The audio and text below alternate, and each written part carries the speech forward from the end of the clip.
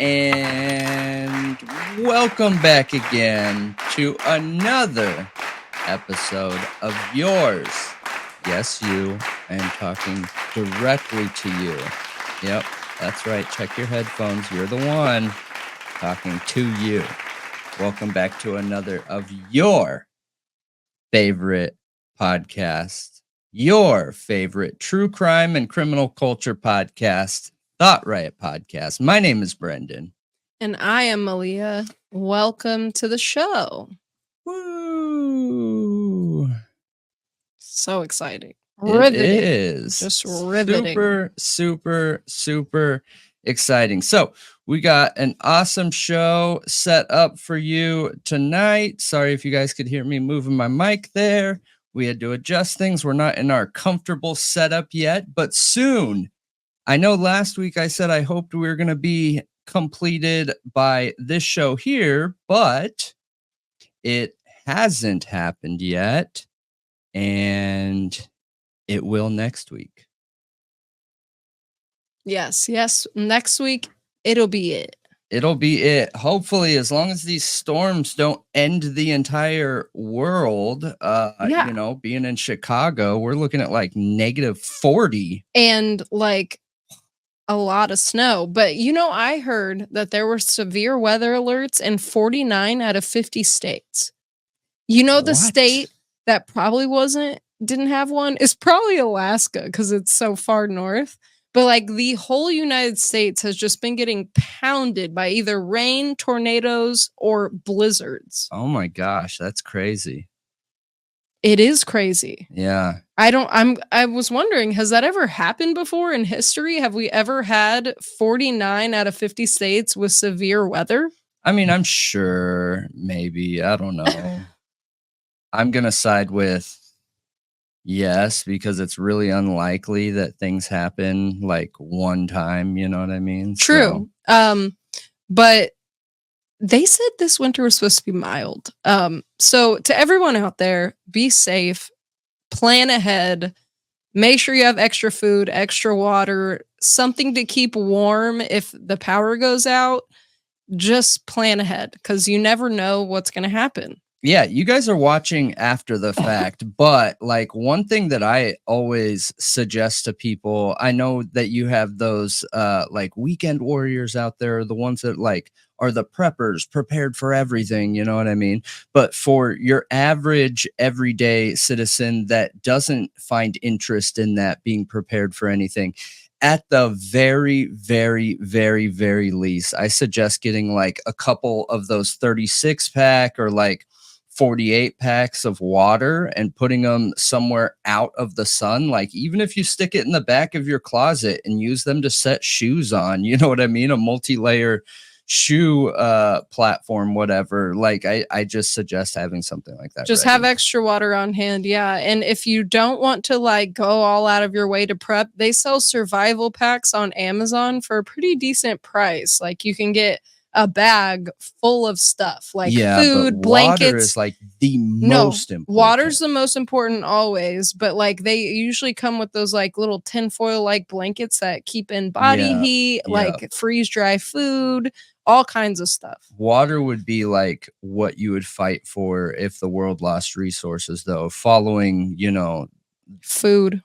The levels of 3, because you can go 30 days without food. You can only go 3 days without water and 3 minutes without air. So, yeah, crazy. But anyways, welcome to the show. We have an awesome show set up for you. And what are your topics tonight? Before we get into the spotlight, we're going to do a spotlight tonight. So tonight I'm going to be talking about the case of Jonathan Ellington. Jonathan Ellington, we actually touched on once before on our Ann Taylor video, where we dug into her past and, you know, her, experience as a lawyer and where she went to school and all of that, when we were kind of talking about if we felt like Ann Taylor had integrity in this case and is actually fighting for her client, Bryan Kohberger, who is the suspect in the Idaho 4 student murders. Mm-hmm. And so Jonathan Ellington is a past case of Ann Taylor's. And it's absolutely wild. She got it overturned based off of a police officer lying on the stand. But then he was reconvicted. That's super funny. And honestly, I'll let you be the judge, but I'm not sure he deserves to be in prison for the rest of his life, let alone 25, 30 years. Like, I don't think he deserves it. Yeah, I was just saying, I wasn't saying it's super funny. It's funny that you're talking about that topic and how much it aligns with the things that I'm talking about tonight, but interesting. Also, Christopher Tapp. So Christopher Tapp was actually a star for the Innocence Project because he was like a classic example of a false confession, a coerced false confession. And he was innocent, and he was convicted of murder and the R word. So he got his case overturned eventually, and we'll talk about the case and we'll talk about the overturning. But he recently passed away in November of 2023, and they said it was an accident, but now it's being investigated as a murder. Whoa. And yeah, I know. Also, I'm going to be going over some of the new stuff going on in the Delphi, Indiana, Richard Allen case. His attorneys have put in a motion to have him moved. He was in Westville, and then he was moved to another prison, and now they want him just moved out of prison. Go figure.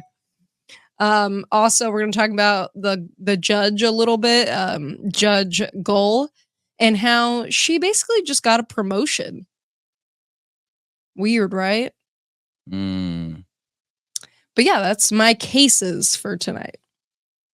All right. And then for my cases tonight, I went with all one theme. Okay. So I know we have a lot of our viewers that are real heavy, like blue blood, back the police no matter what. And personally, if you're that viewer, you might not want to watch my content on this one, because we've been talking for the last 2 weeks on and off about potential police corruption. It's one of the main issues that people have in the Idaho 4 case, right?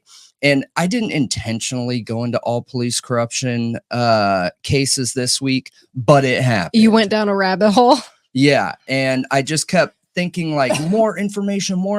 Like there's no way I can put this all in one story. Like it's just way too much to compare, you know? So I was like, you know what? I'm just going to do it. I'm going to do all my cases on police corruption and give a very thorough background understanding into our current status in the U.S. around police corruption and some of the issues that we're dealing with. So I'm going to be talking first to show how police corruption can grow in a department and an example of how that can happen in any department, any police department nationally. So the way I'm going to do that is we're looking into the Baltimore, very famously known gun trace task force, and the ultimate, I mean, I think it was way more than just 20 people convicted that were corrupt, just based off how these officers were acting in the Baltimore area. But anyways, we're going to get into that in story 1. Story 2, we're going to be looking in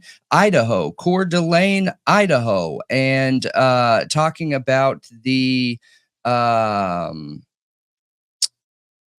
got all these names floating in my head. Tyler Rambo case. All right. And go figure, one of the officers involved in that case is Officer Gary Tolson.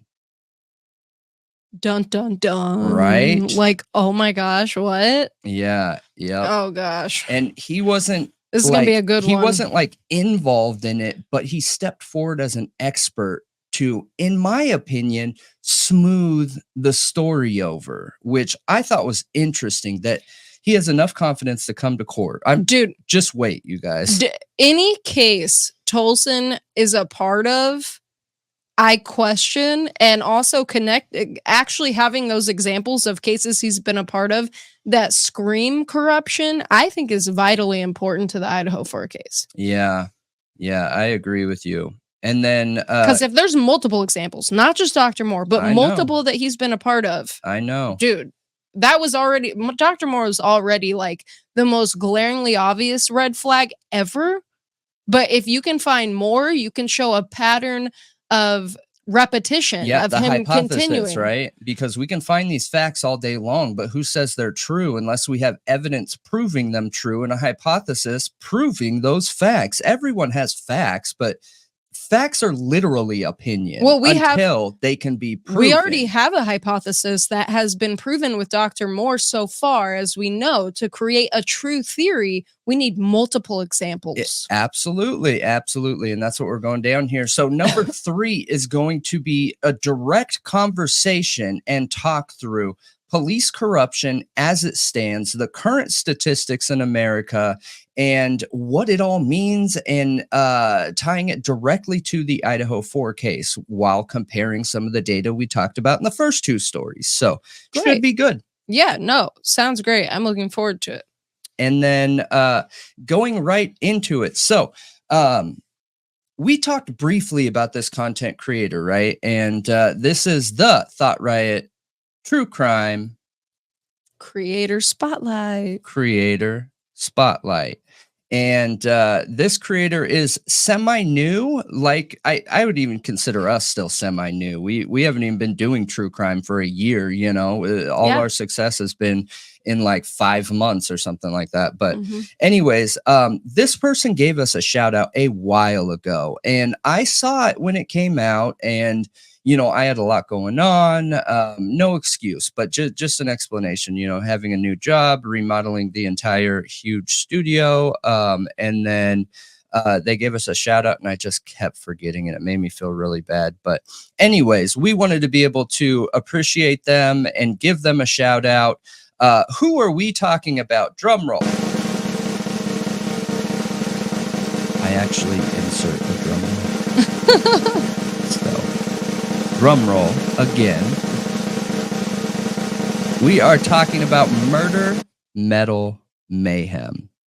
I like that name. Yeah, it's an interesting concept. I can tell that this guy is an older metalhead, and I don't mean that I don't mean that in a crappy way. I mean that like I'm just an older punk rock dude, and it's interesting being that that guy that loves music, loves true crime, and created a concept, putting it all together. So I mean that like as a compliment. It's an interesting concept. The intro is interesting and keeps me tuned in. I love it.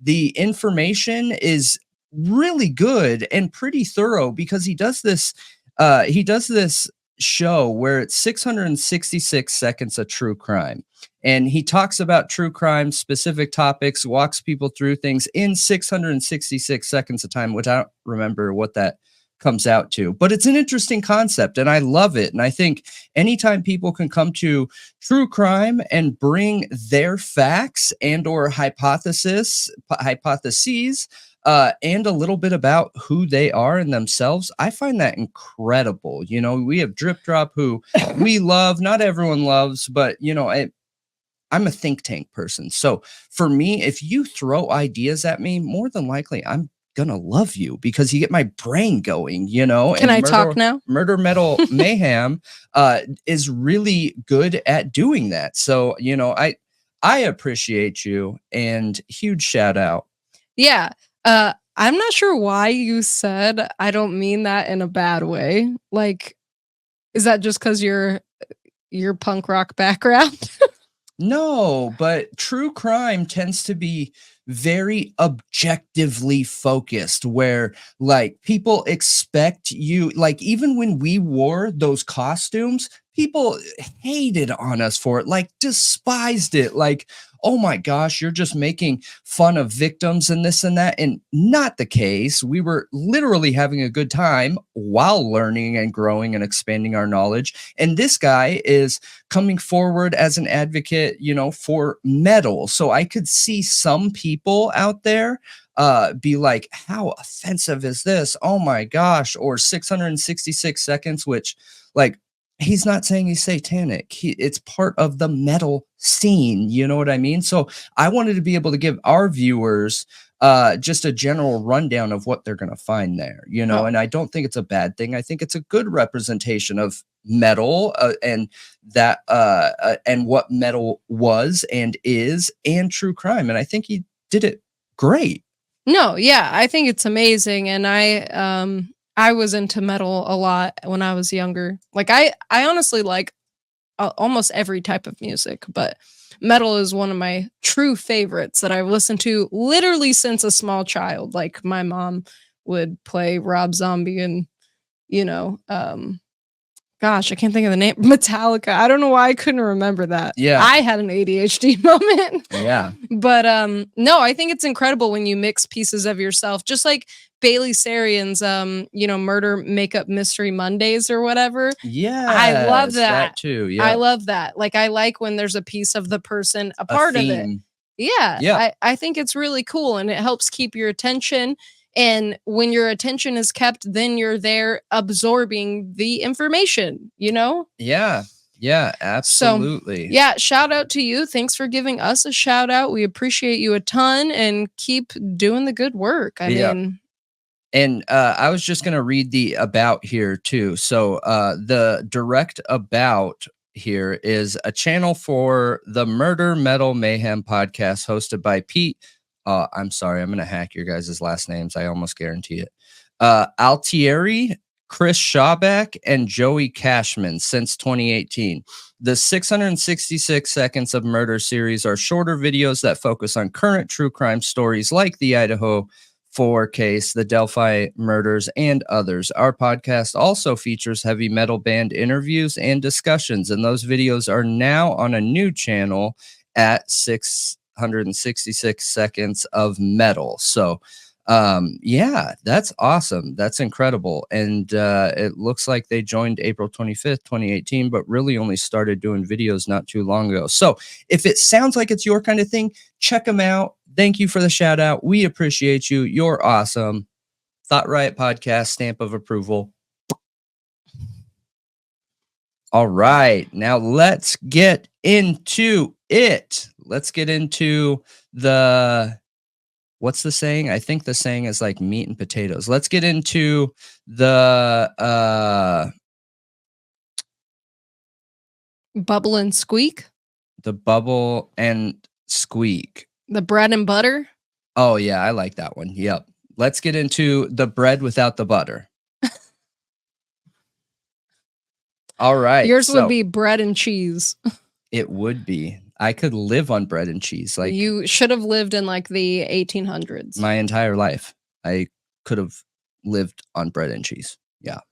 All right. So the Thought Riot Podcast, breaking news of the week. All right. So number one, I'm going to be going really hard into police this week. And that's why I'm giving everybody a lot of heads up. If it's something that triggers you, trust me, I just suggest you don't watch it because some of these stories and cases are very hard to watch. There's a lot of really bad information and representation of law enforcement. While I didn't make those decisions, I didn't bring that bad representation of law enforcement. I understand some people don't like that, but the way that I look at things is I love our law enforcement and justice system, and I think we could do all things a lot better. But the only way that we create change and start doing things better is highlighting the problems first. You got to find the problem in order to fix the problem. You know what I mean?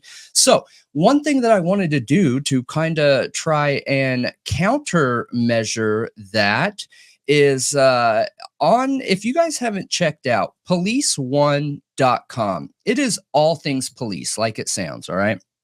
Well, they have a 50 states, 50 police heroes, how cops made an impact in 2023. And I was blown away by some of these stories. They take every single state separately. I'm not going to go through it here on a breaking news of the week, but just highlight some of them. I mean, you have Alabama right at the top of the list where A traffic stop in DeKalb County turned up a child reported missing from Pennsylvania, and the officer responsible was the son of TV's Dog the Bounty Hunter on his first day as a certified patrol officer. No way. Is that not a way to start out a career or what? He was the son of Dog the Bounty Hunter? Yes. Is that not incredible? Like, oh my gosh, Dang. dude. He's like way better looking than Dog the Bounty Hunter.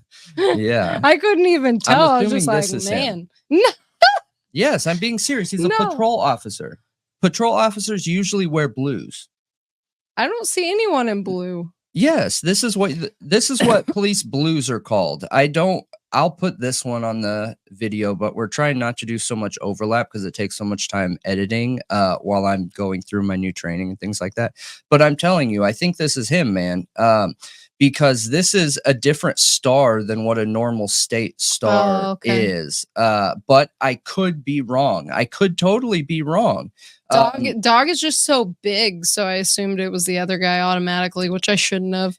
But it could be. I don't know. I just don't see stripes on this guy or any new recognition. He looks very green. You know what I mean?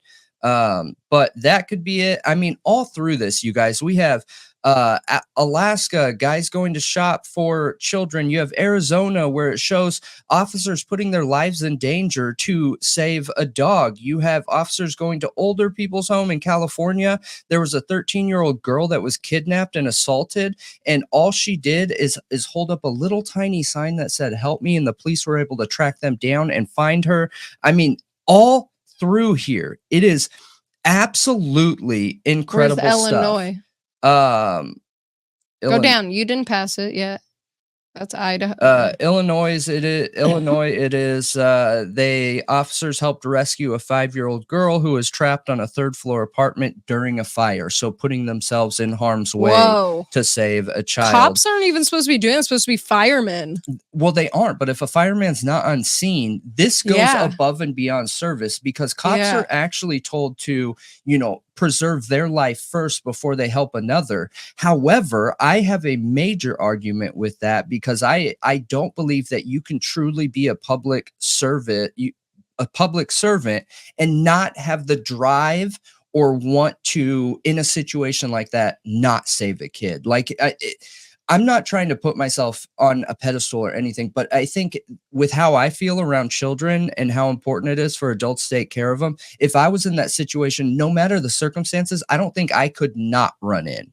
You know what I mean? Yeah. And I think those are the type of people that make really great cops, and not all cops are that way. So I do think they should be recognized in this situation, even if they broke the rules. They broke the rules to put the general public's life ahead of their own, and that's incredible. That's what I want my police to do, yeah. I mean, that it is incredible because police officers don't typically have safety gear even for a situation like that. Correct. So they're going in there with nothing. Yep, they're going in there raw. Now, I will say too, another one that was hugely highlighted all through here, it shows police having a deep connection with their community, and I believe so firmly that's what's lost right now, is that our police do not believe that they are a part of a community. They do not see themselves as being part of the general public. I think that they get caught in this us versus them mentality, and it creates a toxic, horrible police state. So all through this, we see police doing incredible things. I usually don't attach documents to our videos. I'm absolutely going to attach this document to our videos. Now, in Kansas, these officers pulled this driver over.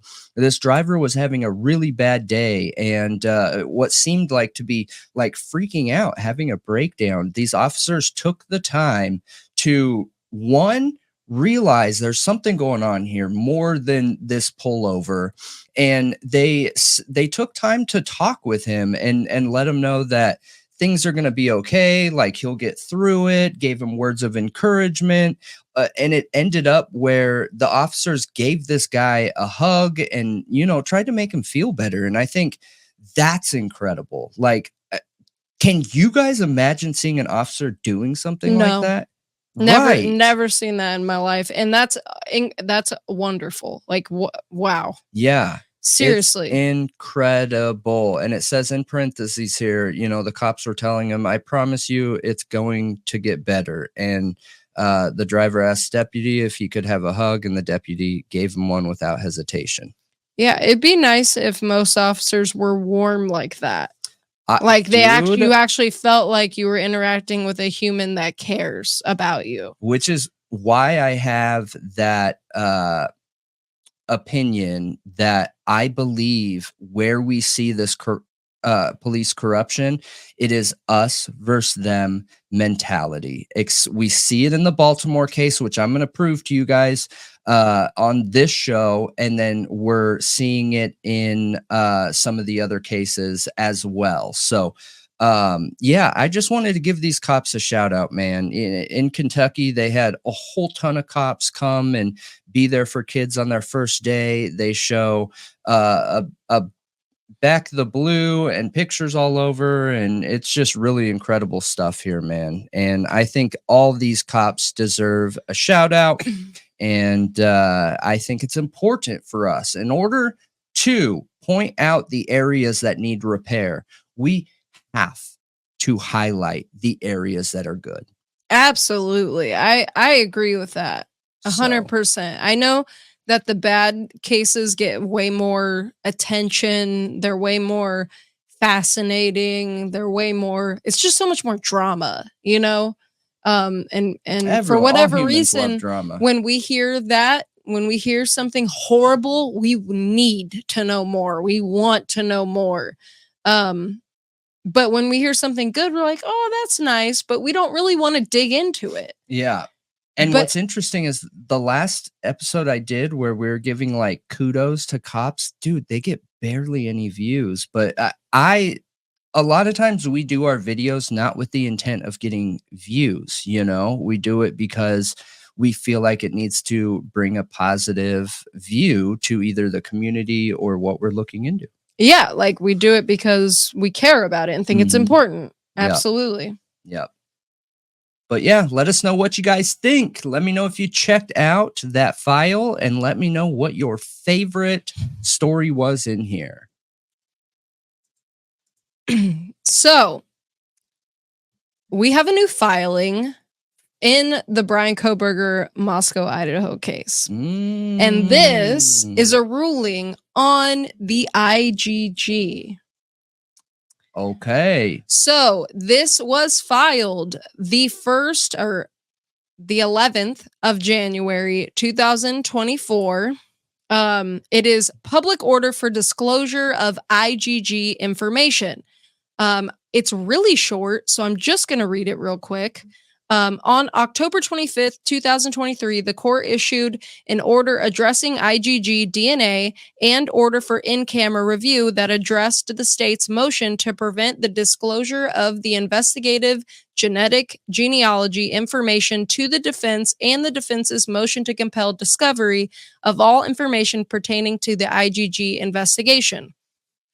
On November 30th, 2023, the state submitted to the court in camera all IGG information pertaining to the state's investigation from both the FBI and a private laboratory. The court has now completed its review, and the information provided by the state and orders the state to discover to the defense a portion of the IGG information. The specific material to be provided is set forth in a sealed order to protect the privacy of the IGG information, including individuals on the family tree. Dated 11th day of January, signed by John C. Judge. Yeah, I don't like that. That makes me nervous, man. But I also understand it too. A portion. Yeah, I think the verbiage used by saying portion, like you're going to get 10%, it sounds like less than half a portion, right? In my opinion, that's what I gather from it. However, I understand that I'm leaping here. Like, I get it. I understand it. However, in this case, we've seen so many flawed documents where the writing is absolutely horrible. Like you have no understanding and no actual factual concept of what's going on in the documents. This is another one that's just the same. And look, I agree with not giving all the information. I don't think that every single person's name that was in there to make the connection needs to be shown. But I think a title could be. So like if it's a first cousin, then you can put first cousin and leave the name off of there. So there is no connection to these other people. You can redact. Yeah, absolutely. But and maybe that is what they mean. I don't know. But the reason why I feel so strongly about that is because the sisters supposedly lost their jobs because of this. And I don't want to get into the argument around corporate America. I've been in corporate America almost my whole life. And I understand you're not allowed to do that, but I also understand that they make it happen. So, and it won't be, they won't let somebody go because of this, but they'll still be let go. You know what I mean? So in that situation, it sucks. And I agree with not giving every bit of information, but no, I was really hoping that they would give it all. And if they felt it's necessary to redact certain names to protect privacy, then whatever. What makes, and I think that would show the integrity of their IGG investigation, because we're acting like Ann Taylor can't go hire somebody to access those databases anyway and get all the information herself. Like, you know what I mean? So what's the point? I agree. What is the point? Yeah. She can go access all of that. She has, look at how many experts she brought to the stand who are IGG experts that would, some of them probably willing to do the IGG for her. Yeah. Maybe even pro bono. Yep. Like, I don't see the point of not handing it all over. To be honest. The issue is, which would make the testing look really bad, and I get it, and I don't think a case should hinder on it, is did they use profiles that marked that check that law enforcement cannot use this?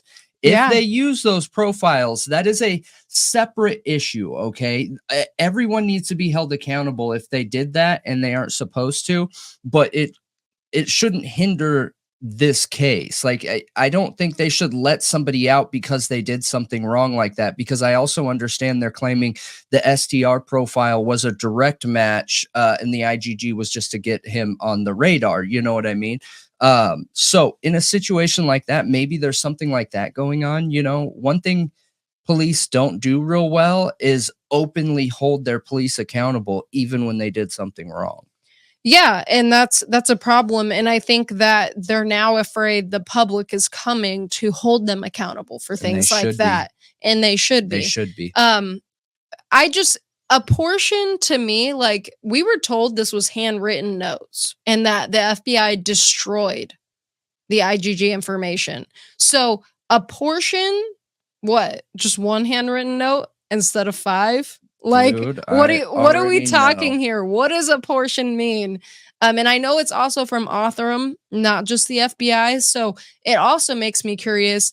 Did they get a portion from Authrum and a portion from the FBI? Or did they only get Authrum's information and nothing from the FBI? Oh, like, it would have been only the FBI, not Authrum's. You got that backwards.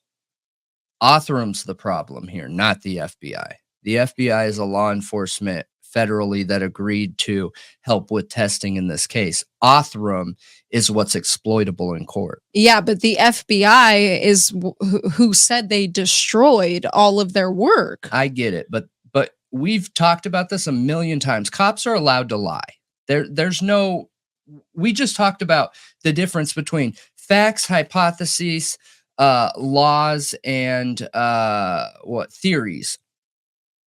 Anyone can say anything they want, and that is their fact and their truth. Who is the truth police going to go around and be like, oh, what you said this, you know what I mean? Cops are allowed to say whatever they want. I don't even feel weird about that unless they're in a court of law, and legally they are not allowed to lie. How come we haven't seen Ann Taylor depose anybody?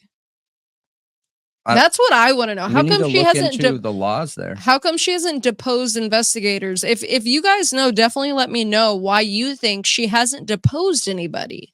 Because I don't understand. Like, why hasn't she deposed officers like Payne, like Tolson, like FBI agents involved in this case? You know she has their names. Yeah, I don't know. Whoever did the IGG, she has to know, don't you think?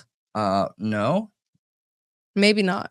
Maybe not that, but she probably knows who did it, not who, but what did it, right? What company did it, not what person did it, is my assumption. Well, that's also why she wanted the laboratory notes, because they're supposed to document that, who did it, and their step-by-step procedure. Yeah. They're supposed to write all that stuff down. Yeah. Yeah, you're right. So 100%. I don't know. It makes me really curious. Of course, it's sealed. Of course, we can't see what that portion is. So right now, we're just waiting on the January 23rd hearing about the motion for dismissal. The defense is trying to get it overturned. And of course, the first hearing is going to be sealed, private. I forget what it's called. And then the second one in the afternoon is open to the public. So the first one's closed, the first one's open, or the second one's open.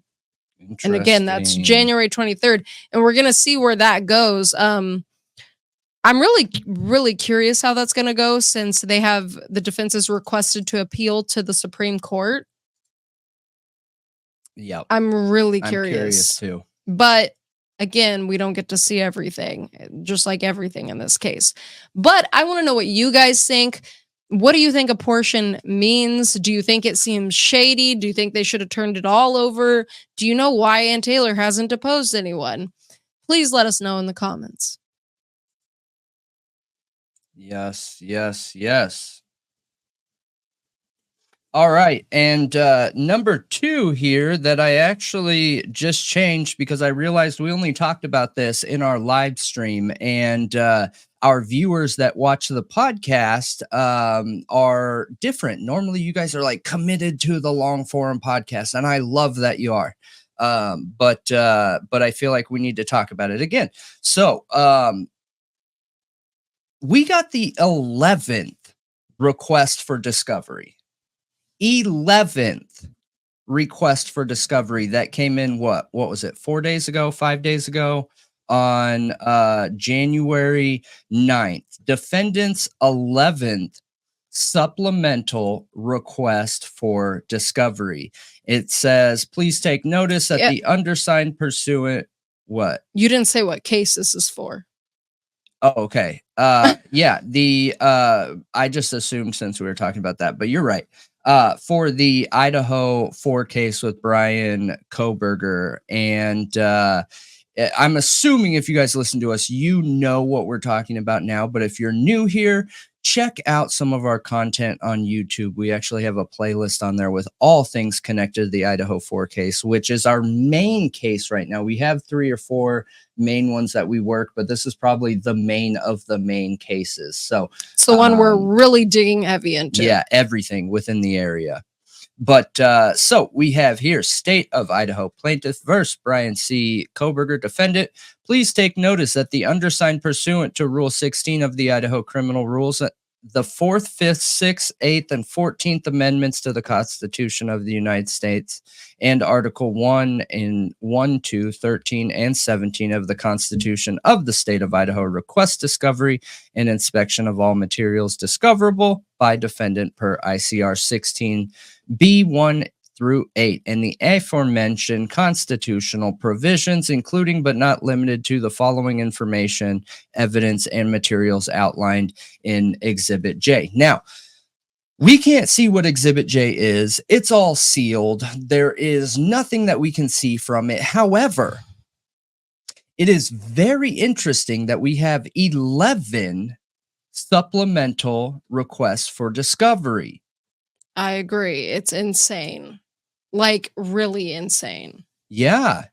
I'm curious if it has anything to do with the IGG situation, like if Ann Taylor was not satisfied with the portion, but that she'd be requesting from the state, not the judge, so I don't really know. Yeah, and that's one of the questions that I had too, was when we're seeing all these requests for discovery come through, is it something new every time? Right. Well, they're all sealed now. Like, we used to be able to actually see what she was requesting, but a while back it stopped. She seals every single one now, and it makes me curious why. If there's anything that has really made me start to question Anne's integrity, which I have not so far. I feel like she has a lot of integrity. I feel like she's a really good attorney. But it is her also wanting secrecy around this case. I understand it a bit more for her because of the character assassination going around in the media and stuff, which is why I haven't really looked too much at it. Like, I understand, like, there's been so much of a media circus surrounding Bryan Kohberger and so much misinformation and anonymous tips and all of this crap, that I've understood why she wants everything to be on the down low. But like the Delphi case, those attorneys are literally fighting for public information, for the information to be out there for the public, because they know the public's an asset. In this case, she's not, and it makes me question why. Why? Yeah. I don't doubt her integrity at all. Why doesn't she want information if she knows her client's innocent to be out there? Because she's worried about the defense. And this is just me coming up with theories, right? But if I am Bryan Kohberger, and there is police corruption going on here, true, real police corruption, and I'm worried about what they know while I'm trying to create a defense, then I wouldn't want them to know the direction that I'm going to take. Therefore, I would keep everything secret so that only when I'm in front of the jury does that information come out. I think there's a real possibility around that. Yeah. Like I said, I haven't looked too much at her, like, for that. Like, that hasn't really made me question it too much, but I do wonder why, and I hope it's for that reason. Yeah. So. I do too. But I'm curious what you guys think. I know a lot of you watched us talk about that 11th motion for discovery on live stream, but anybody who hasn't, let us know what you think. And I want to know predict in the comments, how many more, like, how high is this number going to get? Yeah. Are we going to see like 20, 30 supplemental requests for discovery? Like, take a wild guess in the comments and let us know what you think that number is going to end up being. Yeah. I'm really curious. Absolutely. Let us know. Should we guess now? No. No? I can't. Okay. You can. I guess 16, because 6 is my lucky number. Interesting. I won't guess. Okay. But let us know. So, an update in the Savannah Soto and Matthew Guerrera case. I just want to say, first off, I don't really like that Matthew doesn't get honored as much, because even though he was doing bad stuff, like he was dealing drugs and all that, Savannah was doing it with him. She was complicit in it. Like, they found her phone, and that's how they tracked the guy that they were supposedly going to be selling to. So she was fully aware. She knew what was going on. She was complicit in it. She took pictures with him with the money and stuff. And yes, she's pregnant. And what happened is super, super tragic. Dealing drugs, doing stuff like that does not warrant what happened to them. What happened to them was absolutely disgusting and horrible. And the family that are being held accountable for this deserve the full extent of the law. Yeah, the only thing is her family came out and started speaking up. His family only spoke out to defend themselves. That's not true. Are you sure? Yeah, I know that for a fact. Okay, who came out and spoke up then? So his family, his mother and brother came out looking for him around the same time Savannah did. I think maybe Savannah's mother came out first because she was literally like at the hospital waiting for Savannah, and like why isn't she here? Why is she not showing up? You know, and she's pregnant and about to be induced. So obviously a mother's going to be panicked. My daughter's supposed to be here. She's supposed to be having her baby right now, and I can't get a hold of her and I can't find her. Yeah. So I think that's why Savannah's parents came out first, but Matthew's parents came out right after that and wanted to find him too, after learning that nobody could get a hold of them. They did speak up because of Matthew's past and supposedly putting hands on Savannah and dealing drugs, and did defend themselves because people started levying accusations against his family. And I didn't feel like that was fair at all. Like, not at all. No, but there's a right way to bring up concerns and a wrong way. I would be lying if I said that I wouldn't have made that jump too, knowing there was a history of abuse because of the statistics in law enforcement. I agree. That is the smart decision to make. And just to throw myself under the bus here, do you remember that update we did where that girl was found in the bathtub, and you were talking about how you don't think the mom did it, and I was like, dude, that would be my number one go-to, was the mom, because it was a mom and a daughter living in there, and they hadn't found the video of the cheerleader stuff. Yes. Well, the mom didn't do it, and it is a horrible story. And that's one of those situations where, you know, multiple times we've been wrong looking at the family. However, I still would look at the family first because of statistical data and probability. Yeah, so you look at the closest people to the victim first, always. Like, they have an incentive, you know, like, they're the ones with the tightest bonds and would have the most incentive to do something a lot of times. Yeah. I mean, I wouldn't even make that jump because of that. That's not even important to me. It's the statistics of probability around it being a family member. That literally guides my decision in any case, to try and stay hyper objective as much as possible and not subjective, because how sad to see those situations where a family member hurt another family member, but statistics say they're most likely to be a family member. So yeah. Well, anyway, getting into it, the update is that a third person has been arrested in this case, and it is the stepmother, Murda. Murda Romano. So it was her gun used in the crime. Oh, jeez. Yeah. And she was hiding the gun, and the police found it.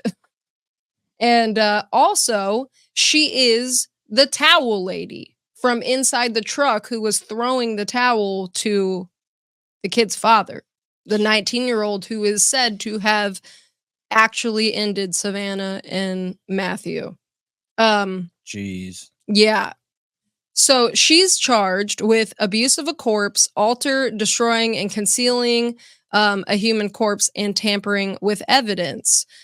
She is, again, the stepmother of 19-year-old Christopher Prasado, and his father, Ramon Prasado, who's 53 years old, has also been arrested. It is a whole family affair. Now get this. She claimed she didn't remember anything from that night when she first got arrested. Well, so Christopher and his father are open and telling all, but obviously it's a lie, because Christopher's claiming that Matthew pointed the gun at him, and then he somehow maneuvered it back on him and ended up shooting Savannah. And then Matthew pointed the gun at Christopher again, and then he manipulated it and pointed at Matthew and killed him next. Yeah, but both of their wounds are to the back right side of their head, behind the ear, in the same exact place from the same angle. So that doesn't make sense. Clearly he's lying. But then the mother gets arrested last and is like, yeah, I don't remember anything. I had no idea what happened. Well, what's interesting is the mother would have had time out then to see how that story was holding up in society. She might have realized like, oh, this isn't working. Their idea is not working. I need to change it up. And the best thing I can do is stay quiet, which, look, I hope they get convicted. What a horrible, horrible, awful situation. I want them to be convicted. But if you're looking at from a criminal's point of view, they should have never talked. If they really wanted to have a strong possibility of getting off, they should have just never talked and been like, I didn't kill him and I'm not talking to you about what happened. Well, here's another thing. Murda apparently has multiple lawsuits against her for debt. She's over her head in debt. Remember we talked about this being a robbery? Yeah. And the whole family is somehow involved in this. So it makes me question, with Matthew flashing money online, you know, I want to know, because we've all heard about Matthew's Telegram and supposedly he sold stuff through social media and online and stuff, but the contact was made, it seems like, through Savannah's phone, because that's how they tracked it back to Christopher and his family. So what, like, did they already know him already, or did he reach out through a social media profile because he saw him with a bunch of money and is like, oh, we're going to rob that guy? Like, what is going on here? Because supposedly Matthew and Savannah drove to Christopher's house and his parents' house to sell him marijuana. And then this happened. Yeah. And then the whole family covered it up together. And he had his mother's gun on him. Yeah. And so that already doesn't make sense with his story, because he claimed Matthew pulled the gun on him. Then it would have been Matthew's own gun, not Christopher's mom's gun. Yeah, I think it's obviously these are like level 1, the lowest of low criminals. I mean, experience-wise, because this is all just really basic stuff. It's stuff that, like, if society has an image of what a criminal is, like, that's it. That's it. Yeah, you just mean they're not involved in organized, non-intelligent criminal. You don't even have to be an organized crime. I've known people that were more up on their criminal game than that. You know what I mean? Just that is a really, really awful excuse. And I'm glad it's awful, because now they're going to be convicted very easily. A jury will easily look through any of those lies and stories and just the general fraud that they're trying to claim is true. Yeah, I mean, I can't even believe he tried to use the self-defense argument. Like, dude, you must have no idea about anything to do with crime or murder convictions or anything. Like, you can't shoot 2 people on the back of the head in the same exact spot. You're probably sitting in the back seat and try to rob. Like, I'm curious, did he rob them? Was the money and the drugs gone? I really want to know that. And I think they took Matthew's phone because they couldn't find Matthew's phone. And apparently his brother claimed that after Matthew had already passed, he went on something to text him. I don't know if it was just the regular messenger app, and the 3 little dots popped up. Like someone was going to text back.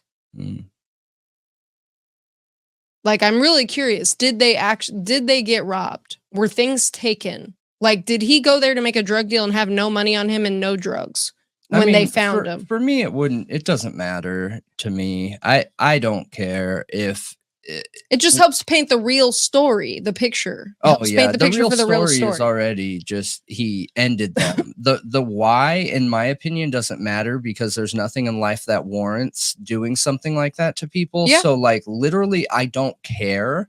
It doesn't matter to me if he went there to rob him. It doesn't matter to me if it was a disagreement and they were like, you know what, we're not going to sell to you. And then that's what caused, like, none of that is important to me as much as the investigators doing a thorough and complete investigation to make sure, 100% sure, that these people do not get off. Yeah, I agree with you, but in trial, you know, the prosecutor has to form a story. They have to form their theory and sell it to the jury. So I'm curious what that story is going to be, and if it was a robbery, if they indeed got robbed, because it wasn't a drug deal just gone bad. Like there's something more to it. He definitely didn't try to defend himself. Like he had the forethought to grab his mother's gun. Yeah. So it makes me think it was probably planned, and it's really interesting his family's involved. How did they get involved? You know what I mean? Was it just after a phone call like, hey, please help, I'm in a bad spot? Or did they plan it with him? I'm really curious about that. And that could add conspiracy to their charges. That could add more charges. But I want to know what you guys think. What's your theory on how this all went down? And just what do you think about the case? I mean, it's absolutely horrible, and I really feel for their family. You know, Savannah isn't the first sibling to get murdered in their family. Her younger brother was sadly murdered only like a year before this. So condolences to them, and again, let us know what you think. All right, so I have a wild one here, a really, really wild one that I'm actually kind of surprised that I didn't bring it up last week. The case of Deobra, I don't know if it's Deborah or Deobra. It's Deobra Redden. Now, who is that? If you guys have been on any of the social media, TikTok, YouTube, anything like that, and you keep seeing that image of a guy jumping over the judge's podium in court, that's who we're talking about. Did you see it? The video of him like assaulting the judge? Going head first, like literally Superman leap, flying horizontal through the air at the judge. Yeah, I saw it. Yeah. So it was horrible. Yeah, it was awful. It was awful. Okay. I have a couple questions within it, though. I think there is some intent behind why. Anyways, I'll get into it. So he did that, okay? And I will have inserted that video into here. The only way you're going to understand what I'm saying is seeing it if you haven't seen it already. Now, he was grabbed. They were trying to get him off. There was a marshal that was pulling him off, and he was continuing to like try and hit the judge and had his hands around her neck and all this stuff. And they finally got him off, took him out of there, right? Well, he just recently, just the other day, reappeared in front of that judge. Whoa. Yeah, to finish the sentencing, because that's what they were in the middle of. Essentially, the judge told him that, so the background, okay? This guy has a ton of convictions, a ton, like a lot. All right. Well, apparently this time, after all those convictions, he was truly trying to do better. And he got his own apartment. He had a job. He was doing all the things right and had finally gone straight. And he didn't think he was going to go to jail, prison, because he was doing things the right way. Well, unfortunately for him, the judge didn't feel that way. She thought, look, it doesn't matter. You need a taste of the things that you're putting in society. And I'm sorry, but you're going to do time here. And that's where he said, you know, F that B, and then run and jumps and does the thing. Okay.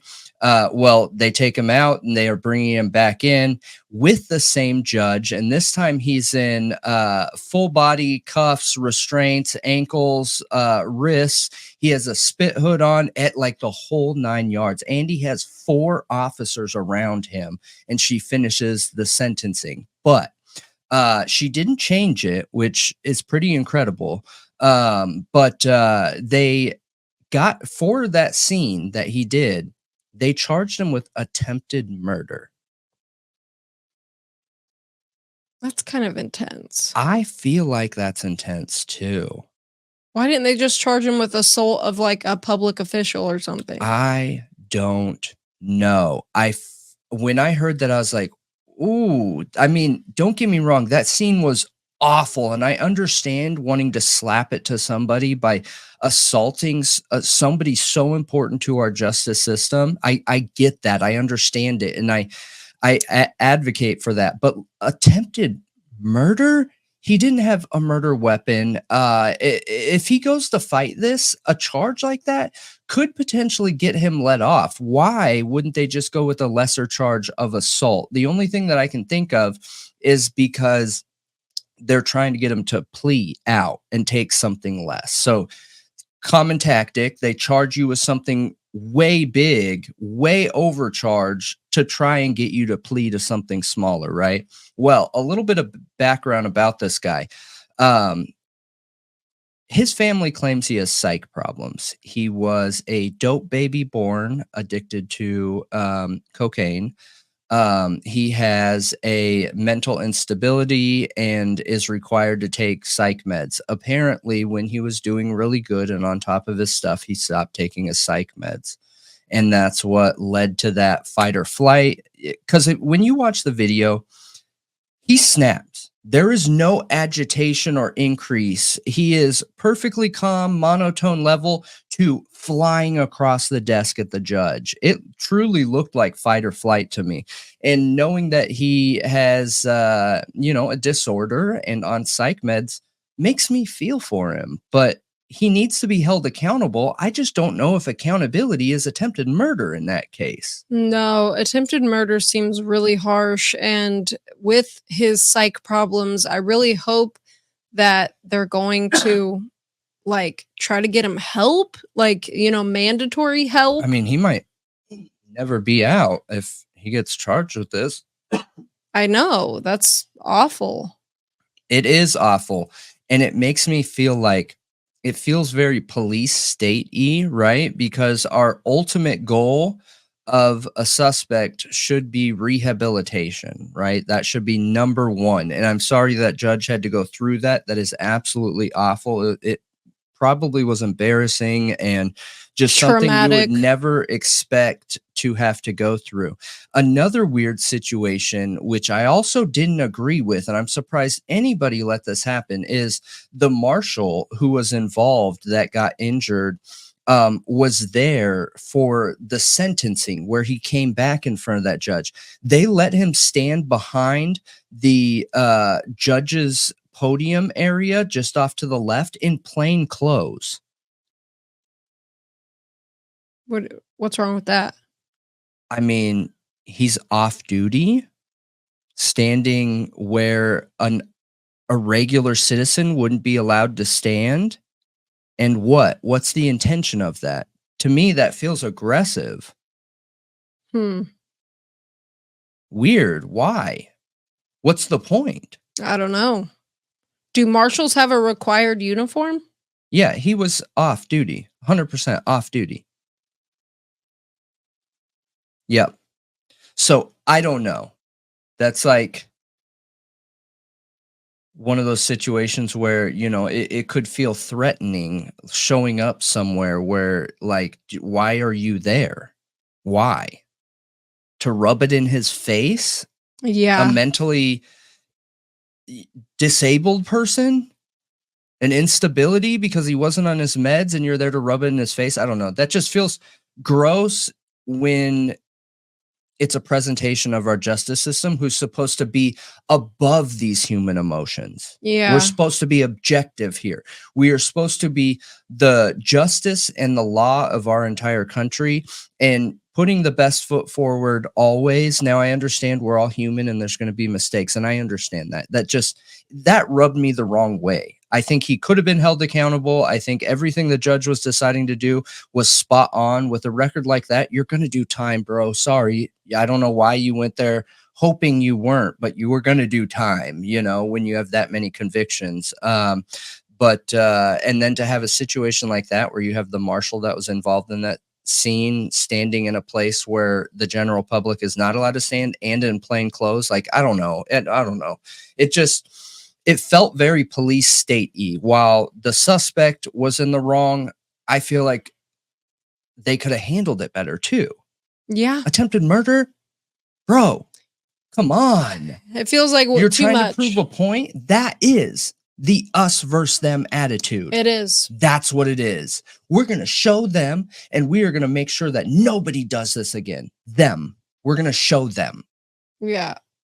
Them are us. Yeah. We are all one and the same, dude. We are. If anything, it is the US against the growth of other countries. So, like, why are we separating ourselves here? It's just a shame. I don't know. It is a shame. I'm curious what you guys think, and let me know what you thought about that video and what your opinion is. There has been a new documentary in the Casey Anthony case. So if you didn't know, a few years ago, Casey Anthony released a documentary. I think it was with Peacock, like Where the Truth Lies or something like that. And it was rough, man. And I know it changed a lot of people's opinions. Like they started believing Casey Anthony for some reason. And I never did. She is a pathological liar who has done nothing but been literally aided and embedded. Like, you know what I mean? She's been encouraged to be a liar by her defense team, because after she was let off the hook for her daughter Kaylee's death, her defense team literally gave her money and set her up for life. She was acquitted in 2011. She gets a chunk of money from her defense team, and they did their best to make sure that she had a normal life after that. She had no help from her birth family at all. So she basically calls her defense team her surrogate family. Pat McKenna was the lead investigator on her case, and now she's been working as his research assistant for 10 years. She claims in her documentary that she does criminal defense work because she doesn't want to see people railroaded like she was. Right? And by media too. So that's that. In that documentary, she also talks about her parents and how it was basically her father that was responsible for Kaylee's death, that he abused Casey, sexually abused her as a child, and Casey when she was a child, both of them. And like some of the stuff she says, like that he used to suffocate her and all kinds of things. And that when this happened, she woke up and couldn't find Kaylee or something like that. And then at some point, she sees her father walking up with Kaylee in her arms, holding her soaking wet, and said she drowned in the pool and that everything was going to be okay. And that her father basically did everything, disposed of the body and everything. And in this documentary, her parents never watched Casey's documentary. They never watched it. And it's been years. Like they didn't want to know. They only heard from like friends and stuff and texts and stuff. And apparently since that documentary, they get tons of emails and phone calls harassing them, calling her father a pedo and all kinds of stuff. And it's horrible. Like they're living in hell, straight up. So in this documentary, they are doing a lie detector test. Her mother and her father, because her mother's been accused of hiding the truth and protecting her husband, and the father's accused of what I just told you. And they make it super dramatic, okay? And the editing tries to make them look bad. I saw Annie Elise talk about this. I didn't watch all of it, but she did say like his body language in the car on the way to the lie detector test was super weird. And I'm thinking, yeah, but it's going back and forth between him sitting quiet and her talking. So when was that edited? Like you should know, Annie Elise, that we edit, like shows edit. So when was he moving his body like that? Was it during a different time and he was uncomfortable? Because we don't know when those two things, because it was a totally different camera going back and forth from the wife talking to the journalist and going back to him. And yeah, he looks uncomfortable, but we don't know when that was pieced together. If he was looking uncomfortable when they were talking about whatever in the car. And also the lie detector test. The editing is pretty, it tries to make him look bad. But at the end of the documentary, they give the results. And he was asked if he ever abused them. He got 2 tests, basically, about the pedophilia stuff and then also about Kaylee's death. He passed all of it. And so did the wife. And they were literally talking about ending their marriage over this if it came out that he was lying. And it was, from everything I saw, the way the retired FBI agent did it, and he also had someone else verify his results, he did it the most professional way I think you possibly could. Well, good.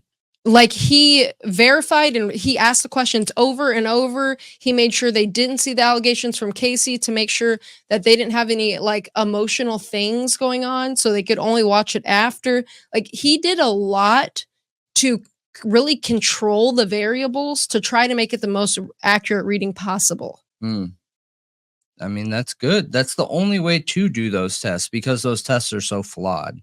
Yeah, he said it's from anywhere from 80 to 90% accurate. Yeah. Which, that's pretty good, but it's not enough for a court of law, obviously, because we don't allow them in a court of law. I know. Which is good. That's a good thing. I don't know if it's good, but...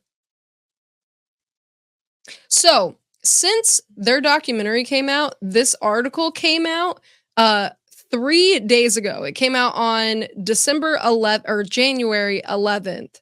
And it's about Casey Anthony being in full meltdown mode after they released this documentary and her dad passed the lie detector test.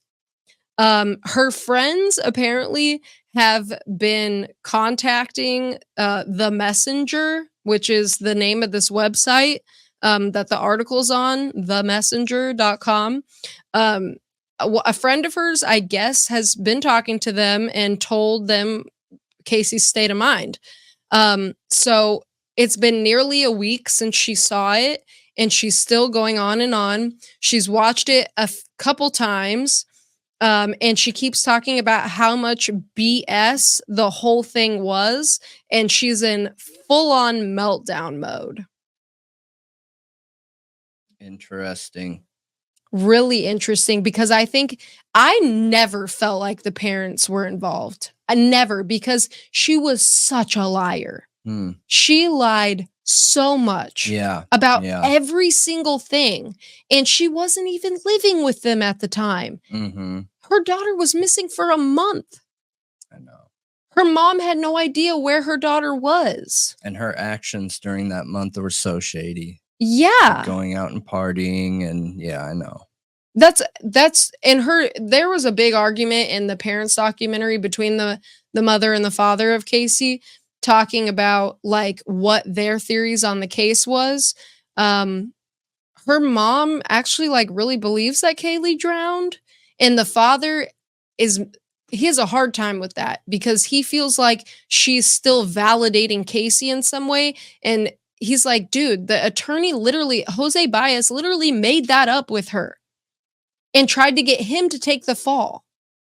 That's literally what he said to the mother. Jose Baez came in and said, look, Kaylee drowned. You know, Casey really wants you to know what happened to Kaylee, and she drowned. And, you know, her actions were not good, and somebody's got to take for the fall for it, and it's got to be George, your husband. And they made up this whole story, and still somehow the mom was still believing that Kaylee drowned. But George, the father, thinks that Casey drugged her to make her sleep and gave her too much, and she died. And he or did it intentionally to get Kaylee out of the way because she wanted to party. Yeah. It's really sad seeing how much this has affected their lives even now. Like to this day, it is really sad. Every single day they live in turmoil. Yeah. Yep. All because of her. If that is what ended up happening, it's really a shame having a situation like this where we never truly know all those details. I mean, there's a reason we don't know, you guys. And it's because she's such a liar. She knows what happened. She's just won't ever tell the truth about it. Ever. Yeah. She wasn't railroaded. She was exonerated because she had a lawyer who was a good salesman and knew what he was doing. Yep. Salesmen run the world. You know, her lawyer is going to be involved in a case again sometime soon. I'm not sure which case it is. I just heard rumors about it. This case made his career. Every criminal that has money, this guy's hourly rate should be over 1,000 easy now, which is insane. That's a lot of money, man. But you know something interesting? He made Casey sign her rights, like intellectual property rights, like her name and Kaylee's name, and like all of that stuff over to him as the sole owner. Yeah. To get her off, I mean. So that he could make money from it for the rest of his life. Yep. Dude, that's shady. Welcome to our justice system. That's some shady practices, man. That, I don't know. But let me know what you guys think. I should have said spoiler alert. So maybe Brennan can edit that in. Spoiler alert. You're going to hear things that you might not want to hear, you know? Yeah. If you haven't watched the new Casey Anthony Parents documentary. But I want to know what you guys think. Please let me know in the comments. Do you feel the same about the parents as you did before the documentary and all of this information? Did you ever think the parents were involved? It's just my opinion, man. I never thought so. But let me know what you think. Let me know. And that is it for the Thought Riot True Crime Breaking News of the Week. All right. Moving right into our cases here. The first case up in this police officer corruption night from Brendan himself. We're going to be talking about the Baltimore police. Just in general? Yeah, in general. And I mean, that's our starting point. So, all right. When anybody talks about officers, corrupt officers, okay, there is a couple places that come to mind. One of them, New York, they had a big giant, actually two big giant scandals. Another one is the LAPD, where there was a big giant scandal around corruption and 70 officers ended up getting held accountable. And then the most recent one is Baltimore, okay? Baltimore, the Gun Trace Task Force. It is so widely known. There are a ton of documentaries and shows and reports and everything else written on it because of how disgusting it was. We never really know how much money these officers stole, but here's what's interesting, you guys. Part of the reason why I wanted to do all these topics tonight is in relation to the Idaho 4 case, because a question keeps coming up over and over and over and over. And I know I've done police corruption before, and we talked about direct examples of police corruption and what they looked like and how they did it and things like that. All right. Well, this one here, I want to be able to compare these stories with some of the behaviors that we're seeing in the Idaho 4 case and some of the behaviors that we're seeing from the cops in the body cam footage before in comparison to what we're seeing in the body cam footage now. Like the night and day difference in attitude makes me feel like there is a cover up here, and it's not necessarily a cover up like they're trying to slam this case on Bryan Kohberger and just set him up as a patsy. I mean, there could be something completely different that they just don't want looked into, right? And so many people have theorized the drug angle because there's good evidence on that, and we just need to dig into it. So the first piece of evidence in the comparison of tonight is the Baltimore Gun Trace Task Force. Now, I have a really awesome timeline here, which walks us through it. Now, I also just recently watched the Gun Trace Task Force series that's on HBO. It's called We Own This City. And the guy from the zombie show, what's that zombie show called again? The Walking Dead. Walking Dead. So the police officer friend from The Walking Dead was played by John Bernthal, and he plays the main offender in this. And this is a true story, and it is insane, right? And he plays the officer Wayne Jenkins, which was the leading officer in the Gun Trace Task Force at the time of the whole scandal and everything like that. But have you heard anything about it? I've heard it before, that it was like it was that documentary or show or whatever it is, was incredible in showing what it was actually like. Yeah. But I don't know much about the details surrounding this situation. Okay. And I mean, I've wondered that too, if intentionally this didn't get a lot of attention. You know what I mean? Maybe. Do you know who Freddie Gray is? No. Okay. So we'll get into it. So in 2007, Gun Trace Task Force established by Baltimore Police Department. The Gun Trace Task Force was created by the Baltimore Police Department to curb illegal gun purchases by targeting straw purchasers and illicit gun dealers. In addition to Baltimore City detectives, the elite plainclothes unit included officials from the Maryland State Police and Bureau of Alcohol, Tobacco, and Firearms, ATF. Within a few years, staffing shortages and budget cuts would shrink the force only to BPD officers. Some of the crimes committed by the officers of the Gun Trace Task Force occurred before they were officially part of the unit. So ultimately, what ended up happening here is Baltimore's police department was corrupt. Like, the whole thing. So the fact that we only have like 20 officers that were held accountable here is insane. Absolutely insane. And when they started getting investigated, once these guys got arrested, they rolled over on each other. That's why we know so much, is they all told on each other trying to get the best deal. The one officer that held out, the leader, the sergeant, had moved up 2 spots into a people management role, Wayne Jenkins. Crazy, absolutely insane. And Wayne Jenkins was taught by his training officer to be corrupt in these ways. So like what it shows when Wayne Jenkins was first being hired is Baltimore Police Department was the tool of the politicians. Okay.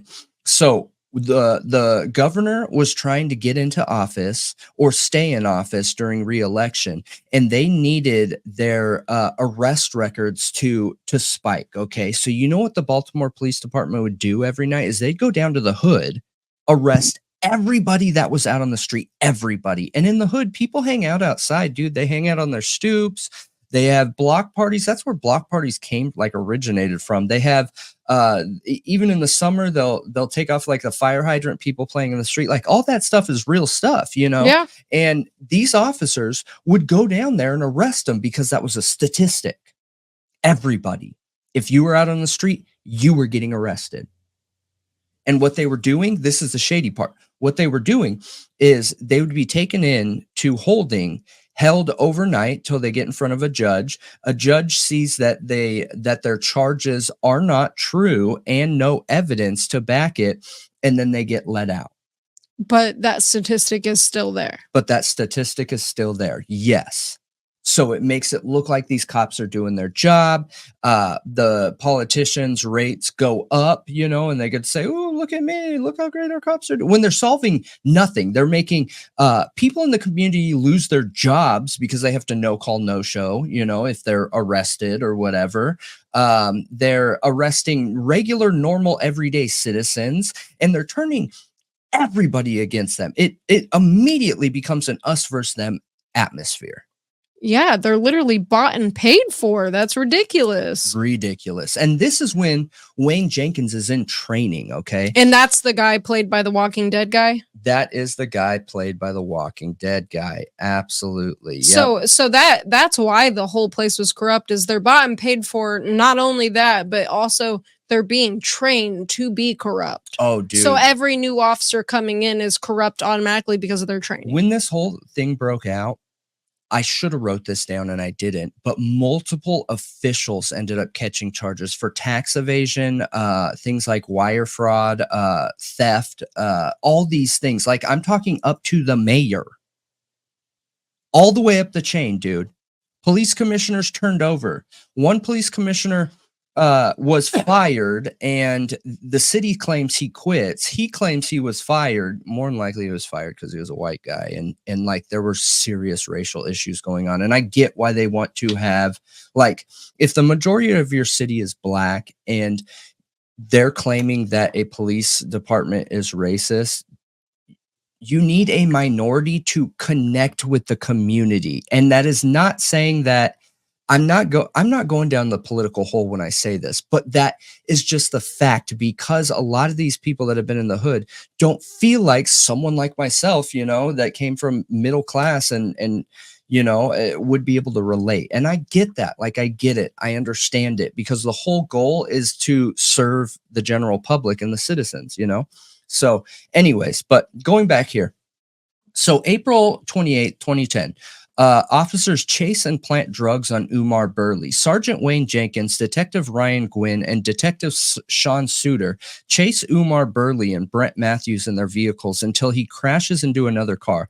The collision kills the other driver, an 86-year-old who is the father of another police officer. Jenkins immediately arranges for 32 grams of heroin to be planted in Burley's car and discovered by Suter. Burley is arrested and charged with state manslaughter and federal drug charges. He reluctantly pleads guilty to both charges because he's told that no one would believe he was framed. Okay, little bit of backstory up until this time, right? Because I believe that Wayne Jenkins had already been on the force now for a long time. He's a sergeant at this point. He was the golden boy. Wayne Jenkins? Wayne Jenkins was the golden boy who could do no wrong. He had the best policing stats in the city, and if he wasn't dirty, he probably would have been a really good police officer, because everyone who talks about him says that he was able to see things. You know what I mean? There are people out there, and I'm pretty good at it. I wouldn't say I'm some expert. I didn't go to school for it, but because of my sales background, I can read body language and micro expression pretty good. You know what I mean?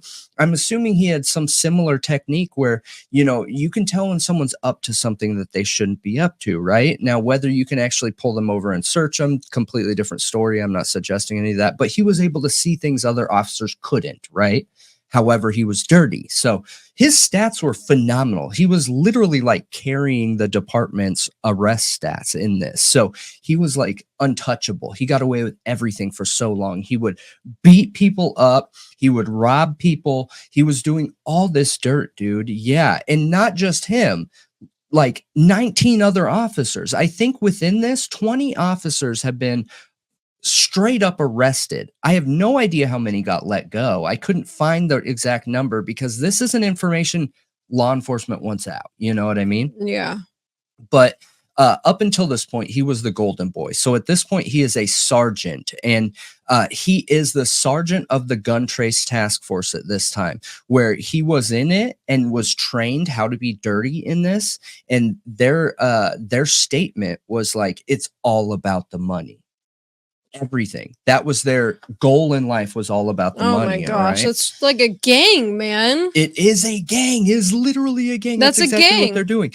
And what's interesting is we'll get to that point in 2015 here. But so Detective Herschel uses Young Moose's music videos against him. Detective Daniel Herschel uses music videos as evidence for numerous warrants against up-and-coming Baltimore rapper Young Moose. After arresting Moose's family in a raid, Herschel waits to serve Moose with an arrest warrant until the day before his concert with Lil Boozy at Baltimore Arena. The detective then acts to deny Moose bail by showing his videos to his probation officer. He finally is released weeks later. Enter the judge rules it be cruel and unusual to continue holding him. Early the next year, Moose releases a mixtape with the songs calling Herschel a racist B. Herschel continues leading raids on properties connected to Moose and his family. So, who's Herschel? Herschel's another key player in this, where he was known on the street. In Baltimore, okay, cops abused everyone, and Herschel was overly aggressive. If anyone just talked crap to him, which, dude, if you're a police officer, you need to learn to be above words. Nothing should be able to get under your skin. Nothing. Anyone should be able to say anything and it never get under your skin. And you should be working on that and practicing that daily. But if anyone talked back to him, said anything to him, Herschel literally would beat the heck out of him. And they used to walk around Baltimore with these bats, like the nightsticks. Yeah. And put tons of people in the hospital. And what would happen is he would arrest them. So like on the TV show, I couldn't find any evidence saying this was true. But what Herschel would do is, let's say they pulled someone over, pulled them out of the car, and they're standing on the sidewalk. Herschel would go and walk up to them, like chest bump them, and say, "Oh, you just attacked an officer, so you're getting assault on a peace officer." And that's how he would get them arrested. And then he would beat the crap out of them. So assault on a peace officer, because then in the paperwork, he could say that his life felt in danger, and that would justify him beating him up. Then they would go to jail, where they were told, if you sign this document swearing that you won't sue the city of Baltimore, we'll let you out. No way. Yes. So shady, dude. So shady. So then they put him in a situation where it's either, hey, stay locked up, lose your job, lose any plans that you have in your normal life because you're a normal citizen, and have the ability to sue us, which then we don't know how long we're going to hold you in here for. We'll just hold you as long as we feel like it because we can. Or sign this where you can never bring up again the fact that we mistreated you, and then you can go out to your normal life. This guy, this rapper, started creating videos talking about Herschel because Herschel was like the lead officer in that area, and just saying how corrupt he is and abusive and all this stuff. And this is what happened. Us versus them, dude. And this is 2014. This is recent stuff, you guys. Well, not that recent, but it's modern day. It's less than 10 years ago. Yeah. I mean, yeah, it's a big deal. So this is huge, you guys. It's not the 70s anymore. Right. The killing of Freddie Gray. All right. Just quick rundown here. So Freddie Gray, on April 12, 2015, Freddie Carlos Gray Jr., a 25-year-old African-American, was arrested by the Baltimore Police Department over his legal possession of a knife. While in police custody, Gray sustained fatal injuries and was taken to the R. Adams Cowley Shock Trauma Center. Gray died on April 19, 2015. His death was ascribed to his severe injuries to his cervical spinal cord. He was beat up by cops for doing nothing wrong. Yeah, kind of like Tyree Nichols. Exactly. On April 21st, 2015, okay, remember, this is April 27th. On April 21st, 2015, pending an investigation of the incident, 6 Baltimore police officers were suspended. The circumstances of the injuries were initially unclear. Eyewitness accounts suggested the officers used unnecessary force against Gray during the arrest, and claim denied by all officers involved. They said they didn't touch him. Commissioner Anthony Batts reported that contrary to police department policy, the officers did not secure Gray inside the van while driving to the police station. This policy had been put into effect 6 days prior to Gray's arrest. So, long story short, they beat the crap out of him for no reason. He was doing nothing wrong. He was walking down the street in the hood. So, his crime was either he was colored or lower income. Like, that was his crime. and they beat him up because he had a knife on him legally, a legal sized knife on him. Now, the prosecutors stated that they had probable cause to file criminal charges against the police officers, and the officer driving the van was charged with second-degree murder. Dang. The city erupted, blew up, huge riots, burning police cars, just what you expect to see in a riot. The people were tired, and I didn't say this when I was trying to describe Herschel, but he had over 30 complaints. When you were let out, you could file a complaint, and that follows their police record. He had over 30 complaints and was still working on the street.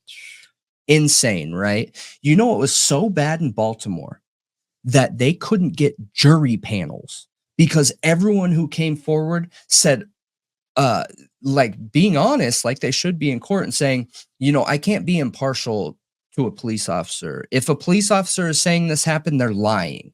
So they couldn't find jury members in the whole city of Baltimore. That's insane. Dude, my jaw was on the floor the whole time watching this. And then we're on here like in the true crime community, and I'm not trying to offend anyone, but this is what I was thinking about myself. Like, we're trying to figure out if police corruption is even a reality. And you have a whole city. Baltimore's a massive city, dude.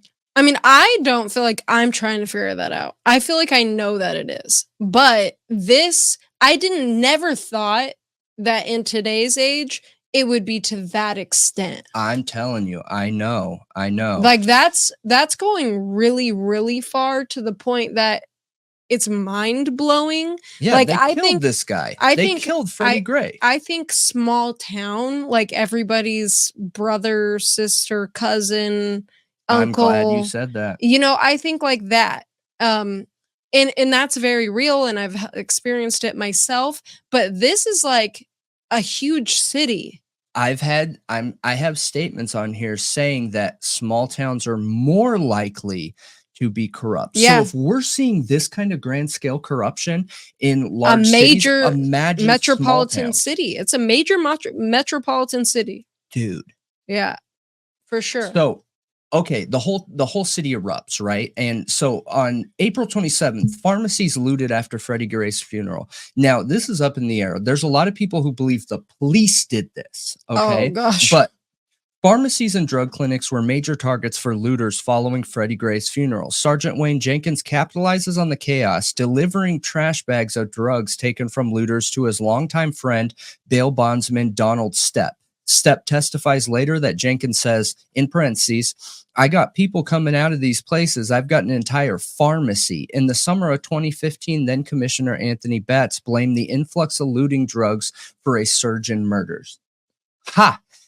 Funny. It was the police, dude. And did you know these police officers would pull people, like they were targeting high-profile drug dealers and not turning in the drugs and money, keeping them and selling them back on the street.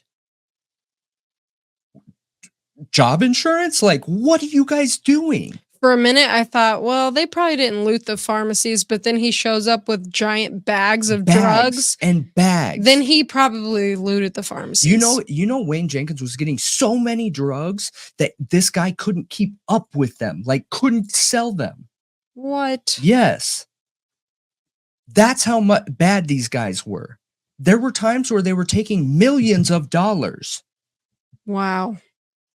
Gross. March 17, 2016, Young Moose and his family acquitted of 2014 charges. And remember, Young Moose's family was targeted because of Herschel.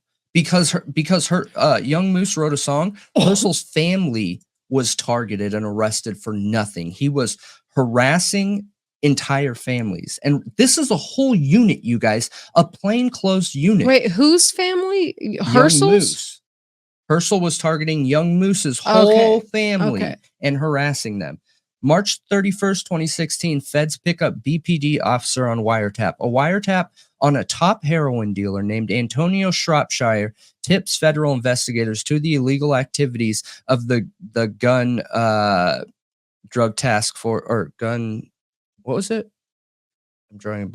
Gun Trace Task Force. Gun Trace Task Force. The investigators to illegal activities of the Gun Trace Task Force. Just say GTTF. Shropshire had called GTTF officer Detective Mamadou Gondo after discovering a GPS tracking device on his car.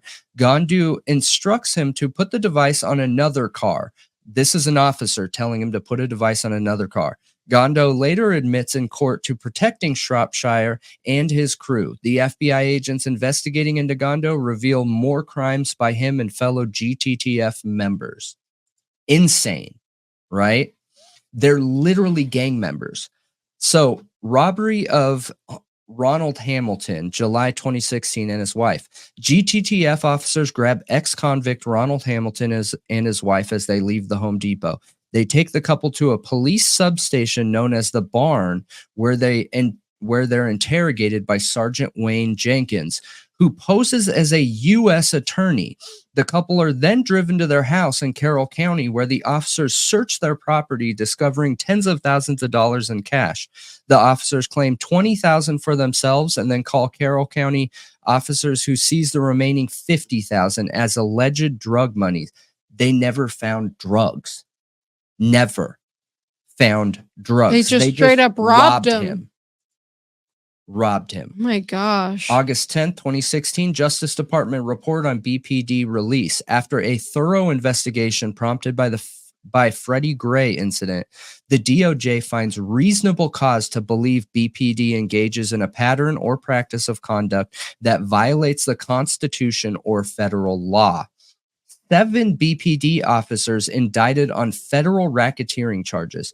U.S. Attorney Rod J. Rosenstein announces charges against 7 GTTF members: Detective Jamal Ram, Detective Daniel Herschel, Sergeant Wayne Jenkins, Detective Mamadou Gondo, Detective Evodio Hendricks, Detective Marcus Taylor, and Detective Maurice Ward.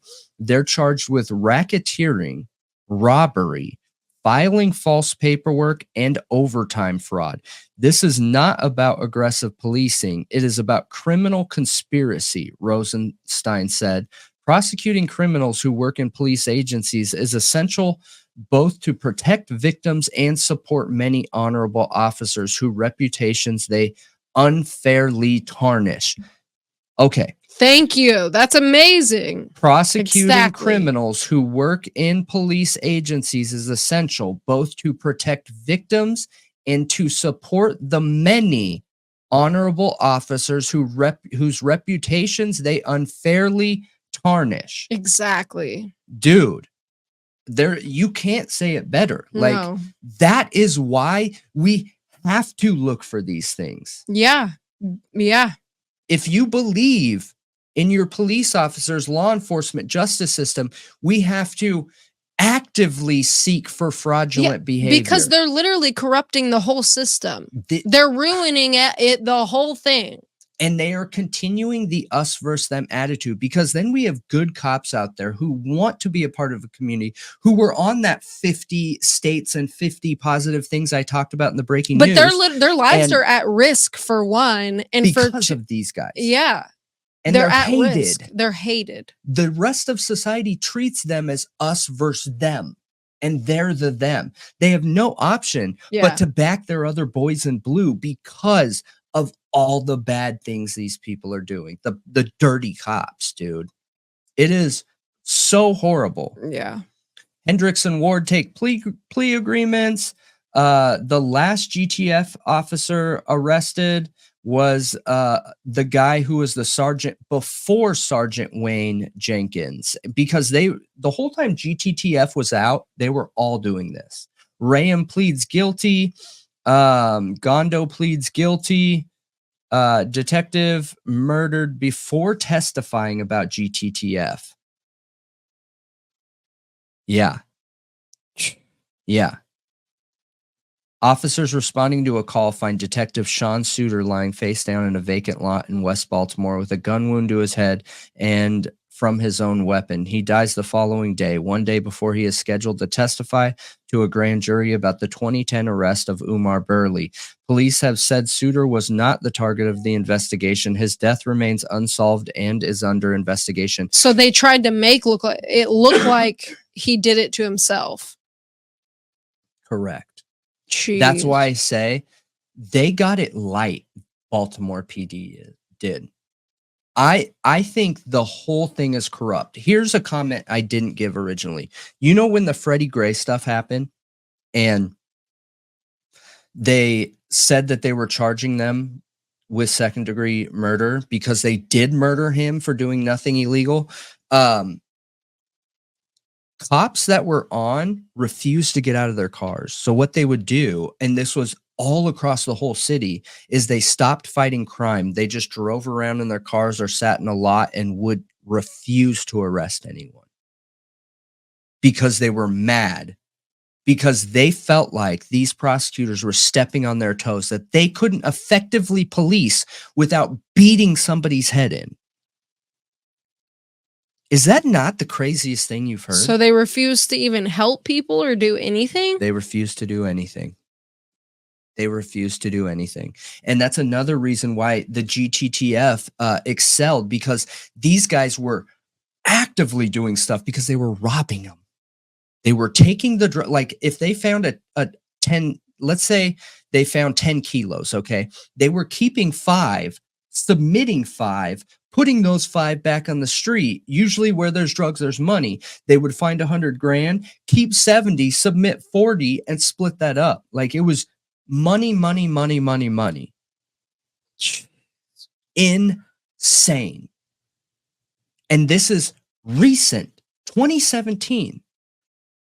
Recent. You guys. So I despise, and there's a very good chance that that officer was ended because he was testifying against the GTTF. Oh, that sounds like that's exactly what it was. Some people claim he ended himself. I don't believe it. Don't believe it. No, I mean, it sounds like they believe he was murdered. Yep. So ultimately, former BPD gun squad Sergeant Wayne Jenkins admits to 7 robberies of detainees, total cash taken $252K plus drugs, faces up to 30 years in federal prison under plea agreement. He is 37 years old. So spends the rest of his life in jail, essentially, which great. I still think they got it light. I truly, truly, truly do. And in my opinion, to see corruption at this scale, they should have overturned that entire department, in my opinion. Yeah. They should have. They should have. And I mean, it sounds like some of them were literally guilty of murder. So yeah, I would say they got it light. Yeah. Yep. So I hope that you guys see how, understand like the behaviors of the things that we're seeing here. You got to watch that show. It shows how these guys thought, how these guys felt, how they stuck up for each other and had each other's back. You know, there was one time that Wayne Jenkins ran somebody over. Ran him over with a car. That car flipped, okay? To this day, they don't know why he ran him over, okay? Nobody knows. The guy didn't have a weapon on him. Wayne Jenkins calls somebody and says, hey, I'm in a bind. I need you to come do this thing for me. So an officer hauls butt over there and plants a gun. And Wayne Jenkins says, this guy pointed a gun at me, so I had no choice but to hit him to save my life.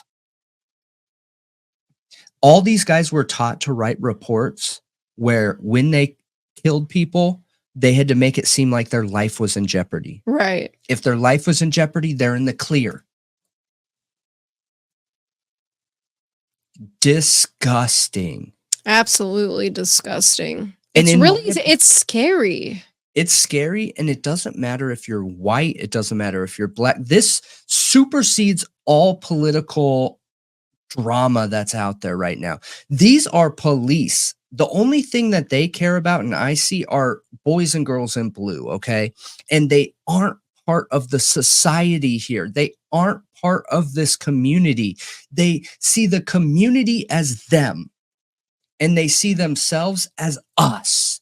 And even cops that are not dirty will stick up for cops that are, because of that us versus them and zero community connection. Yeah. They are out there in a war. They are out there on the attack. They are out there militarized and seeking that war on drugs and thinks everybody is a target. And it's a problem. We ruined our police departments with the war on drugs, literally ruined them across the entire nation. And it sucks because I believe in our systems. I think we have good systems set up, but the training needs to change. Yeah. I think that whole chasing the bad guy to thing is like not so great. You know what I mean? It's awful. It should be supporting the community. It should be, you're a public servant. The community owns you. Yeah. Owns you. Not in a weird way that you got to do whatever they say, but you're there to serve them. You are there to serve them. They should be taking notes from that breaking news story I had. You know? Yeah. It's a shame. It's depressing. It's sad. It's scary. And it's recent. It's recent. And it's this was a gang. And it's a really big deal because it's like the whole police force in a major city. Like, that's what blows my mind. And the kind of criminal activities they were doing is literally straight up organized crime, gang stuff. Like, they worked like 4 hours a day and would put like 8 hours of overtime, claiming they were working like 12 to 16 hours because they were catching so many bad guys, because they were criminals on the street and knew what was going on. So they'd go out for a day, catch a few guns and money and drugs, submit, 10% of it or whatever, and then claim that they worked 18 hours. Jeez. Because no other cops would do anything.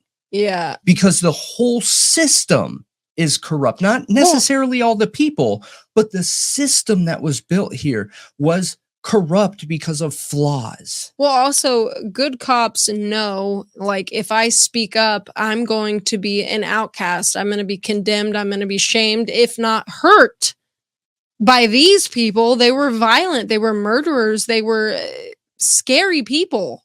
Yeah. So, I mean, if you were a good cop there, I wouldn't want to speak up against. I would want to, but I would be afraid to. And you know what's interesting? I wouldn't want to get murdered. I agree. This goes back to my theory that everyone believes they're doing the right thing. They truly believed that they were good officers. They truly believed that they were helping the community by taking down these bad guys. And what does it matter? This money's just going to go get burned anyways. And that's how they saw themselves. They literally thought that they were good police officers. And that is terrifying. The fact that they felt like that badge made them above the law. That badge is the authority, not the person wearing it. The badge is the authority. You really think they felt like good officers when running over an innocent person who didn't have a weapon, or robbing a couple that didn't have wasn't doing anything wrong, didn't have drugs or nothing? I do. I truly do. I think that's how flawed our police get. Us versus them. You can see it in the Idaho 4 body cam footage. Look at how they were threatening those college students. They see those college kids as them, somebody other than them.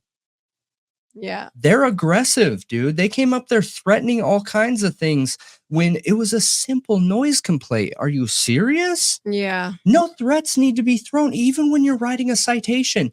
I've had cops before, because I had a lead foot for a long time before I was a traveling salesperson, but I've had cops before that were like, look, I'm sorry, but I have to give you a ticket. I need you to understand. You got to go slower here. You got to, and it's a conversation where he's being objective and logical and like, dude, you're asking me to do something I can't rightfully do because I'm the law, and I clocked you going 10 over.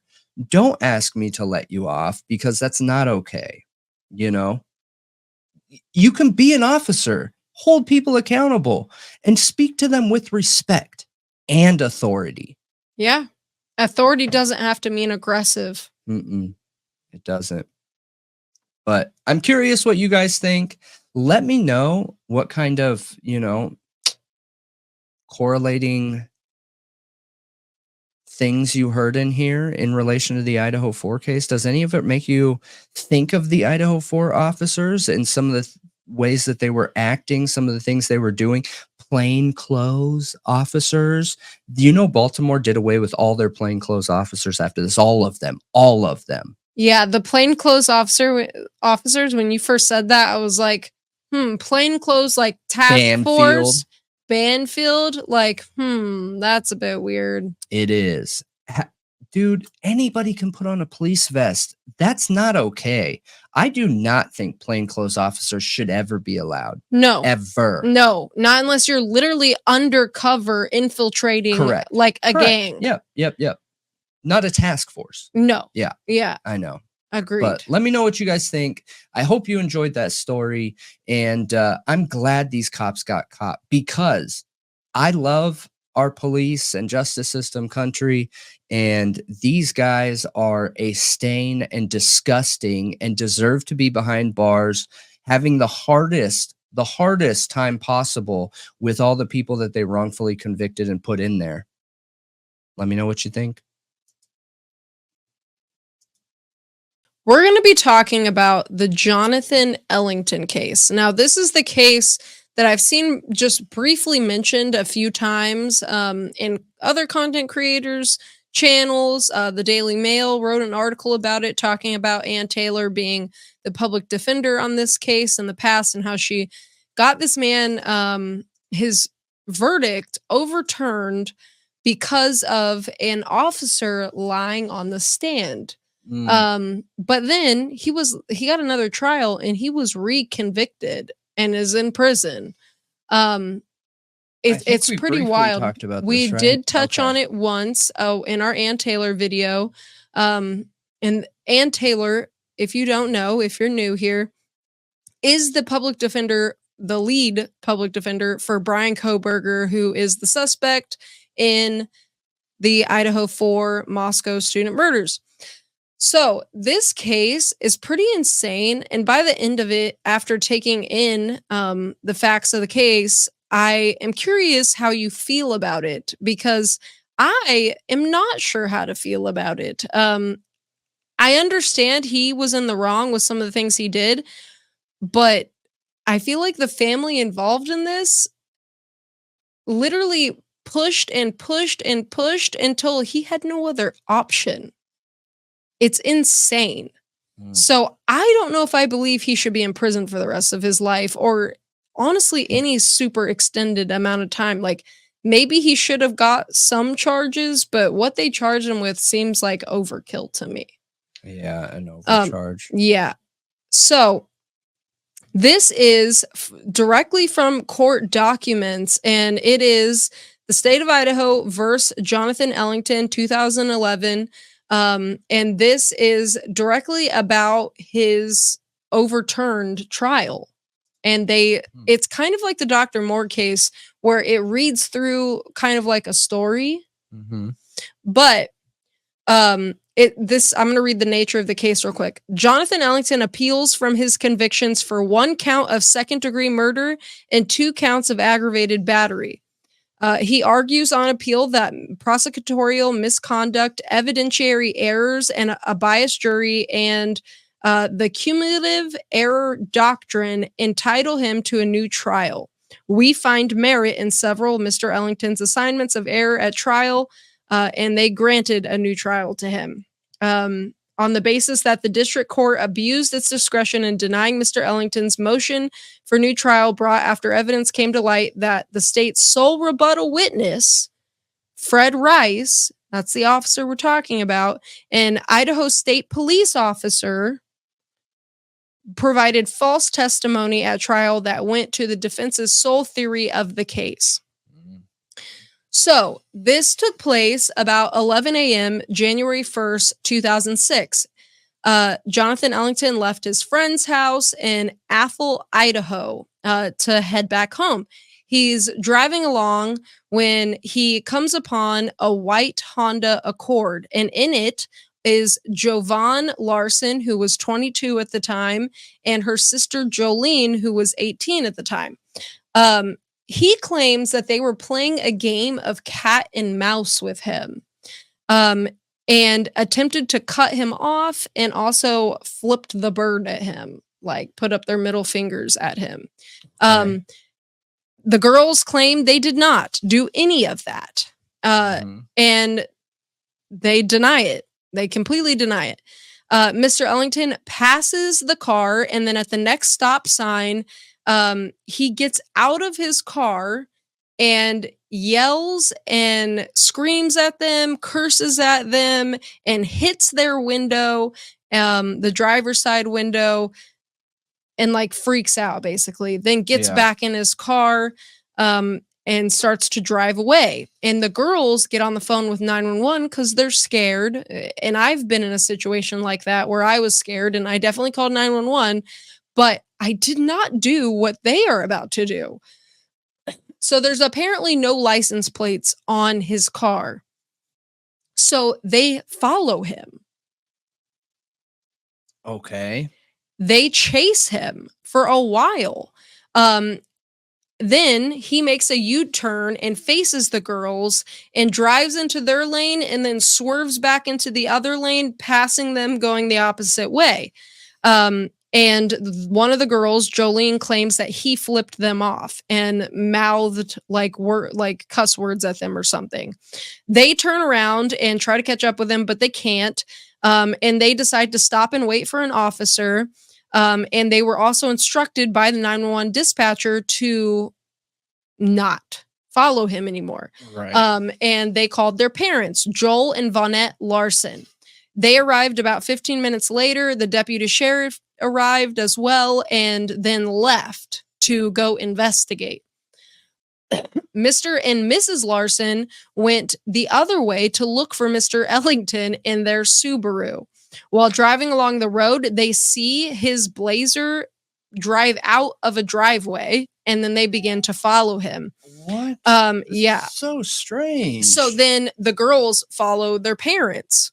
So both of them are following him. The 911 dispatcher told them to stop and be careful because he was likely driving fast away from them because he was afraid. Duh. Yeah. Like, duh. So, and that now was 2 cars following him. Yeah. Dude, and I would be afraid. They told the 911 dispatcher, he's going like 100 miles an hour and we're going 90 to follow him. And the 911 dispatcher's like, stop. He's going fast because he's scared. Don't follow him anymore. You're putting yourself and everybody at risk. Mr. Ellington turns left into a driveway on Scarcello, I think it's Scarcello Road. He is trying to reverse his direction when he skids into a snowbank, and the Subaru passes the girls' Honda, which is the Subaru's the parents' car, passes the Honda coming into the wrong lane of traffic. Mr. Larson testified inconsistently when talking about this, and they weren't sure if he was trying to block the Blazer in or if he was trying to block the Blazer from hitting his 2 young girls' car.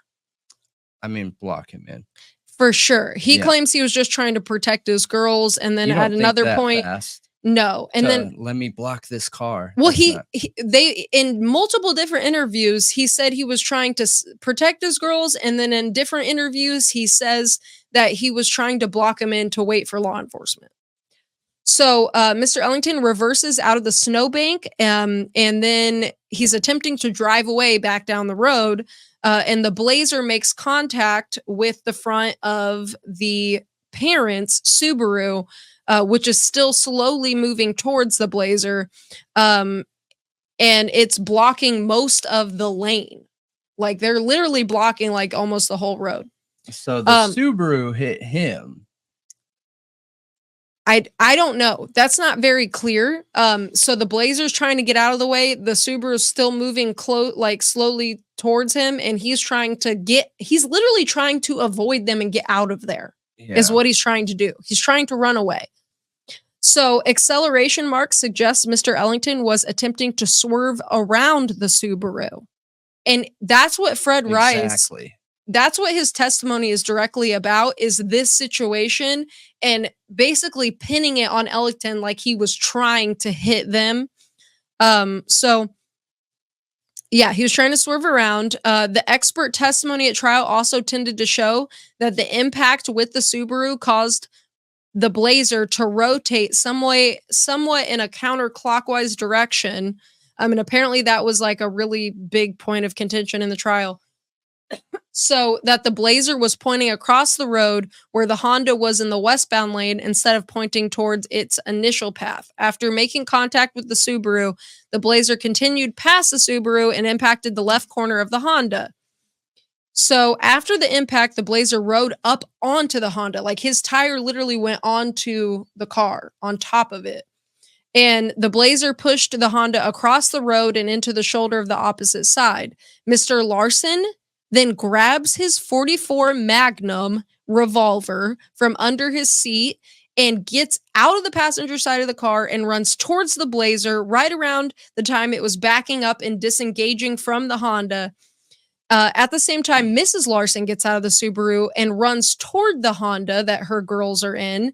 Miss Larson approaches the passenger side of the Blazer around the same, or Mr. Larson approached the passenger side of the Blazer around the same time that Mr. Ellington put the Blazer into drive. Mr. Larson initially leveled his gun at Mr. Ellington from right outside the Blazer passenger window, and then, because he did not want to hit his daughters, fired a shot that traveled through the front quarter passenger side panel of the Blazer, allegedly attempting to hit the motor. Mrs. Larson was running across the road in front of the Blazer, Mr. Ellington, who's trying to drive away as her husband is trying to shoot him. Attempting to get her daughters, and as Mr. Ellington punched the gas, she put her hands up, started to move back toward the middle of the road. Mrs. Larson was struck by Mr. Ellington, which caused her body to come down on the hood of the Blazer before falling onto the road. Once she fell to the road, the tires of the Blazer ran over her head and torso, causing catastrophic injuries that resulted in her death. Oh my gosh. Yeah. Mr. Ellington left the scene, went back to the Cunningham residence where he had been earlier in the day, and eventually was arrested after the officer spotted his car.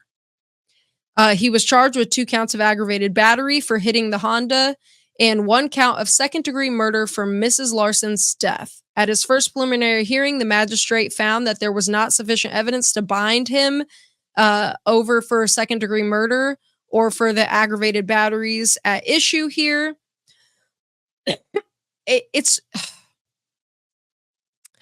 But then he was so unfair. But then he was charged with them anyway. Like, that sounds so unfair. Yeah, it is. He was being shot at. I know. They chased him all over the freaking place, going at extreme speeds, and then pull a gun on him, and he's only trying to get away the whole time. Jeez. Like, he literally went to a home and like went there. Like, okay, I've been in 2 road rage incidents, okay? One, I have no idea why this guy was mad at me. I was going the speed limit. It was at like 3 a.m. and I was a teenager with one of my friends in the passenger seat. And he was behind us, like, driving erratically. And we're like, what is going on with this guy? And I'm just driving along, going the speed limit, which was 45. We get to a stoplight, and he all of a sudden swerves around me to block me in the intersection and gets out of his car. And it was like a cop. And he literally gets out of the car with his gun and levels it at me with the top of his car, using the top of his car to aim, like literally out of the car like this, pointing it at us. And I just booked it out of there. I floored it and got out of there. But that was terrifying. And then another incident I was in, I was behind a car on like a county or it was a highway, and this car in front of me was going super slow, and this guy was beeping. He wanted me to pass them so he could pass them, is what I think was going on. And we get back to town, and at the first stoplight, him and his friend get out of their car and start trying to open my doors and hitting the car. And that's the one where I called 911. I was older at that point. I called 911. But never in my wildest dreams would I ever chase them. All I did was give a description of the car and the men. Why would I want to chase someone who was just like acting like that? I don't want to get hurt. So for the girls to chase him, and then their parents, the ones who are supposed to be logical with fully formed brains, the smart ones, the reasonable ones, to take part in continuing to chase him down and then pull a gun on him. He wasn't chasing you. I know. Why do you feel it necessary to pull a gun on him? Yep. Who started the pursuit? He wasn't ever pursuing them. I know. That's what I'm saying. Who started the pursuit? Because in my opinion, that's who's to blame. Exactly. He never once tried to go after them. He literally, the only time he did was when he banged on their window and yelled at them, which is bad. Sure. You could charge him with whatever public, the public nuisance just charge. One. What's it called? I don't know, but just one charge of battery would have been enough. I mean, I don't know battery, but he got battery for running his tire up on the car, and then manslaughter or something. Jeez. He got second-degree murder. That's insane. It's insane. And then a cop lied on the stand. He was trying to avoid hitting anybody. And this is in Idaho. Yes. This is in Idaho. I hope the Innocence Project comes to Idaho. I hope the Department of Justice for Human Rights and Advocacy comes to Idaho, because Idaho has some problems. Like problems. I mean, it says here, a serious question is present in this case as to whether Mr. Ellington was trying to escape a volatile situation or whether he intentionally brought harm to the girls or acted willfully in crashing into their car. I don't think he willingly crashed into anybody's car, like at any point. And no, it sounds like the guy moved forward as he was trying to turn away. So and the guy hit him. They kept blocking him in. They were trying to block him in. Like, what do you expect? You guys aren't officers. I don't know how. This is what drives me crazy with Idaho. This is what drives me crazy. It's absurd. Yeah, it makes me worried that we are never going to know the truth about the Idaho 4 case. Never going to know the truth, because I see case after case after case like this. It is literally the prime example for what I was just talking about. Like, these things remind me of Baltimore PD. Identically to Baltimore PD. You know that officers in Baltimore, over 10 of them had lied on the stand. They got caught, so they were no longer allowed to make a statement in court. And now you have in this story, officers lying on the stand. That is a huge deal. So it's completely different to lie, but to break the law and lie in court, massive deal. Huge. Nobody should ever lie under oath. When you're in court, you're under oath, and you are a public servant. You're an officer here, and you're under oath, and you're lying. It's disgusting. So let's talk about what Fred Rice lied about. I mean, It sounds like it all has to do with the tire tracks, the acceleration, and also his reaction time. Like, there's some big argument in here about Ellington's reaction time. And Fred Rice apparently tries to say there's no such thing as a standard reaction time. That is not true at all. We have very good statistics on people's reaction times and also how they're hindered by substances and all kinds of things. Anger, trauma. Yeah. So the defense presented its case in chief over the course of 3 days, and the state then presented its single rebuttal witness, Corporal Fred Rice, to rebut the testimony of the defense's accident reconstruction expert, Dr. William Skelton. Oh my God. They took a police officer's statement over an expert doctor's? Yeah. Oh. The jury deliberated for about a day and a half before returning their verdict that Mr. Ellington was guilty of 2 counts of aggravated battery and 1 count of second-degree murder. Mr. Ellington was sentenced to 25 years with 12 years fixed for the second-degree murder conviction and 15 years with 7 years fixed for aggravated battery charge to be served concurrently. Oh my God. You know, he had a 4-year-old son and a wife, and the wife was just tore up about this. She's like, this is like a redneck railroad. She straight up said that. This is a redneck railroad. Yeah, that was her comment. This is insane. This goes against human rights. This is human rights abuse. Yeah. This is not justice. Yeah. So this is ego. It is corruption. It and is small town attitude. And it is. It's so depressing because we're supposed to be a good representation of the world here, right? We're the US and we're leaders in the world, but our view on human advocacy rights and what we accept for within the range of like standard human behavior is so flawed and messed up in some places that, you know, I don't know why the police sided with this family or guys, but to me, it's like white knight. Like, I just have my eyes set on you. You're the target because I say so. Exactly. I agree with you. Absolutely. Gets me so worked up. So he lived in Athol, Idaho. Athol, Idaho is in Kootenai County, which makes sense why Ann Taylor was his public defender. The population was 709 in 2020. I think he drove to another city though, right? What was the other city I mentioned? I can't remember right now. Do you remember? No.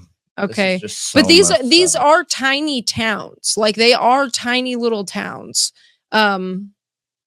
So I mean, that matters in my opinion a lot, because I mean, just from my own experience, I know that a small town is more likely to be corrupt because every small town I've lived in was corrupt with their police systems.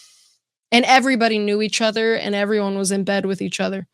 So we just have one little thing more. This is a super long document, and I'm going to post it in the investigations and cases tab in our Discord. Yeah. Because explain what Ann did. So this document doesn't mention Ann. Okay. I only know that because when it mentions his attorneys, I think it's his new attorneys or something, or somebody else took the lead on his retrial, because the only place I found Ann Taylor's name in anything was an article from the Spokesman Review from January 31st, 2012, where it talks about that he was reconvicted or something like that. And it says they tried to reach Ann Taylor. Oh no, this was his first conviction, my bad. And it says they tried to reach her for comment, but they couldn't get a hold of her. Reconvict, so double jeopardy? What? His trial was overturned and then they granted him a new trial. Oh, okay. Just like Murdaugh, pretty much. And he was convicted again? Yes, he was reconvicted. Dude. And he had already served, I think, 6 years. So this is insane. The Innocence Project needs to get on this. I agree with you. But I agree with you. But as far as what Ann Taylor argued, I think this is the main thing that got it overturned. Now, there are more things in here like prosecutorial misconduct, bias jury, all kinds of things. But this is, I think, the most important part. And this is about Fred Rice's statements. And I'm just going to read this part and then we can start wrapping it up. But Mr. Ellington argues that the district court abused its discretion in denying his motion for a new trial based on newly discovered evidence in the form of prior inconsistent testimony of the state's sole rebuttal witness, Corporal Fred Rice. At the trial, the state called reconstruction expert and Idaho State Police Corporal Fred Rice to the stand to rebut testimony offered by Dr. William Skelton Jr. regarding average perception and reaction times and using crash debris to locate a point of impact. Dr. Skelton testified as an accident reconstructionist expert for the defense in the state that there was an average perception reaction time of 1.5 seconds and that the crash debris from the accident could be used to locate where the vehicle was on the road. This average perception reaction time took into account that it takes 0.75 seconds to perceive the hazard and 0.75 seconds to react to the hazard. He concluded based on those facts in his reconstruction, both that Mr. Ellington did not have the time to react to avoid hitting either the Honda or Mrs. Larson, and that the debris field in the westbound lane indicated that Mr. Ellington was traveling in the correct eastbound lane of the travel where the Blazer and the Honda collided. During Corporal Rice's rebuttal testimony, he stated that Dr. Skelton's 1.5 second reaction time could not be used because there is no average perception reaction time in the world. Okay, but what is his training? How do you know that? I don't know. It claims that he is a reconstruction expert and a cop. Dude, a defense attorney better have ripped him apart and been like, hey, can you share some of your most recent thesis and walk us through how your expert experience applies? Right. I don't believe this trial was filmed because I can't find it anywhere. I tried to find video of it. There's no average perception reaction time in the world. He also testified that a debris field is not reliable in placing a vehicle at the scene because debris can be moved, kicked around. Like I said, it sprays. And that the debris field was not going to tell me where the point of impact happened. That is so not true. After the trial, Mr. Ellington filed a motion for a new trial on the grounds that he discovered new evidence that Corporal Rice had testified inconsistently for the state in a vehicle pedestrian collision case in the District Court of Elmore County called State versus Cicone, I don't know, in January 2005. In that case, Dr. Corporal Rice testified that the location of the crash debris in the form of glass definitely coincides with where the impact point is. That's super funny. Mr. Ellington also submitted evidence that the training materials Corporal Rice teaches from, which he prepared himself, state that the average perception reaction time is 1.6 seconds. Whoa. Corporal Rice testified in the Cicone preliminary hearing that he had used a reaction time, which he clarified was only the time to react and did not include the time to perceive of 0.75 seconds, supporting the testimony of Dr. Skelton. So shady, dude. Caught in a lie. Straight up. Better never be allowed to testify again in court. Ever. Never. Dude, if you straight up lie in court and literally are lying to the point that you have a curriculum you teach from that you created, you wrote, and then go in court and say the opposite of the own curriculum that you created, I don't know if you should be a cop again. No. I think if you get caught lying in court, you should get fired. I absolutely. Yeah. But I mean, I'm not being loose with that. I mean, if you get caught in a situation, this is a bold-faced lie. This is not I made a mistake. Subjective, Right. this is how I saw it, or this is how I remembered it. Like, this is a bold-faced lie. This is unquestionably, he knew what these details and facts were, since he created a curriculum that was identical to it, and chose not to share it because he understood how bad it could look for the case. So messed up. What is up, cops? Like, what is going on? It's ridiculous. And then you complain the true crime community is so bad. They mess up everything. No, you don't need help messing that up. You don't need help. You're doing just fine messing it up. Yeah, it's ridiculous. I feel like this just repeats the same things over and over about Rice. I mean, it's a shame for officers that are good officers. I'm embarrassed for the officers that are good officers and feel like they need to have the backs of these dirty, disgusting, like, I'm embarrassed to call these officers human beings. Yeah, but Ann Taylor discovered this, and she's the one who argued this, apparently. This talks about his uniform. So here's what it says about his expertise.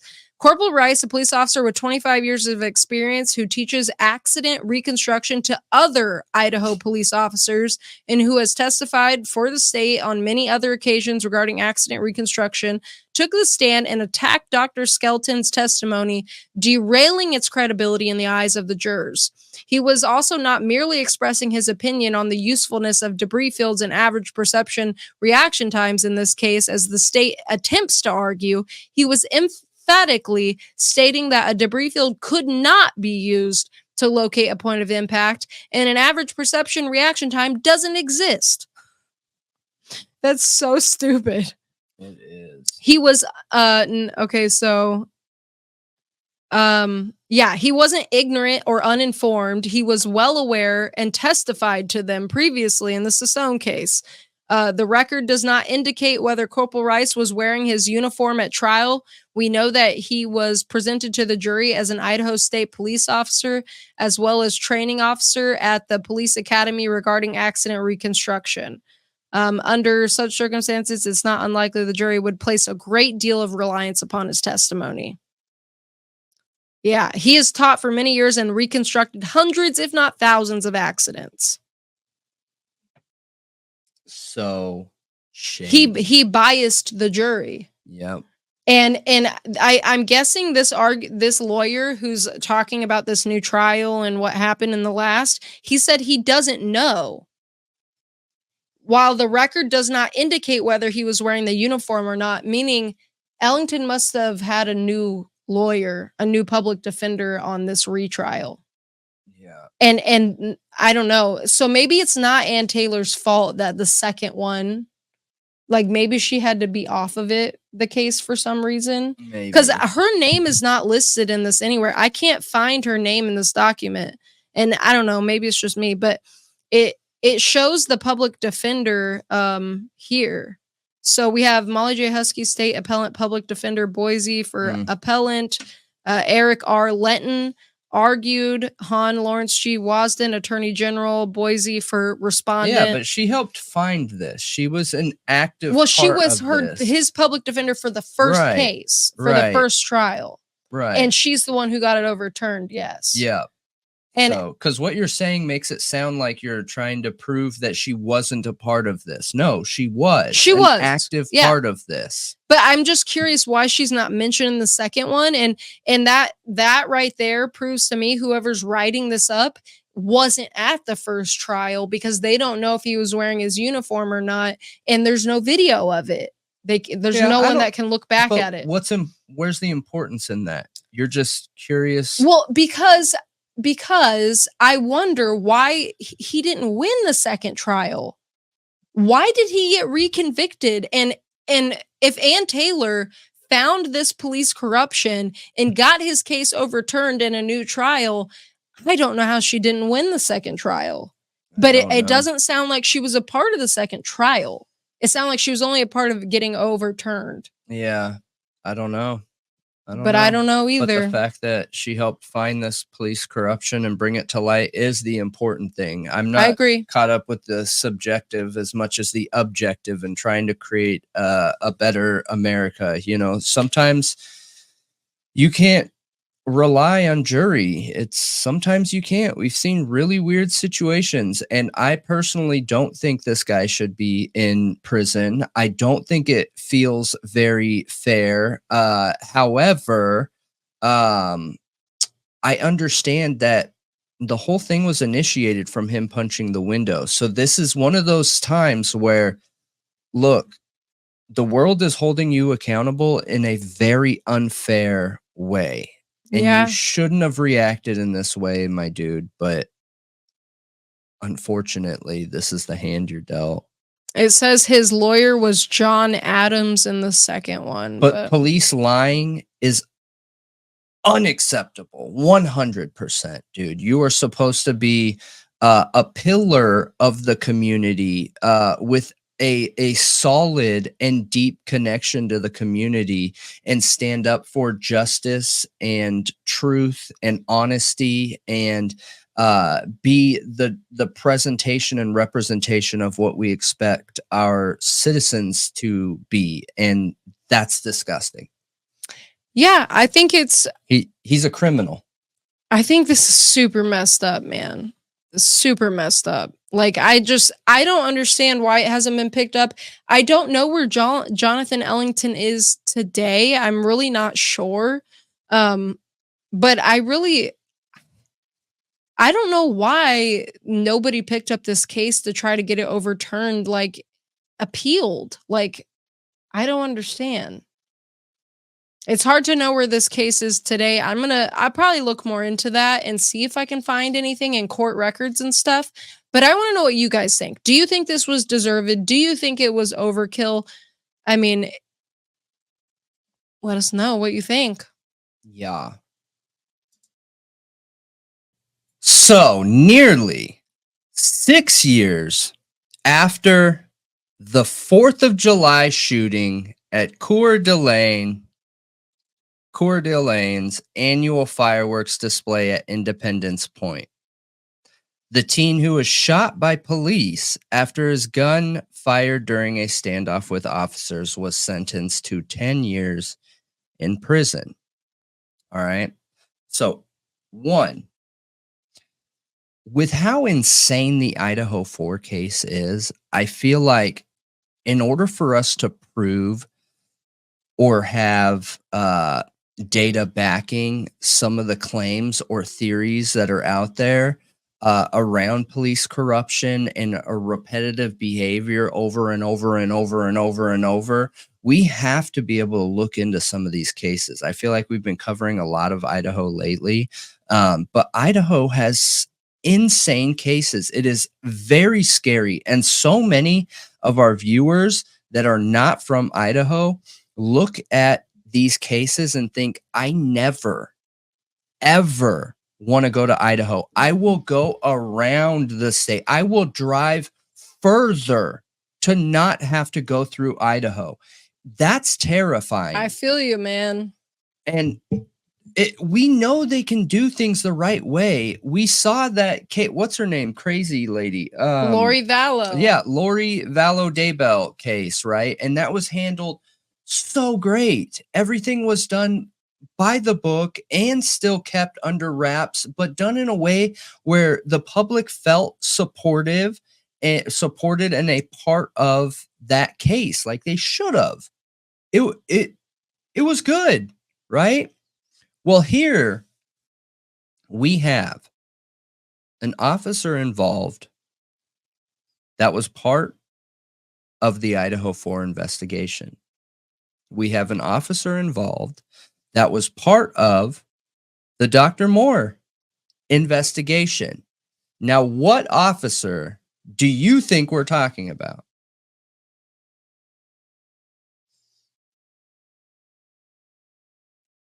ISP officer Gary Tolson. Of course. Yeah.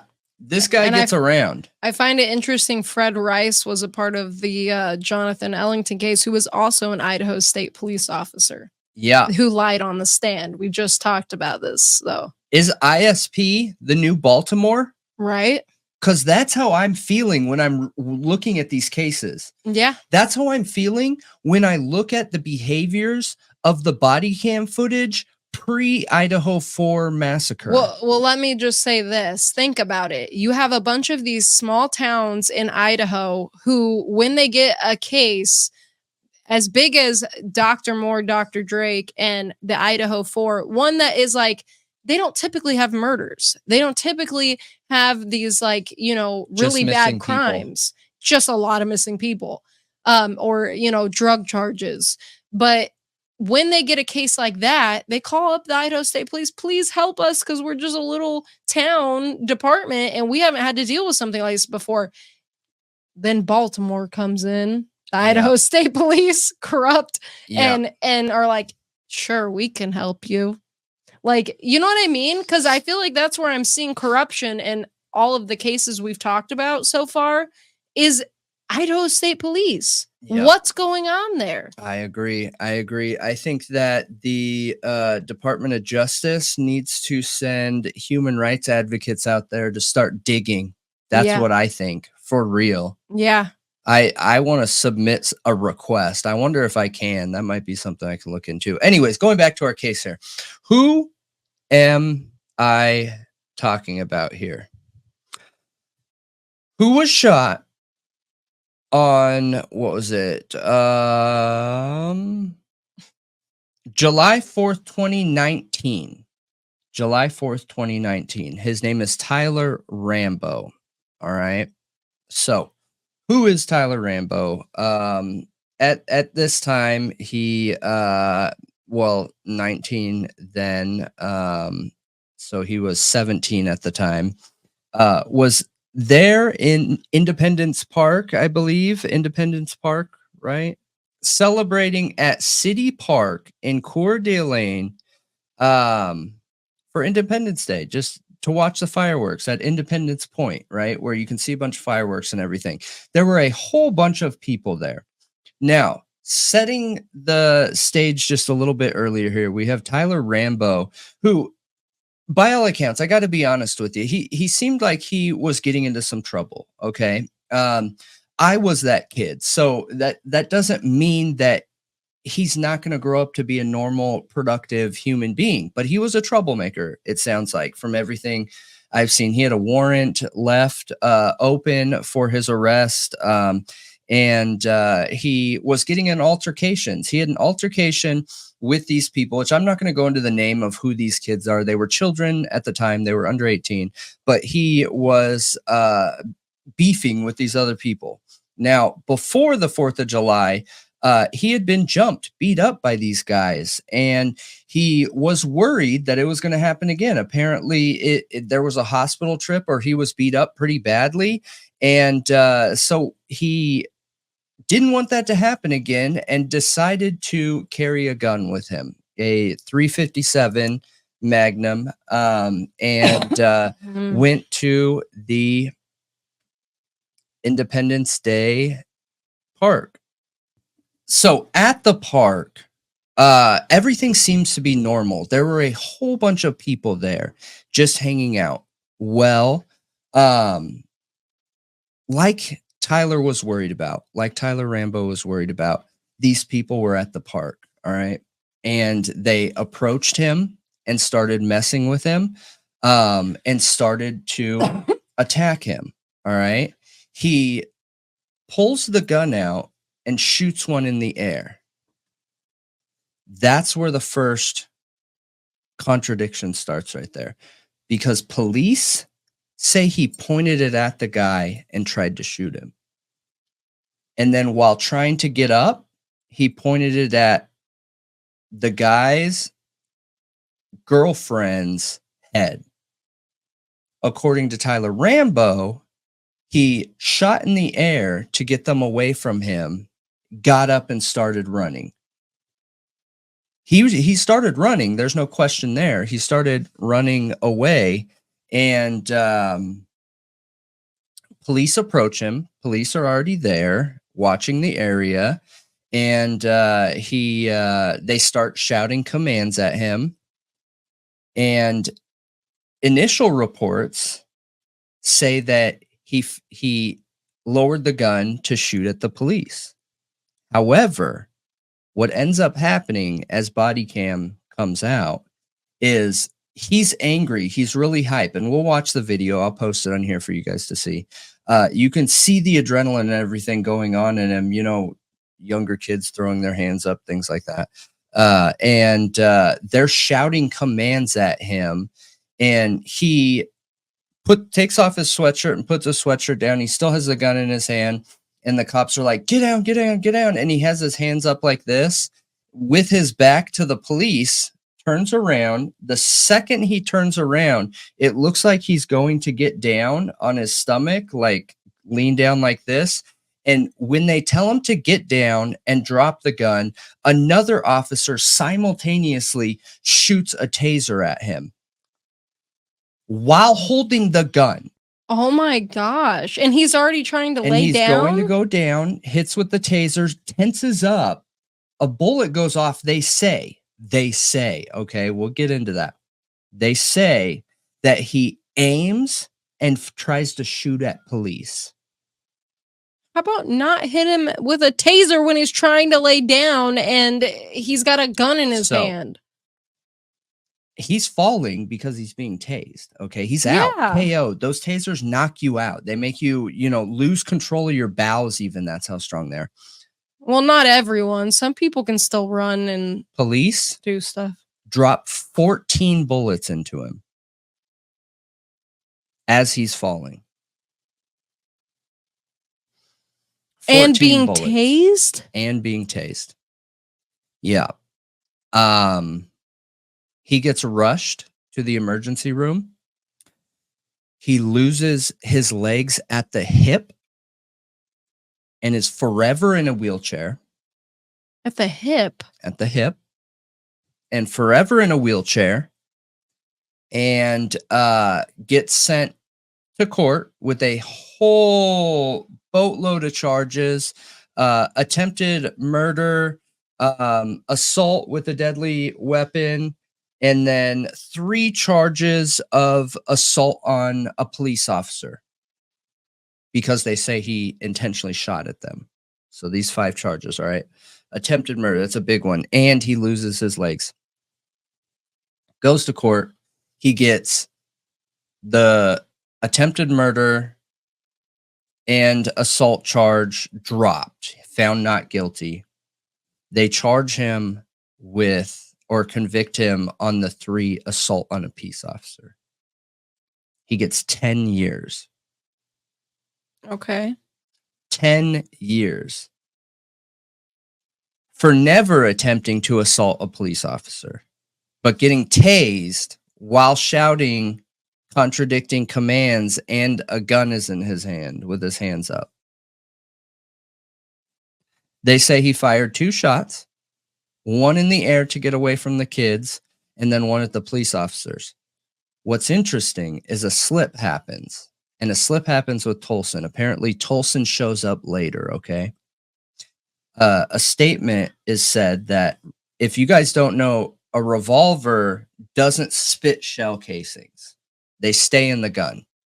So you don't have to worry about shell casings dropping or anything like that. The .357 has 4 bullets in it and 1 spent shell. 1, not 2. 1. Oh. So did he even fire a gun at police? Or did he never fire the gun initially? It's never talked about again in anything I can find. So did the girlfriend or anybody from that group of kids ever get shot? Nobody got shot except him. And he got charged with 10 years. Crazy, crazy, crazy situation. Yeah, did he shoot in the air or did he shoot while he was getting tased? But police are saying it's both. Police are saying it's both, okay? And this reminds me identical, you guys, to Baltimore. We're being told he shot twice, but we only have one shell casing. They claim they can't. Oh, no. They did say they found another shell casing. They found another shell casing. But the thing is, with a revolver, you don't dump out one shell casing. You dump all. They all come out. So like you wouldn't shoot once and then dump and reload. Like that's just not going to happen. So the fact that the other shell casing is found somewhere, just somewhere out on the field is doubtful. Doubtful. I don't get it. I don't understand it. I don't get it at all. The mom comes out and says that he was wrongly attacked, that because he is a black kid in a town full of white cops, they saw a black guy with a gun and shot. Yeah. And they charged him with, I don't think he should have been charged with anything. And I do know that he has a lawsuit open. And this is another case that, you guys, this case would have fit perfectly in that Baltimore show, We Own the City. Like, fit perfectly. We just talked about the Baltimore PD and how, you know, they made a mistake and killed somebody or hurt somebody, and they had another cop come and drop a gun. Well, in this case, I don't know if you guys watching are getting like how impossible this is. With a revolver, that casing is not going to come out. So the fact that they found another casing somewhere tells me that somebody came and collected the gun like they should have right at the scene, okay? Then realized, oh, 2 shots weren't made. We need to fix this. We need to find another casing. We need to find another casing. Yep.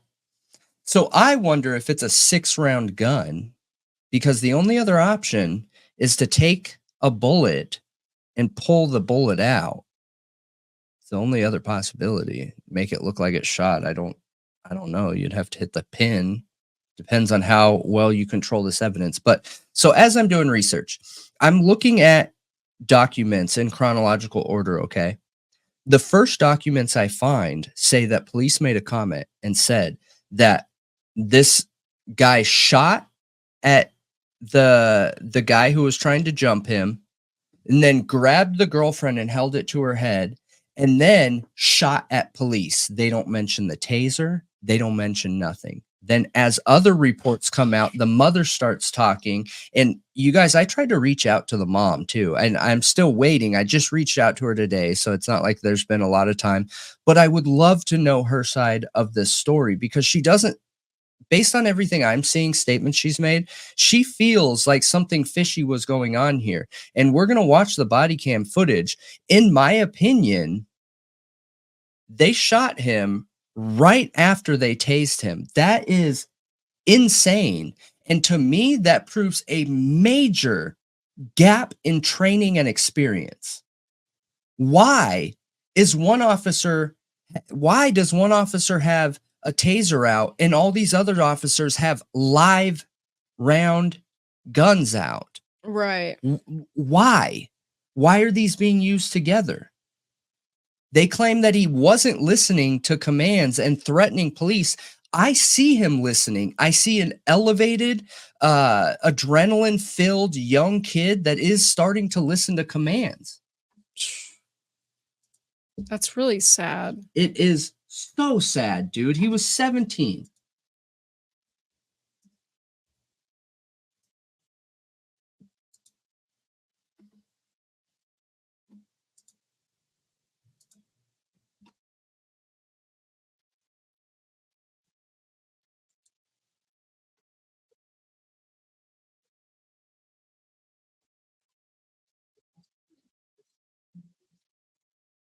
Hands up.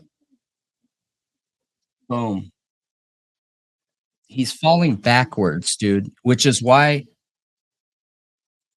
look, if you guys just saw this, he gets tased and is falling backwards. Do you understand why he lost his legs now and all the shots went in the legs? Does this feel like an okay shooting? No way. This is Idaho again with Tolson. And we have the Spirit Lake shooting. Not Baltimore PD like it sure feels like.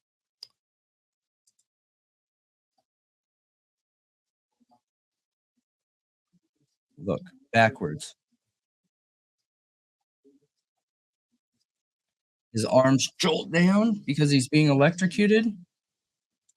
So this is my big concern here, okay? One, I don't feel like this is a question. This is a wrong shooting. There's nothing okay here, in my opinion. He's falling backwards, okay? And even if that gun did go off, which I don't think it did, we literally saw it. He was already falling. I can see that he's falling. So why you would load him up with bullets, I don't know. I'm not sure. Was another cop not paying attention that he was tased, and when he fell, his arms were up like he was going to shoot? I don't know, because instead of being honest, they try and cover it up, and they didn't even show all the footage. I think the reason that this happened is, yes, lack of experience, because I think what happened is they're yelling commands at him, and he puts his hands up, and they're expecting him to lay down with his back to them, and then he turns around and they're like, oh, I just cussed.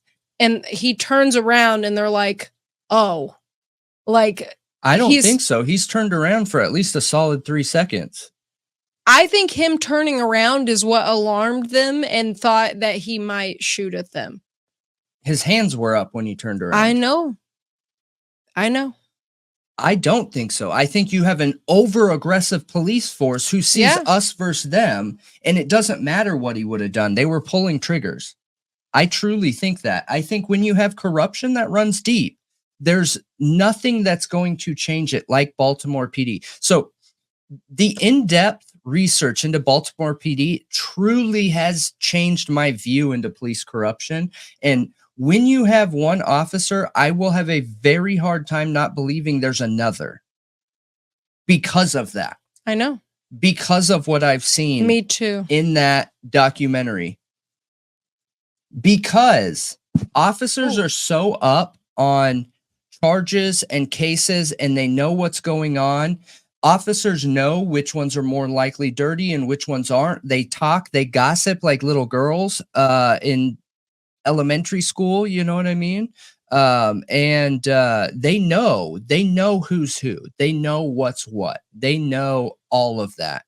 And they still stick up for each other. They still will not come forward and say, hey, Lieutenant, I need to share with you what I'm hearing on the street. It's making me nervous as a police officer in this police department that this is not looked into. You know, I work really hard to be an advocate for the community and keep my community safe. And I don't want it tarnished by somebody out there that's being greedy or thinks they have too much power. Yeah. I'm curious why, like, the chief of police's, like, anybody who's head over all these deputies and detectives and all that, why there isn't more accountability in these situations. Does the corruption of that officer implicate the boss? And that's why? So they all end up just being corrupt at the end of the day? I mean, that's a really great question. And one thing, because that's how it works a lot of times in corporate America. The boss gets in trouble for, you know, the employee. Like, what's wrong with you? And it can hold you back from promotions, even though you won't be like written up, you will be looked at different. Yes, absolutely. But that's another reason why I feel like body cam 24/7, as long as you're clocked in, as long as you're wearing a badge and have the authority of a badge, I think you need to be on body cam 100% of the time, even when you're in the police department, in my opinion. I think that needs to happen, and it needs to be a number one goal. Like, that needs to be step one. Our priority. And priority one. Absolutely, I do. Now, get this, okay? Where does Tolson come into play here? And why I keep highlighting they didn't show it to the jury. is that feels like institutional corruption, because why did they not show the gun being shot? I don't think it was shot. I don't think he shot right there. I don't. I think he shot in the air to get away from those people. The encounter with the cops happened, and he never shot. So when you get tased, I'm curious, do your hands typically go like this, or do they go like this? Nope. You curl. All muscles tighten. So wouldn't it make sense for him to shoot there? It would. It would make sense. It would. But that body cam's far enough away that it wouldn't be gruesome. There's a reason they're not showing the rest of that body cam. What we saw there is all that they showed the jury. That's super unfair. That's not right. A flawed, messed up trial, in my opinion. Juries see super gruesome stuff in a lot of cases. They could have shown that to the jury. That's ridiculous. I agree. There's no excuse for it. I agree with you, except for a total cover up. Now get this, okay? Where does Tolson come into play? To me, Tolson almost feels like the fixer guy or something, dude, based off what I see his hands in. Because Coeur d'Alene, the state rested its case on Thursday against the teen who lost both legs after being shot by police. Tyler Rambo, 19, is accused of second-degree attempted murder and aggravated assault. The charges stem from the July 4th, 2019 celebration at City Park in Coeur d'Alene, when police said Rambo, who was 18 at the time, I've been saying he's 17, who was 18 at the time, shot at another man during an altercation. One, he didn't shoot another man. He shot in the air because he was being jumped. Defensive. Rambo then ran from police, who said he fired at them. He fired at them after unsuccessfully being hit with a stun gun. Unsuccessfully? This is police statement. Oh my god. Do you see the progression? That's what I'm saying. There's something here, dude. And it reminds me of Idaho 4 evidence coming out. Why are we getting one story and we're seeing it evolve? Like, something is up, dude. The state called upon 2 witnesses Thursday to discuss the gun that went off in both shootings. The Idaho State Police Detective Gary Tolson said he recovered Rambo's revolver from inside a marked police vehicle near the basketball courts, where another officer had placed it after the shooting. Coeur d'Alene police officer Nathan Harbig testified Wednesday that he emptied Rambo's gun and dumped the bullets on the ground. What? Police don't do that. That is not how you collect evidence or handle evidence. Dude, I don't think he shot. I think this is literally the Innocence Project case. Like, this should be leading the country for conspiracy type situation. I'm telling you, he didn't shoot. I wonder how many cases in Idaho are like this. This is Baltimore PD, you guys. Literally. You do not ever, when police have control of the gun, you do not ever try and take the ammo out. You're in control of the gun. No, it's evidence. Yeah, but the cop's in control of the gun. So the threat is null and void. It's gone. Yeah. There's no threat. So why? Why are you removing the casings? I think it's because there was never 2 shots. He never shot at them right there in that video. I don't think so. I do not believe it. Why else would you not show the entire footage to the jury? Why else would you claim you're emptying casings and Gary Tolson covering and saying, this is how I found the gun? This is how I found it. So I'm curious if his finger wasn't on the trigger because he was surrendering. So when his hands curled, it didn't curl on the trigger. You know what I mean? From getting tased. Because I've been sitting here trying to think about it in my head. How did he get tased and not fire a shot with a gun in your hand? But then I'm thinking, you don't have your finger on the trigger. That's what I'm saying. Well, probably his finger wasn't on the trigger because he was surrendering. Yep.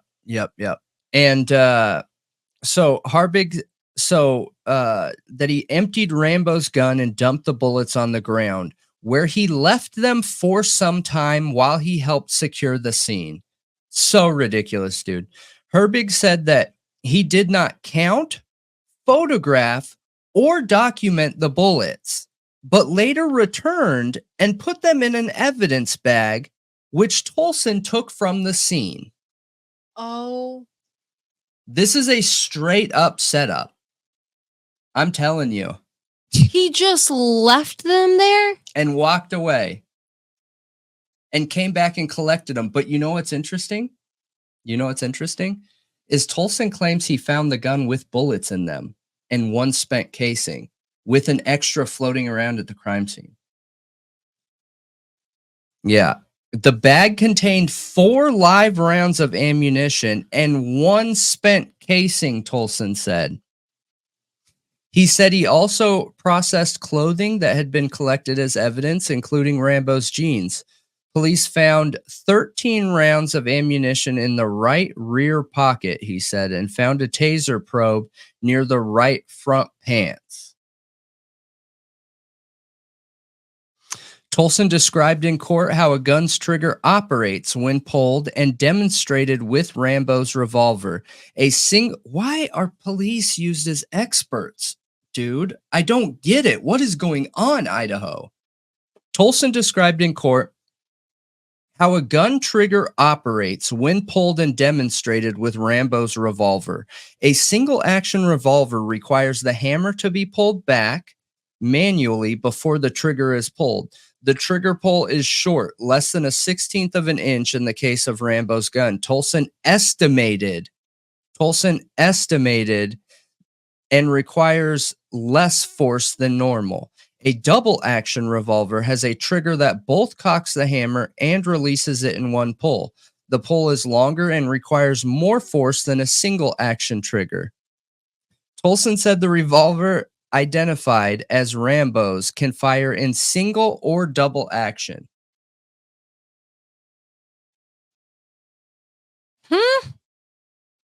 That's what he's claiming. How does that Brittany work? Wiley, a forensic scientist with Idaho State Forensic Services, says she performed tests to determine the amount of force required to pull the trigger back enough to squeeze off a round. In single action, Wiley said it takes 4 pounds of pressure to pull the trigger on Rambo's revolver. In double action, where the hammer is not cocked, it takes 10.5 pounds of pressure to fire the gun. If you had a gallon of milk on your finger, how much force would you have to use to lift it? Wiley said. Double action would require more force than that. A gallon of milk in a plastic jug weighs a little more than 8 pounds, she said. Additionally, Wiley said tests showed that 2 spent casings collected from the scene, 1 found on the ground and 1 found inside the cylinder. That's not possible. 1 found on the ground. So this is a magic casing, because Tolson's claiming there was 1 spent casing, but then another one popped up. Right? It was not possible to determine whether the bullets were fired using single or double action, she said. Tolson said it's possible for guns to discharge when dropped, including revolvers, with the hammer pulled back. Defense attorney Rick Bogman directed Tolson to point the gun at the ceiling, put his finger on the trigger, and pull the hammer back with his thumb. Let go of your thumb, Bogman said. The gun clicked. Bogman told Tolson, if the gun would fire in that case, I believe if I held that trigger, it would, Tolson said. They're trying to make it seem like there was intent to fire, when I don't think a shot came off. They're trying to make it seem like you had to purposefully pull the trigger, not just by getting tased. Correct. That's exactly what he's trying to suggest there. This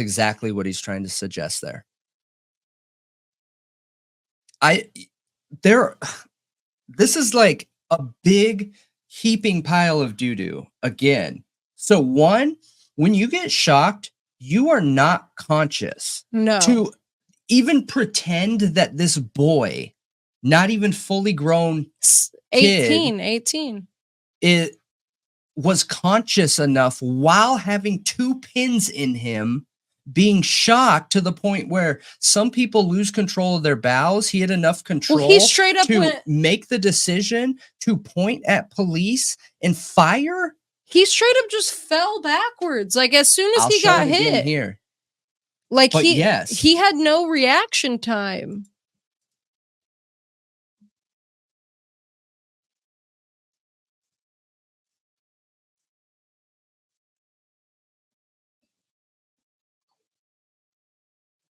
Dude.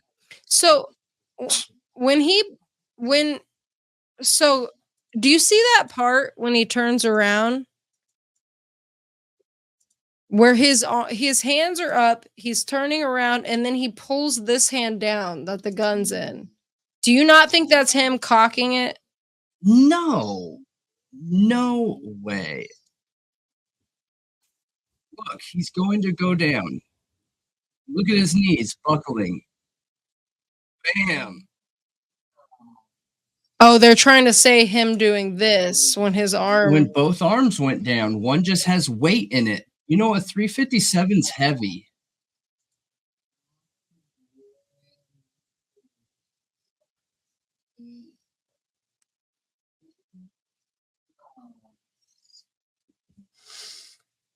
I don't know.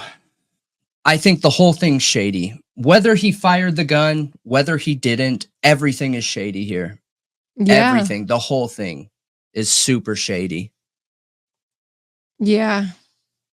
The whole thing. It's interesting that with a revolver, shells don't get spent. They don't get ejected from the gun. They stay in the gun. So how many bullets fit in that revolver's? I'll have to look. I didn't do that investigation because I was more highlighted on the fact that we're seeing a repeated behavior here of very unclean cases. Like something's up here. Gary Tolson appears in this case as the fixer again. That is, in my opinion, very eye-opening to the Idaho 4 case, who seemingly had information come out of nowhere, like being plucked out of the air towards Bryan Kohberger, which again, what I'm saying doesn't imply his innocence or his guilt. What it implies is that there are major questions around the investigation. Yeah. Something is not right there. In the same way, something's not right here. Same exact way. Same way. You know what else is interesting? I looked at other footage. So there's another view of this.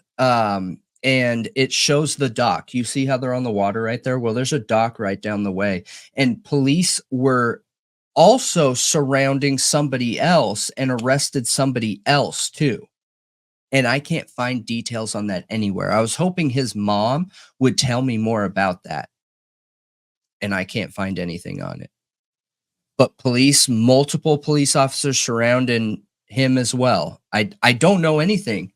But to me, it sounds like there's another story here. It sounds like something is up. Weird. Yep. Right. And he got assault on 3 police officers, was shot 14 times, lost his legs at the hip, forever in a wheelchair. If you lose them at the hip area all the way up here, you probably have a bag. What's that called? A coloscopy bag, something. And you're not going to be able to be fitted for fake legs or anything. Like, he is wheelchair bound the rest of his life. And here's 10 years on top of it when you never shot at police. You never, you know what I mean? It's yeah, horrific. This is a police brutality state, you guys. That's what I'm seeing here. This is corruption and brutality. And I'm not saying there's dirty cops. I do believe that we have enough evidence that a theory makes sense to claim a couple of them are dirty here in Idaho. But corruption doesn't have to mean dirty cop. It can mean a flawed training system, a flawed hiring process, a flawed background experience, recruiting, whatever. Like it's flaws in the system that are causing unjust police situations. And we've seen we've talked about 2 or 3 tonight in Idaho, the same area.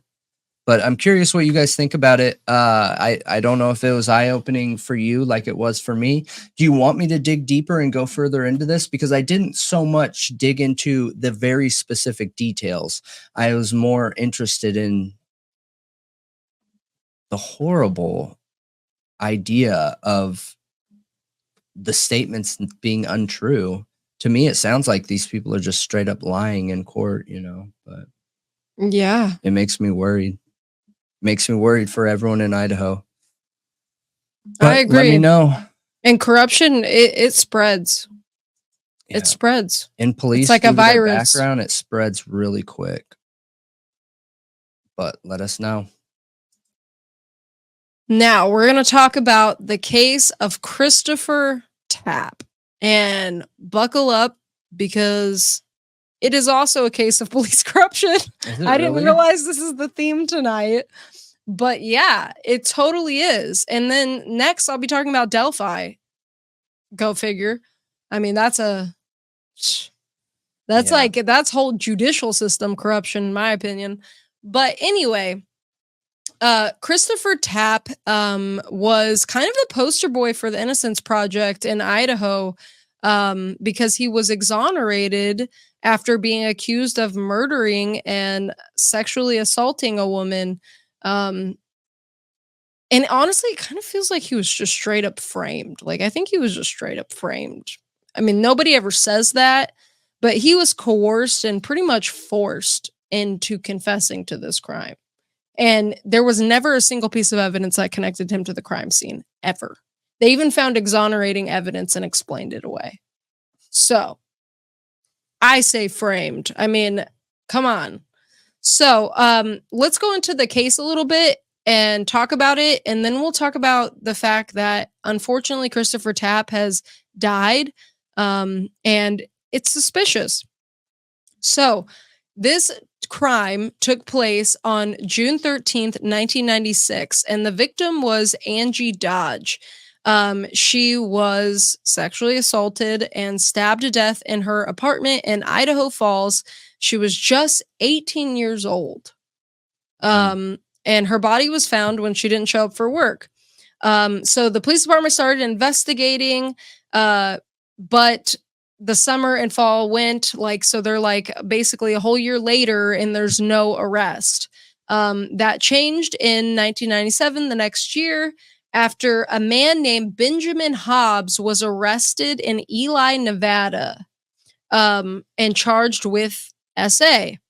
After learning about the arrest, the police decided in Idaho Falls to interview him and try to build a case against him, and also interview his friends. One of his friends was 20-year-old Christopher Tapp. Okay. So, both of them, he and Dodge, okay, so the woman too, all of them were so-called river rats. They all hung out around Snake River.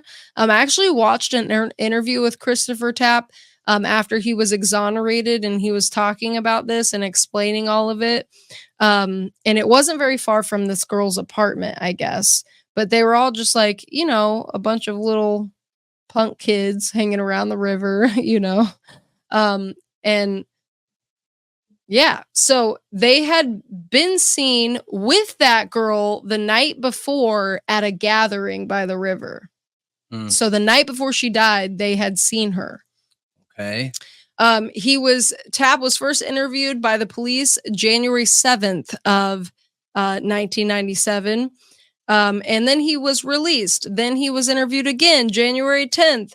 And then with him the following day. Okay, then they interviewed him again the 11th. So 7th, 10th, and 11th. He didn't show. So by then, they had scheduled this.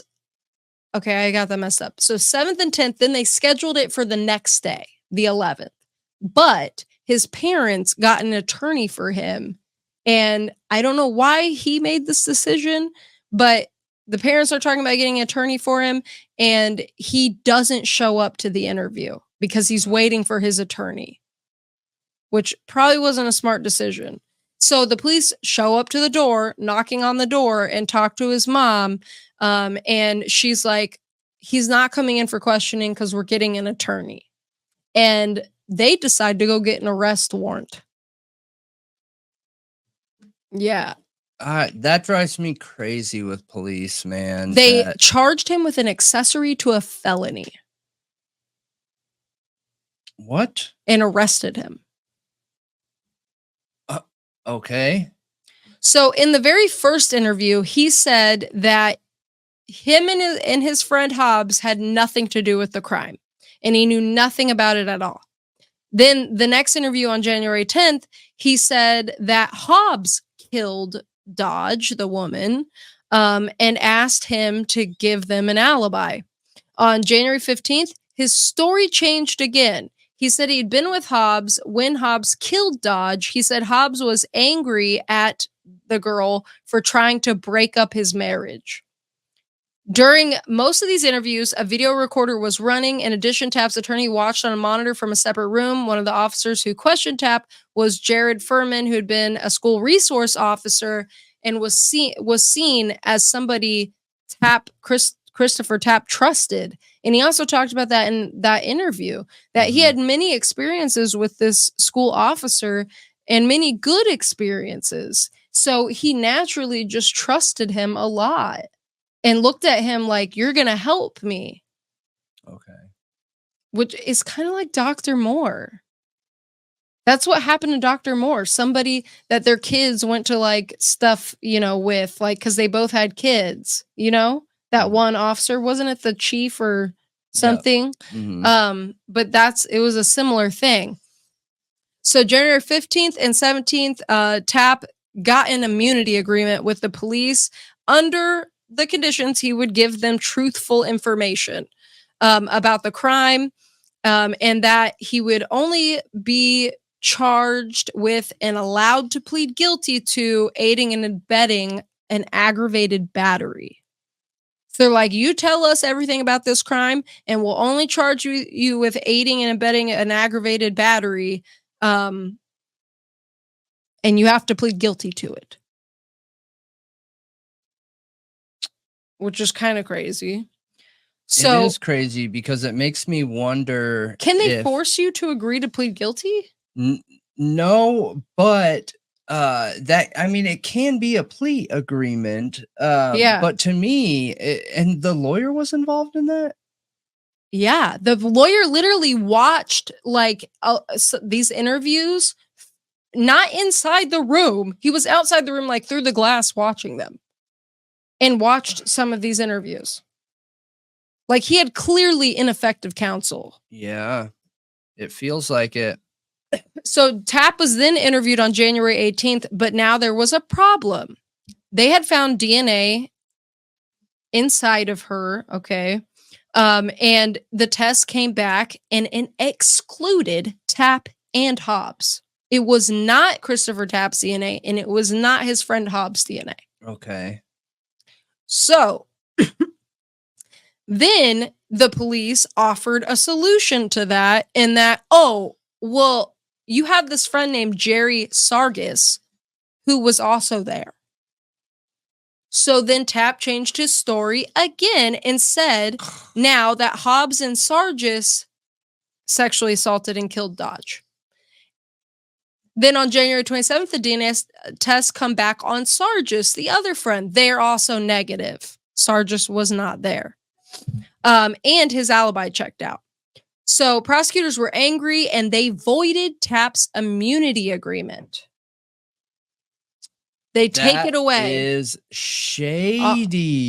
Because he keeps lying, because he's trying to give them their story. Every time they come up with a new idea and he's got this immunity agreement, he's going along with it because he doesn't know what happened because he wasn't involved. Yeah. He's just trying to give them what they want. I get that. But the flaw started with the police Exactly. leaning on him in a way that was unfair and against his civil rights. Exactly. So the lying isn't even what's important. Of course he's lying. He's terrified and scared. And he's a young guy. A murder held over his head. What? Of course. Right. Exactly. So by January so that was January 29th when they took away his plea agreement or whatever. So also that day they took Christopher Tapp to the crime scene and his lawyer did not come.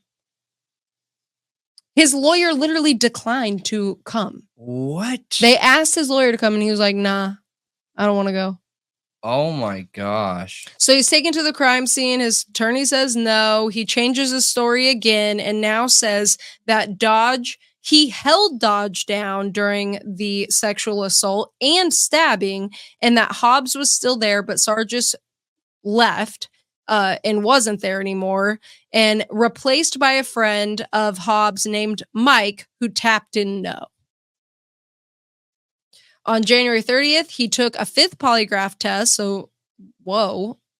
By then, he had taken 5. Whoa. During the questioning, police told him he could possibly get a lenient sentence if he had been in fear of his life witnessing the attack. So they're leading him into confessing these things. Yeah. Eventually, Tapp said he cut. Technique. And guys, this is coming right off the Innocence Project. Eventually he claims that he cut Dodge across the chest, joining the assault because Hobbs threatened to kill him. The police officer told him he passed the test, but would note on the report that Tapp was deceptive in his answer about participating in the crime. Well, duh. Because he didn't do it. Yeah, because he wasn't there. Right. Yeah. On February 3rd, Tapp was charged with first-degree murder and sexual assault and the use of a deadly weapon and commission of a felony, which was a sentencing enhancement. Hobbs, although convicted of the Nevada assault, was never charged. Sargis was initially charged an accessory, but then those charges were dismissed. Tapp's trial in district court for Idaho 7th Judicial District began May 12, 1998. His attorney tried to unsuccessfully suppress his confession. And he wouldn't. The judge wouldn't. It was Judge Ted V. Wood said the vast majority of Tapp's statements to the police could be used against him. His lawyer tried to argue they were coerced, that he was coerced and to suppress him. But the judge was like, no. He was coerced, obviously. Like, dude, if the judge watched any of those tapes, it would have been obvious. I guarantee you. Yeah. So apparently the confession tapes took up most of the trial because they didn't have any real evidence. It's so stupid. Basically, he was just scared, man. He was just scared. So they also tried to claim that he knew what Dodge was wearing before they showed him the crime scene photos. But when they went back to watch the videotapes that were literally shown in court, that he didn't know what she was wearing until after they told him during the polygraph test. Oh my gosh. They literally proved it with those tapes. So they also introduced a witness of a testimony of a young woman named Destiny Osborne. She said she was at a party a few days after Dodge was killed and she overheard Tapp and Hobbs talking about the crime. She said she was high on drugs at the party and heard Hobbs say that he did kill her. Tapp did not testify, but witnesses provided an alibi. So DNA didn't match, and he had an alibi that had a witness. Right? So they said that Tapp had spent... insane. I know. They said Tapp spent the night with a woman, and the date was clear because Tapp's girlfriend had caught them the next morning. So he was literally cheating on his girlfriend that night. Not assaulting this woman. Right. So, but prosecutors presented other witnesses in Tapp's circle of acquaintances, who said he had the dates wrong. How many people did they coerce to convict this one man? Right. Like, because you have that one random girl who's at a party with him on drugs, and then other people in his circle of friends. Like, it sounds like you fed them all stories. It feels like a lot of work to create a false narrative. Yeah. So the jury of 9 women and 3 men convicted him on all charges May 28th, 1998. He was sentenced later that year to life in prison with a minimum sentence of 30 years for the murder conviction and 10 years for the sexual assault conviction. Okay. So then there's a huge appeal process, obviously, and eventually he gets exonerated. How? Okay, what I'm not understanding is, look, through what we've been talking about tonight, I've seen a couple situations already where you have police officers offered up as experts when they shouldn't be. They are experts in policing. They didn't go to school for these other sciences. You know what I mean? I agree. So in this situation, like, I have such a hard time with our justice system. And this is why I say, and I've said before, salesmen run the world, because I'm telling you, the prosecutors and attorneys that win are the ones that can grandstand the best and build an emotional connection with people, which comes from words, not from objective evidence. And that's why our court system is subjective, not objective. But how on earth do they find jury members to convict in a case so weak? You got me, man. Something's up with that. That's nothing ever connected him to this crime scene. That's why I wanted to do the video so badly that we did last week on the differences between facts, truth, hypothesis, theories, laws, because I don't think people generally know the differences. You think that if you're wearing a badge that everything coming out of your mouth is not just fact, but actual truth. Not all facts are true, but all truths are facts. Remember, because facts are subjective to that person's point of view. That doesn't make them true. And the truth is objective. Yeah. Well, ultimate truths are always facts from everyone's perception. Right. But facts are only a fact to the person who is claiming them. Yeah. I mean, I don't insane. I don't understand how they can exclude him with DNA and have literally not a single thing connecting him to this crime scene.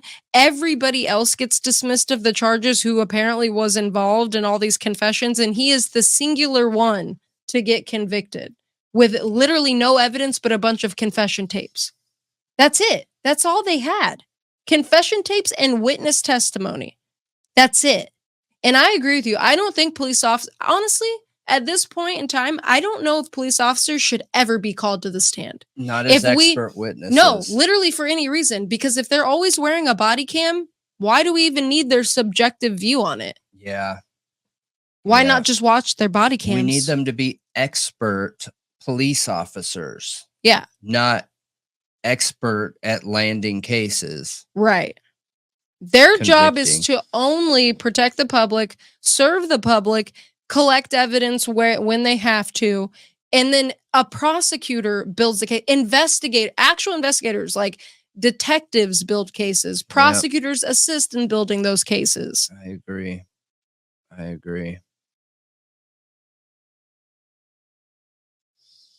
They have too much power in a lot of situations. Yeah. So anyway,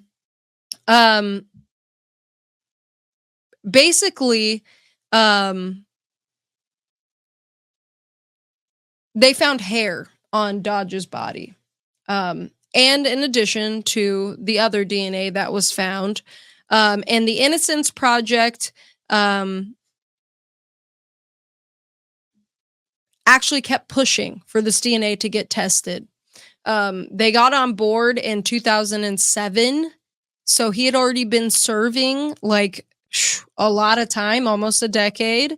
And they started pushing for this DNA to get tested. And eventually they got it. They went through IGG and found out who actually committed this crime. It got solved. Who was it? I'm trying to remember the name. It's not that important. Osborne? What's important is the case leading up to. It should be here somewhere. I can't remember.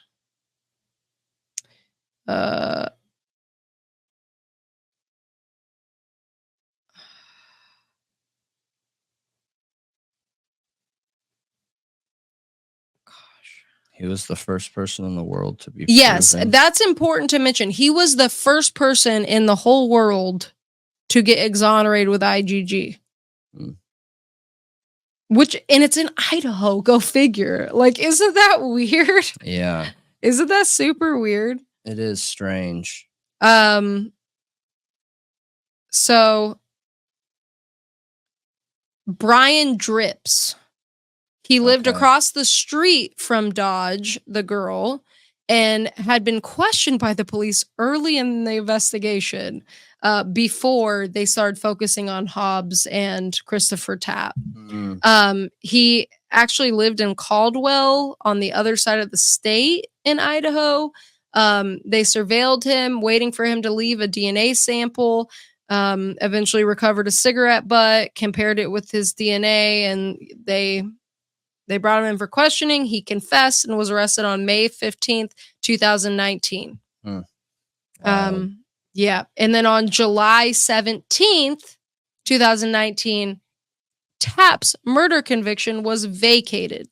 So he had been let out already, I think. I'm pretty sure. And then later on, it was fully vacated. But now to move on to his death. So the Innocence Project posted this on 11/8/23, November 8th, 2023.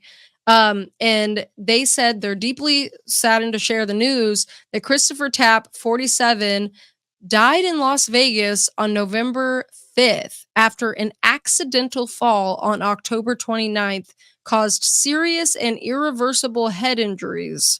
He was rushed to the hospital where, after a week of heroic efforts to save him, he died.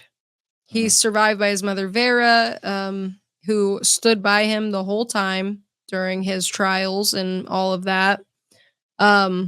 She literally took out a second mortgage to pay for his appeals and all of that. Worked second job, like literally carried him through all of that financially. Yeah. But he was officially exonerated in 2019. Yeah. That's why he was a poster boy. He was the first one exonerated by IGG. That's absolutely incredible. But then we have an article from East Idaho News, just published January 10th of this year, 2024, that his death is being investigated as a homicide. Really? Wow. By the Las Vegas Metropolitan Police Department. He served 20 years in prison, man. He lost out so much in life and then literally barely gets any time out. Like, you know, like exonerated and dies, is murdered possibly. And he ended up filing a lawsuit, of course, against Idaho Falls Police. I don't know. I think they probably settled. I don't remember how that ended. I didn't have an article here with that. But this talks about kind of the situation, though we don't know much yet. So medical personnel are called to a hotel on the 3,000 block. Is that how you say that? Yep. 300th? 3,000. Okay. Block of South Las Vegas Boulevard on October 29th, where he said he had suffered head injuries from an accident. Then a month later, on November 22nd, the Las Vegas Metro Homicide Section began investigating his suspicious death. What? Through the course of the suspicious death investigation, LVMPD homicide detectives have learned that Tapp was in an altercation inside a room at the resort before being located and transported to the hospital. Tapp's death has been ruled as a homicide because of the blunt force trauma to his head. Wild. What a hard life. Jeez. I actually watched a documentary where somebody went into the prison with him and showed his life there too. At no point in any of the footage I've seen of him, did he ever seem like a violent or aggressive man. He seems so demure, like just so calm. Just his whole vibe is calm. Yeah. At no point does he it makes me want to see all of his confession tapes because I wonder how he reacted in that situation. He's so laid back and so just non-aggressive that I feel like they just steamrolled the crap out of him and scared him to the point where he's like, I'll tell you whatever you want to hear. Yeah. Just please let me go home. The connection that I've been trying to make with what we see with an over-aggressive police force. Yes. They literally didn't have a single piece of evidence against him. I know. And it's scary. And we see this time and time again. It's insane. Oh, here. He was awarded $11.7 million in 2022 after suing the city of Idaho Falls for the wrongful conviction. And his mother, Vera Tapp, received an apology letter from Mayor Rebecca Casper and a promise that the city would do better moving forward. They ask anybody with information about Christopher Tapp's death, contact Las Vegas Metro Police at 702-828-3521 or by email homicide@lvmpd.com. You can remain anonymous by contacting Crime Stoppers, which is Crime Stoppers of NV, Nevada, NV.com, or 702-385-5555. I am really curious how this is going to turn out. The lawsuit settled. So what's the motive here? Did he get in some trouble in Las Vegas? What is it? I don't know. Is there some kind of retribution, vendetta? I'm really curious, but it's really super tragic. He didn't really get to live that much life as an adult outside of prison. It's very, very sad.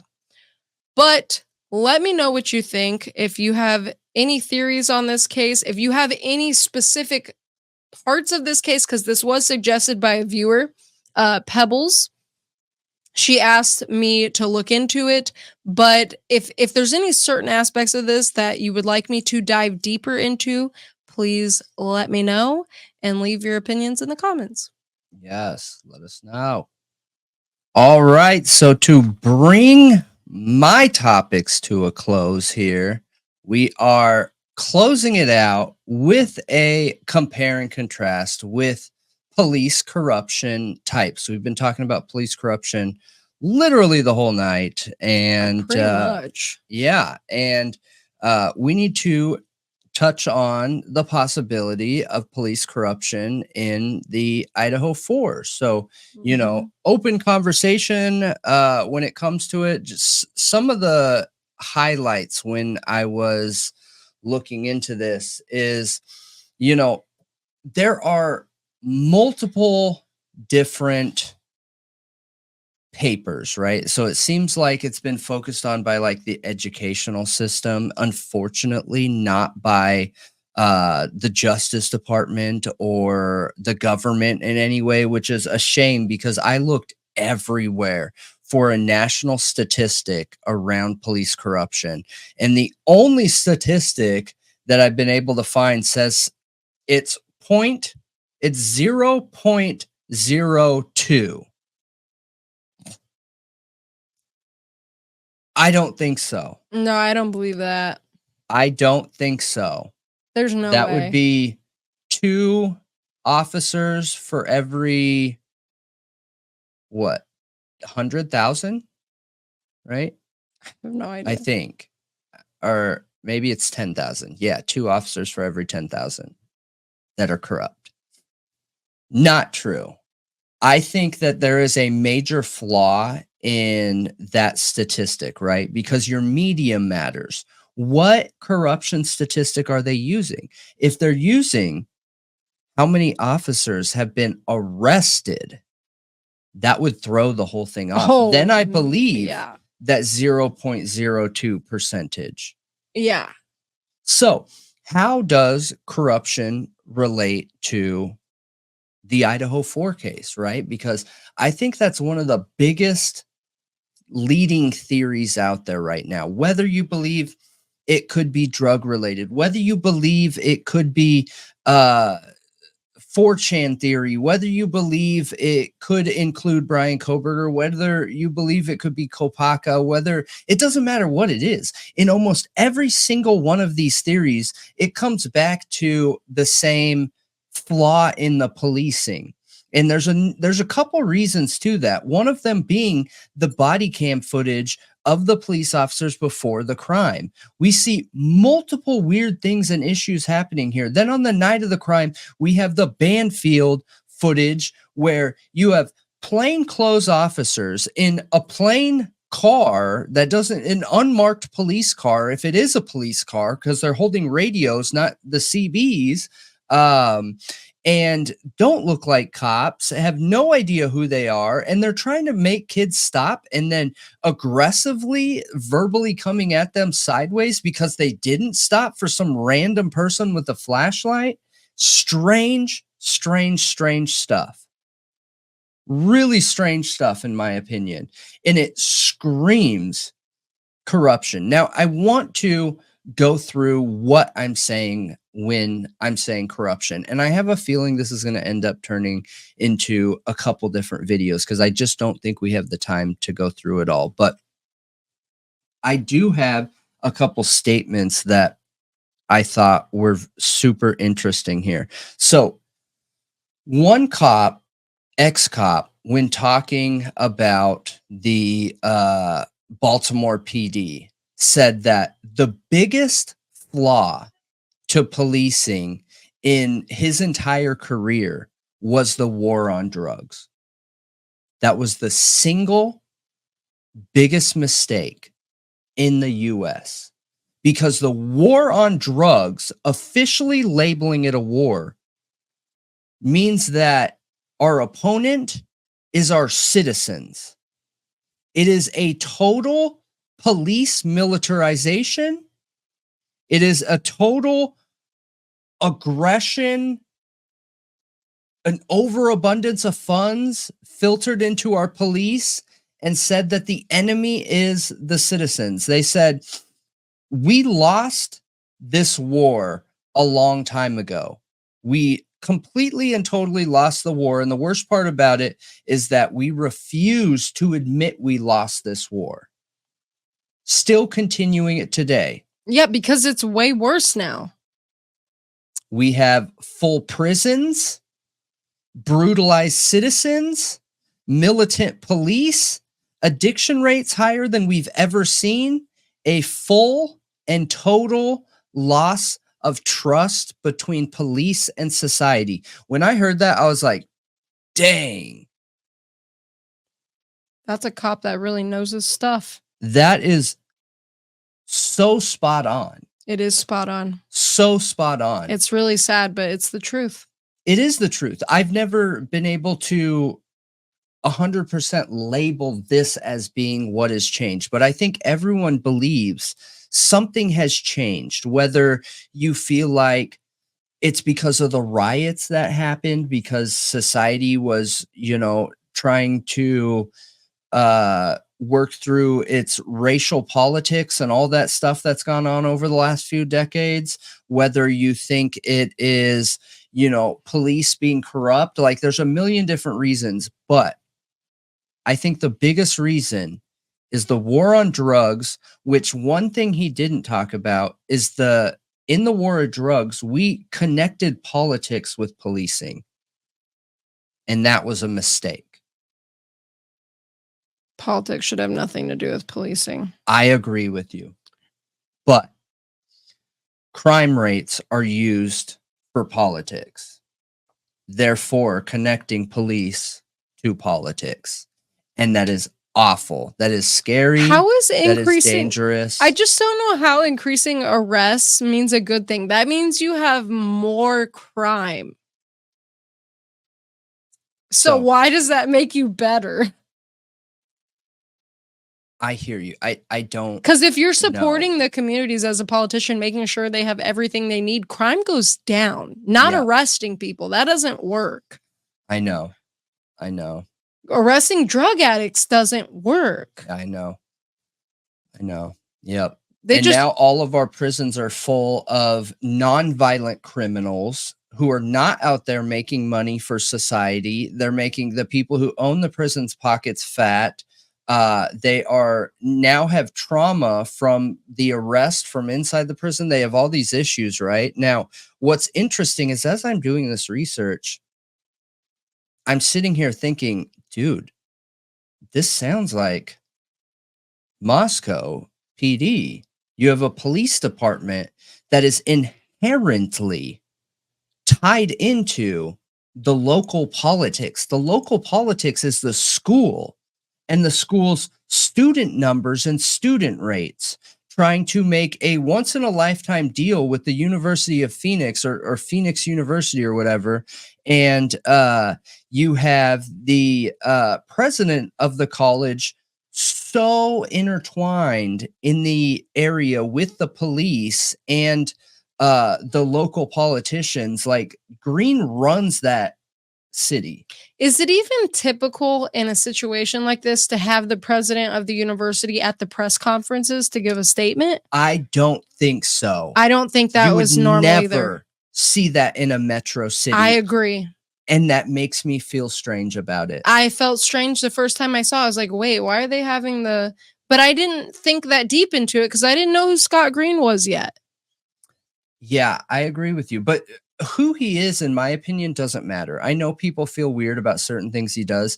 You could put any name and face on that position. The fact that the president of the school was at the press conference, and not just at the press conference, but a speaker, an active part of the press conference, in my opinion, is problematic. There's an issue there. That right there tells me that there's politics already involved in the policing. You have Steve Gonsalves coming out saying, hey, there's politics in this case.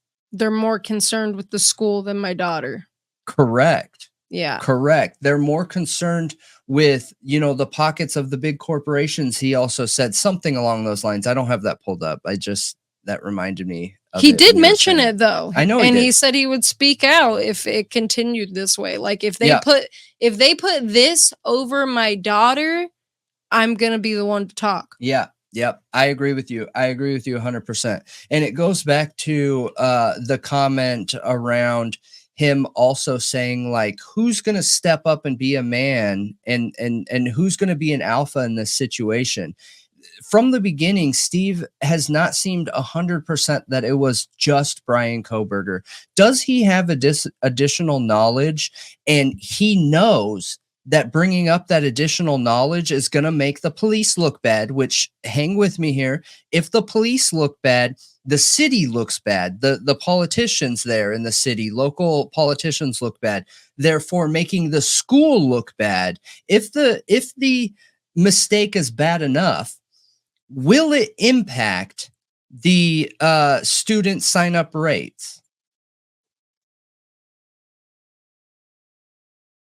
Yeah. Yeah. Absolutely. It could. It could. And here's another interesting thing. If the case isn't like all the way solved, technically. Another reason why Baltimore was so easily corrupt and they were able to stop anybody at any time. Well, I mean, the fact that they were corrupt cops is why. But one of the main tactics they used is the zero tolerance rules around dope.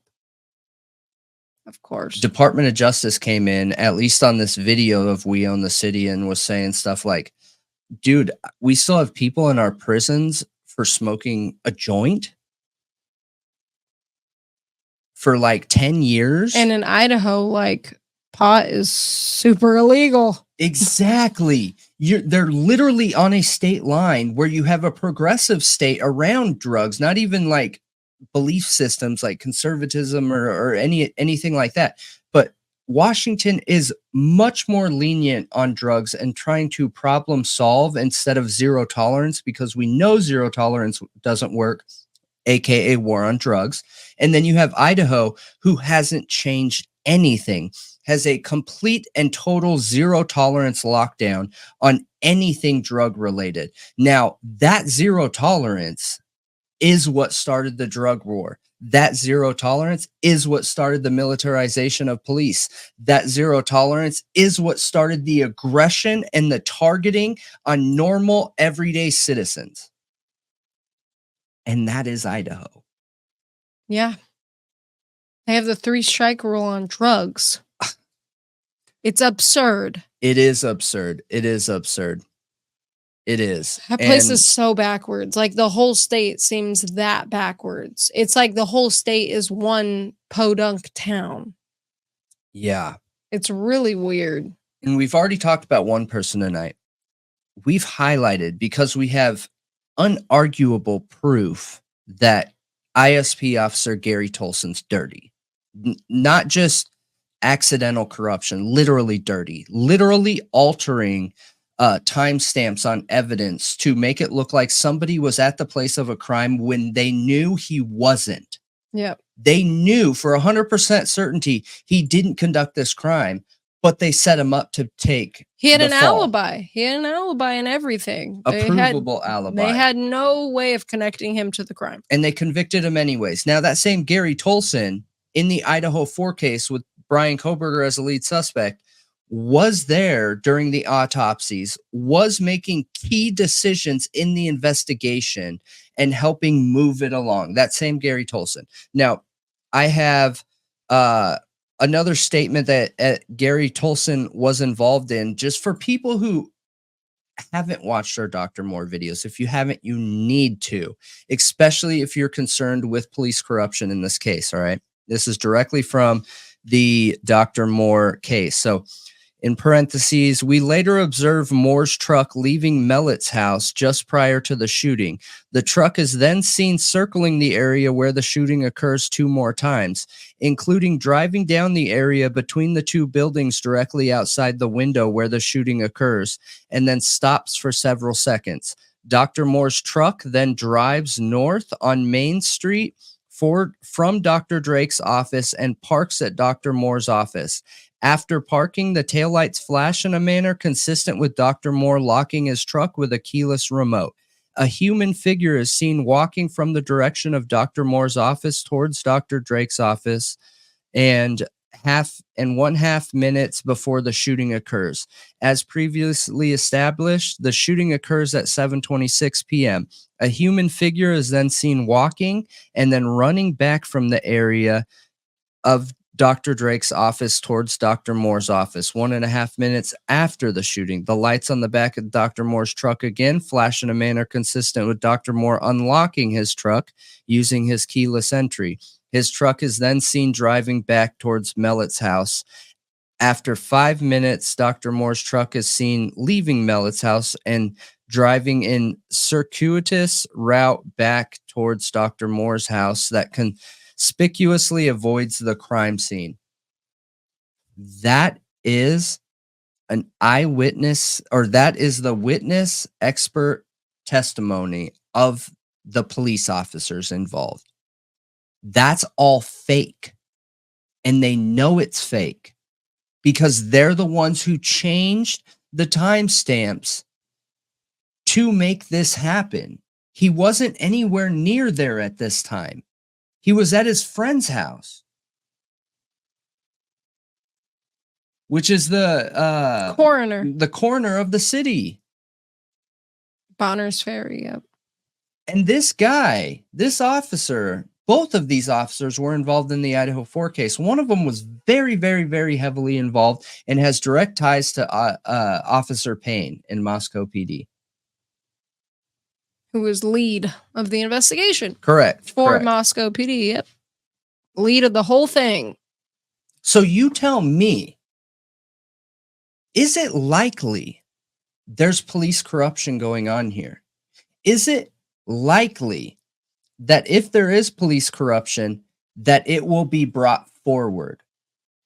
Well, after listening to what we listened to tonight, Jonathan Ellington case where Ann Taylor uncovered the police corruption. That, plus the Rambo case where the police made a mistake, and instead of owning up to a mistake in a very heated encounter where this kid is aimlessly walking with a gun in his hands, like, I think that could have been justified, but instead they lied. A revolver can't kick a casing out. There was no casing laying around the scene. That's not possible. That's a cover-up. And that same Officer Tolson is involved with the Dr. Moore case, who we saw involvement in that, trying to explain that this kid intentionally pulled the trigger at the police officer. And it's also interesting that you hear them say they later found a shell casing in the field. And we also hear that same language in the PCA for Bryan Kohberger. I later found a knife sheath after this crime scene had been walked through multiple times, and not a single person found this knife sheath until randomly Payne's there 4 or 5 hours later and later finds a knife sheath. Great call out. Great call out. So I want you guys to think of this as I'm talking through this, right? Because part of the reason that I think a lot of people have a hard time going to the possibility of police corruption is because we as a whole want to believe in our cops. We want to, right? Yeah. I think, and not everybody, but most of the general public, for active citizens in our population that are, doing the thing, job, work, kids, whatever, family, we want to believe in our police officers, right?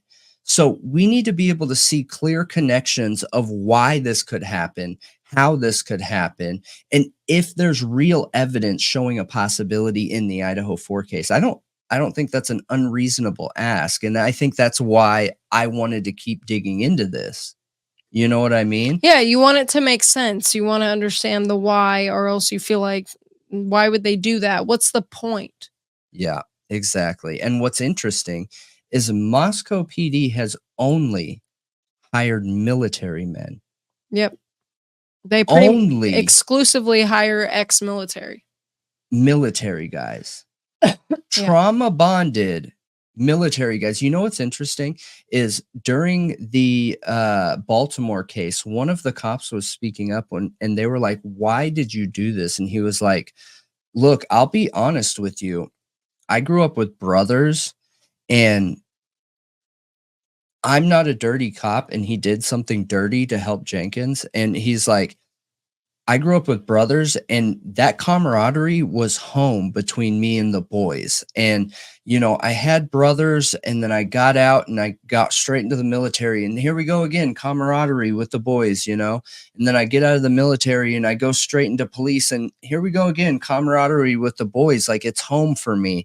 So when one of my boys calls me up and says, hey, I'm in trouble, I need help, my first thought, without even thinking if it's right, wrong, or indifferent, is to go help him. My first thought. And that was not a dirty cop. That makes a lot of sense, actually. Yeah. And that dirty cop, that clean cop did something dirty to cover up some other dirty cop's mistake because of the camaraderie and the blue blood. It's dangerous. It is. Without accountability and oversight. It is. So, Corruption types. Okay, this is directly from an education paper on police corruption. And this thing's great, man. We're probably going to talk about it again. We just don't have time to go through everything. So I wanted to highlight this specifically because I want a starting point. I want a jumping point where we're looking at the investigators in the Idaho 4 case. What corruption types do we think we're looking at here? Is it money focused? Are these guys pulling the Baltimore angle and it's all about the money, and they're stopping these college kids and, jacking them for their money and not charging them? Are that, you know what I mean? Like, there's a lot of different things that could be going on. Are they truly like criminals that have involvement in some kind of other criminal activity, bringing stuff over from Washington? Are they, do they believe they're doing something right? I don't know, but this is interesting. Police officers have a considerable amount of power and discretion.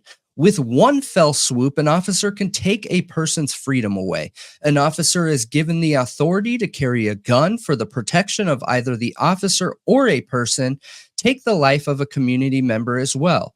These decisions are dangerous, and unfortunately, at times there are officers who not only overstep their boundaries, but jump directly into the pit of corruption.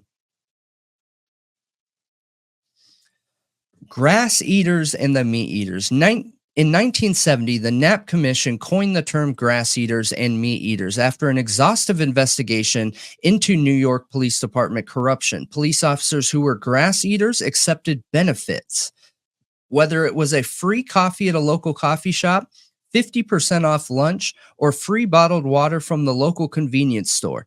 These cops would take the freebie and not attempt to do the right thing by explaining why they cannot accept the benefit and then pay for the benefit. Cops aren't allowed to take benefits. Small town. Yeah. Hello? Do you think it fits? By accepting benefits, the officer was in turn agreeing that whoever gave the benefit, i.e. coffee, lunch, etc., was to receive something in return. What if the coffee shop wanted the officer to patrol their shop every morning between the busy hours of 6 and 7 a.m.? Would that be fair to offer coffee shop owners who did not give free coffee to the officer? The meat eaters were officers who expected some tangible item personally from those served in order to do their job, whether it was a money shakedown to ensure a convenience store was not robbed, or the officer felt there was nothing wrong with stealing from a drug dealer during a drug raid. No one would notice a pound of cocaine missing, right? These officers felt entitled and were aggressive in making sure they got what was theirs.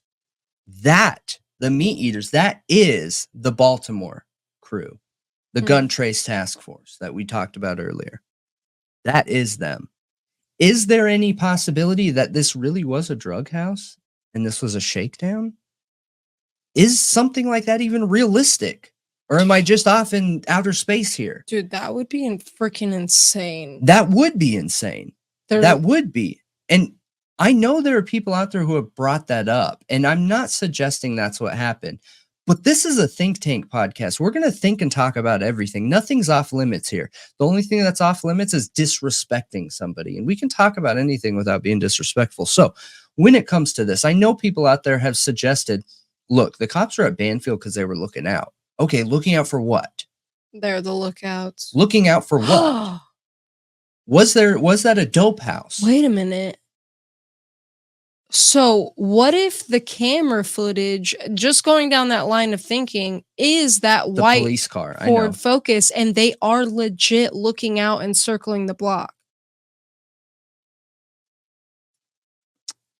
I mean, they're going to have an expert. I think that's plausible. Just as plausible as anything else out there. I think they're going to have an expert verify those timestamps. If I was Ann Taylor, I would get a digital expert, a trusted digital expert, somebody that has zero connection to police whatsoever. In fact, go with the tech industry, because a lot of the tech industry hates what has gone on with police officers, but have them check it out. That's what I would do. I'd verify everything. I'd do that in any case, but that's just because it's me. And, I'll trust but verify everything. Yeah. Nothing's off limits. Yeah. So that's interesting. So that is grass eaters and meat eaters. So essentially grass eaters accept local bribes, coffees. They aren't seen as freebies. But then that coffee shop owner asks later, hey, you stop by here all the time and I'm having problems with these guys hanging out around my coffee shop. Do you mind just making us your first stop on your shift? It provides an incentive. Yeah. It does. And it's unacceptable. It seems small, but you guys need to understand that's step one. You don't want to be on any steps when it comes to corruption. Your boss is the law and the people you're serving, right? The meat eaters are just straight out dirty. That's who we saw at, in the Baltimore case. Now, this is what I talk about all the time. I truly think this is how a lot of people work through life, myself included. I'm guilty of it too. Noble cause corruption. This is the most likely corruption, and this is the corruption that I don't think we see on the 0.02%. In the Baltimore videos, okay, there was a spot where Wayne Jenkins did something wrong. He beat up somebody because the guy was mouthing off, all right? Then he submits a report. Then he gets called in by his bosses, and this truly happened too. And the bosses were like, you got a problem. There's an issue here. This guy is saying that you took money and beat him up, whatever, all this stuff. And he's like, I didn't feel like I had any choice, this, that, and the other, whatever. And then the two bosses that are 2 levels above him burst out in laughter, and they're like, dude, we're just messing with you. But we need to show you, we know that you were policing and doing the right thing. We know you had good intentions. You need to make sure your report is written in this way, because in here, it doesn't show that you felt like your life was threatened to approve excessive force being used. Rewrite your report. Make sure we know that your life felt threatened, and that's why you had to hit him over the head with that bat, Yeah. That is corruption. Yeah. That is. All 3 of those people that were involved in that case were part of corruption right there, because he should have been held accountable right there. Excessive force, he wrote the truth, and that wasn't justified. Noble cause corruption, right? That's what that would be. They think they're doing the right thing. Yeah. Noble cause corruption is a lot more commonplace than many think. Many officers work 25 years and may never see another cop steal something, like, what's his face? From New York. He was our Thought Riot spotlight. The cop. Oh, Duty Ron. Duty Ron had a long police career and never saw corruption. That could also be because he wasn't corrupt. Yeah. Criminals know, like, we know, like that Duty Ron, but like, he's a straight shooter. We cannot let him see anything. Exactly. Because he will tell on us. And it doesn't even have to be out in the open like that. I think people pick up on that stuff automatically. When I was, a troublemaker, I picked up on that stuff with people. And most of the time it's because the people that were living dangerous and risky are the ones that are like, bro, take this 10 G's. Come on. Like, we only need to report, $5,000. You take this 10, I'll take this 10. Let's get out of here. And then that's it. You're bonded. That's it. No rules. You know what I mean? You can do it openly with that person. Yeah. So,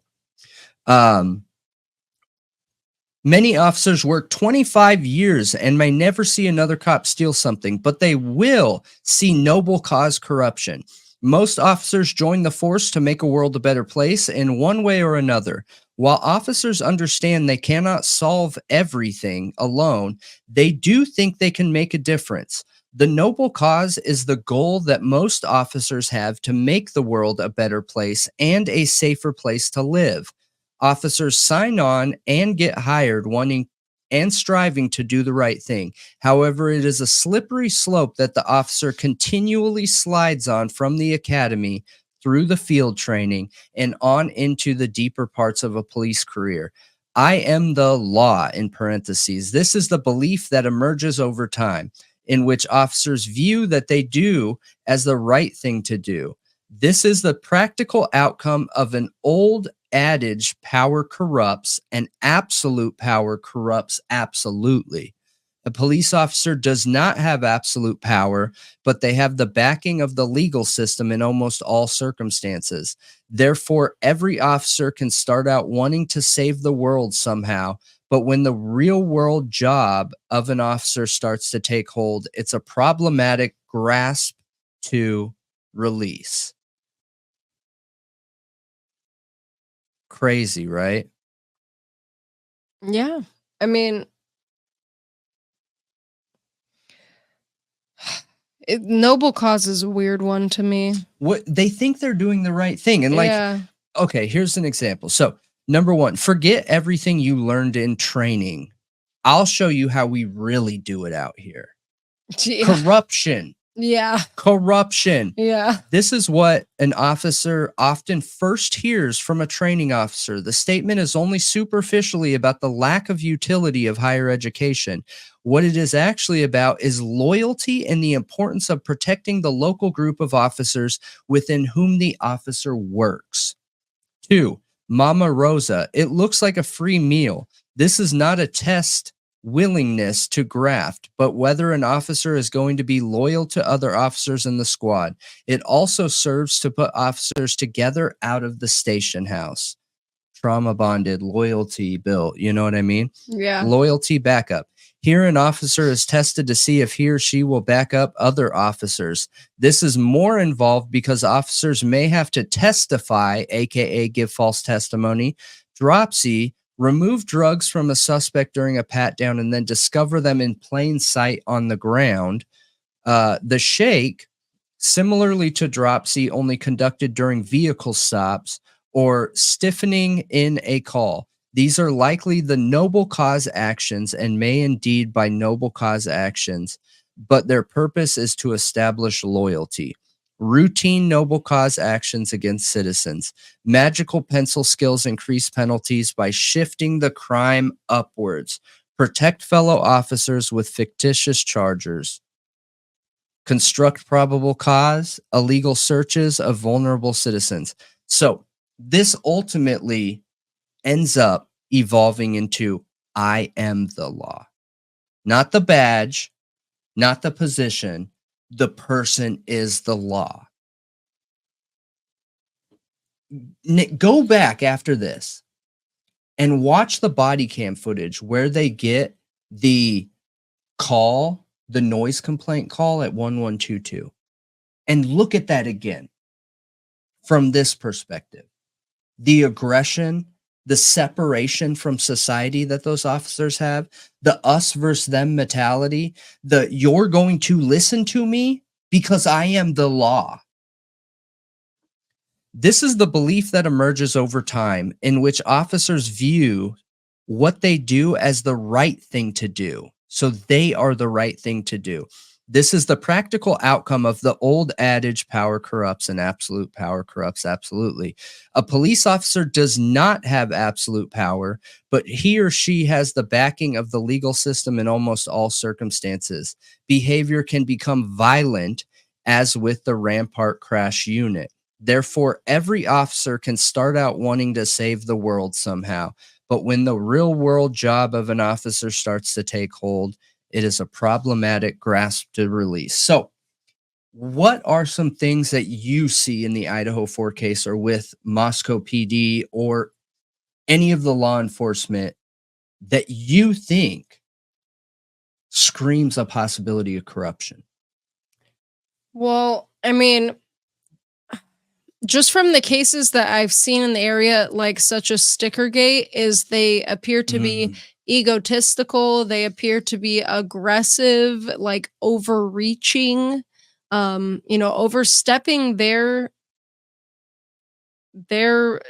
ability, like their given right as a police officer. Like they're overstepping into, I felt like in Stickergate, those people's rights. Like, I feel like their rights were violated. You should be able to put up stickers calling into question any public official, in my opinion. I don't think there it's should. also how they managed them. And the way they With managed the arrest, them. putting them on the sidewalk, they were underage. One of them, like, it was insane. The fact that they aren't dropping it, the fact that they aren't saying, look, We made a church, mistake.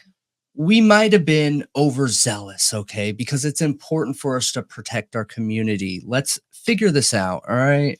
Yeah. And Dude. yeah. You know what I mean? And the secrecy. There's a lot of secrecy. And I'm glad you said that. I was going to highlight that too. And the later in the PCA, I feel like a lot of that PCA is said so generally so that they can change things if they need to. Oh, yes. And I wanted, yes, exactly. The PCA writing, I think, is one of the biggest things that stands out to me because, you guys, when you look at other PCAs, they are so objective.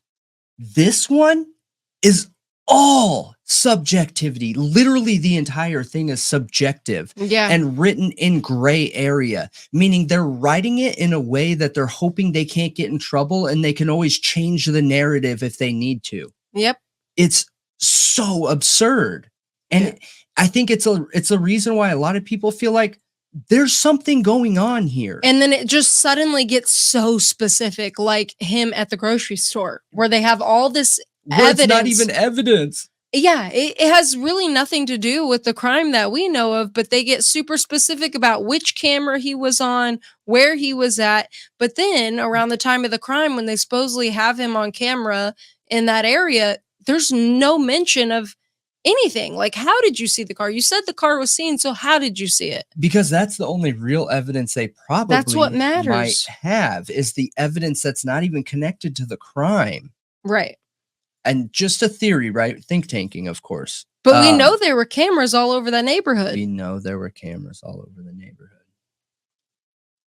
Yep. We also know that Chief Fry said occupants in the vehicle. Now, I understand people say, well, he was saying occupants just in case there was more than one or there was, but the thing is, he said occupants, okay? So yes, I understand that I'm pointing out wordplay, whatever. However, I think that when you're police and in his position, which is more political, how you say things is very important. So it does make me question. I'm not betting my whole hand on it, but it makes me question. He said occupants, which makes me feel like there was some kind of footage out there that showed more than one person in a car. You know what I mean? Maybe. And the fact that how they treated Kaylee. Yeah. The way that Kaylee was treated. All of them. All of them. Was it it was who came to the door? Xana did come to the door at one time. Xana came to the door. Bethany also came to the door once, and every time they encountered a woman, it is so aggressive, dude. So aggressive, and the opposite of how we see them working with the men in that area, walking up to the fraternity, not asking for a single ID. As the police are walking up, they literally say out loud, anyone who's under 21, get inside. And they don't ask for any IDs. They don't say, hey, who's all the under 21-year-olds? Are you just drinking? Told to go inside. Are you drinking? Like we're going to be stopping these guys in Banfield, acting like we care about it, but not here, not at this house. Don't worry about it. But let me walk up to 1122 where we're going to take pictures of women's IDs, only women's IDs with our phone. Yeah. You know what's interesting? You know, with Baltimore, in the decree, because the Department of Justice came in after the Freddie Gray stuff and all this stuff happened, the Department of Justice came in, wrote a legal decree that they had to follow to turn their police department around. They have a specific part in there talking about the fair treatment of men versus women and the further explanation of what is acceptable and what's considered sexual harassment, which makes me think there's more problems there, because when you are the law, you can't do anything wrong. You are the law. All those Right. dirty cops thought they were good cops. That's ridiculous. Because they're just taking drug money. Like, Yeah. who's going to miss it? It's going to go get burned in the evidence. Right. And it just, so I work hard. It seems like the men in Moscow are respected a lot more than the women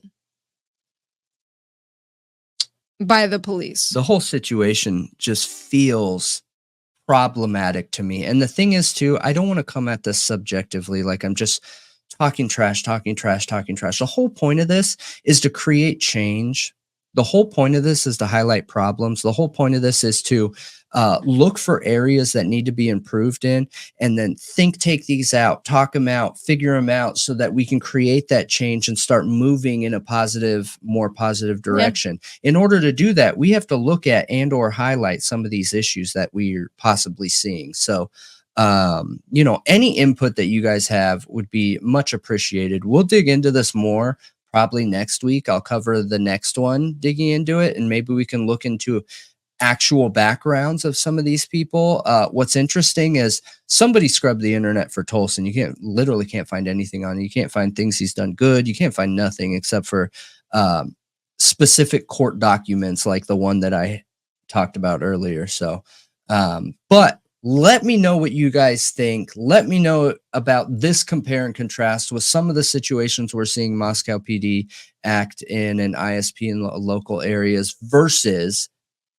proven statistics around police corruption. One thing I forgot to add too, is there was one study that I found, only one, because you can't find statistics on police corruption. And they compared metro police departments in 7 major cities. So they had a good pool, and they came up with 7 to 10% corruption rates. 7 to 10% of police officers in those metro cities are corrupt. Interesting. And remember, corruption isn't criminal. It's not what you think every time. Noble cause corruption. These guys think they're doing the right thing and helping society. But just a little gray area. Right. Leave a little gray area in those comments. Let us know. Okay, so we have some updates in the Delphi case.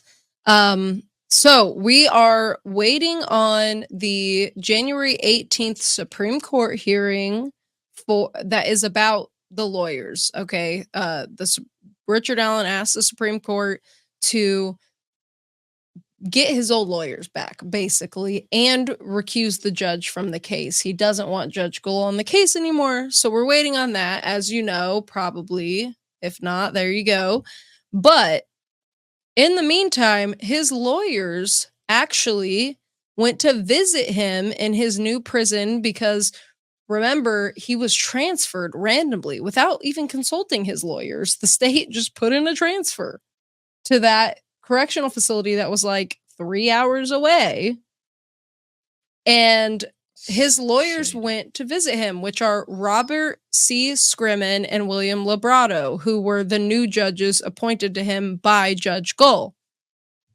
Well, they put in a motion to transfer because they don't feel like he's being treated very well. No way. Yeah. So, I have the motion to transfer here and the attached affidavit. Shout out to Sleuthy and Defense Diaries on the Delphi case. As always, they always get the new docs super, super fast. So they're a great source for that. But I'm not going to read through the whole thing. I know that Sleuthy's read through it, Defense Diaries read through it, Grizzly True Crimes read through it, and they're all incredible. But I want to just talk about it. Like, I want to go through some of the points and talk about it. So it talks about November 3rd, them filing the motion to transfer him, the state of Indiana filed a motion on the behalf of the sheriff of Carroll County to transfer him to the departments of corrections, saying it was a high profile case. The Carroll County Jail couldn't really be sufficient in holding him. Like, they would have a hard time with it because of it being a high profile case. They talk about the judge recusing himself, which we knew about.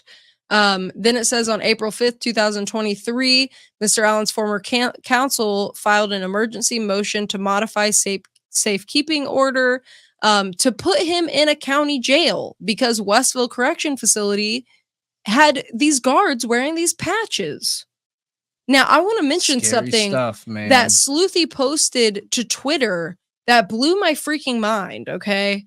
So she has a tweet here, and I'll try to post that on the screen. But it says September 22nd, 2023, Randy Jones is told by the warden he can no longer wear the Odin patch. October 4th, 2023, there's a leak of crime scene photos. October 12th, 2023, Judge Gold tells the defense to stop working on Richard Allen's case. October 19th, 2023, Judge Gold blindsides the defense by calling them negligent, removes them from the case. October 24th, 2023, Randy Jones, that same guard that was wearing the patches and was told to stop, gets a tattoo of Odin's spear on his face. And there's a freaking video of him getting it on social media. What? Yeah. So he's like, oh, you won't let me wear patches? I'm going to get an Odin spear tattooed on my face. Should that be allowed? You realize that Odinist is being connected with racist because of the prison politics and the way this Odinist religion has been hijacked and abused and perverted by racists, skinheads, aka Vinlanders and others in the United States specifically. Because Odinist in nature, like just naturally, like that religion, the old Nordic pagan religion is not racist. If anything, they were some of the most open people ever. Yeah. They were very open. I want to see what the DOC regulations are, because I'll tell you, you guys, while I have some visible tattoos that I'm working to get removed just for certain reasons, not anything bad or anything like that. So I don't think that it's just for visibility purposes with jobs and things. It's just not super appropriate in business tattoos. Not that it's not appropriate. All my tattoos are appropriate. I just don't want them visible. I want to be able to cover up when I want to cover up and show them when I want to show them. Right.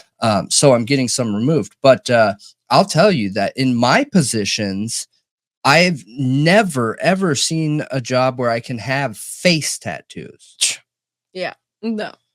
So I want to see what the DOC rules are, because if he's still employed and they aren't allowed to have face tattoos, then what's going on here? Favoritism? Yeah. Is it are they allowed to have one-off situation? Like what's going on here? Or something's wrong.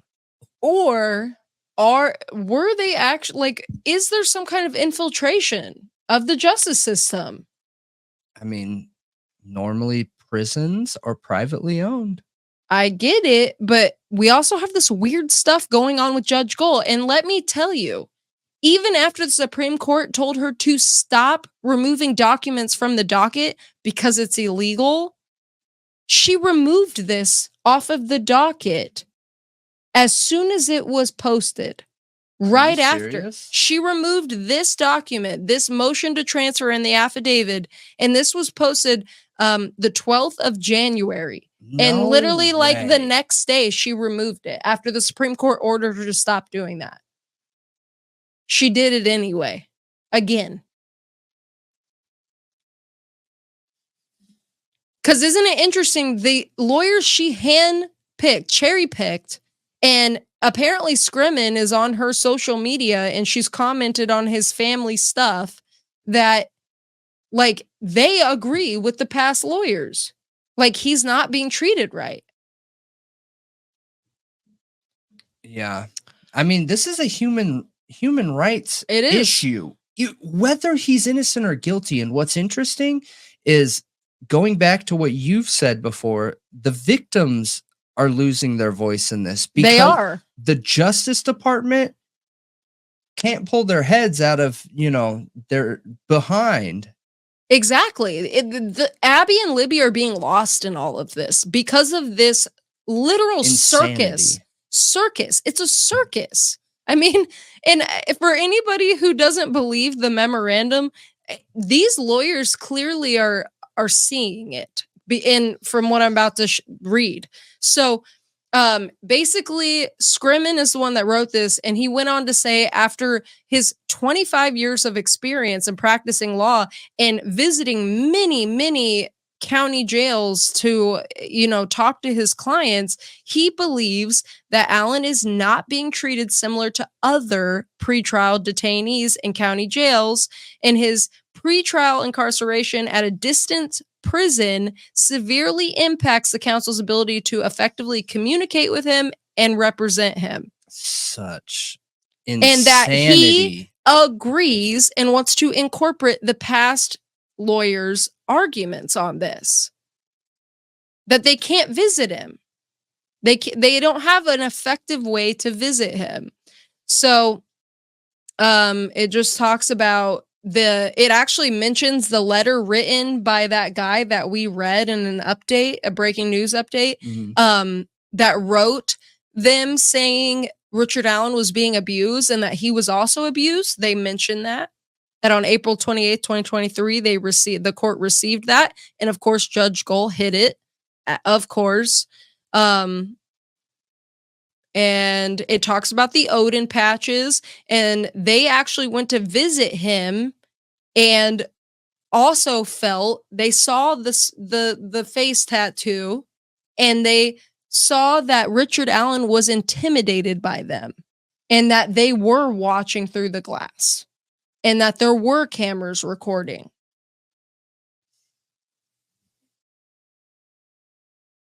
Crazy, right?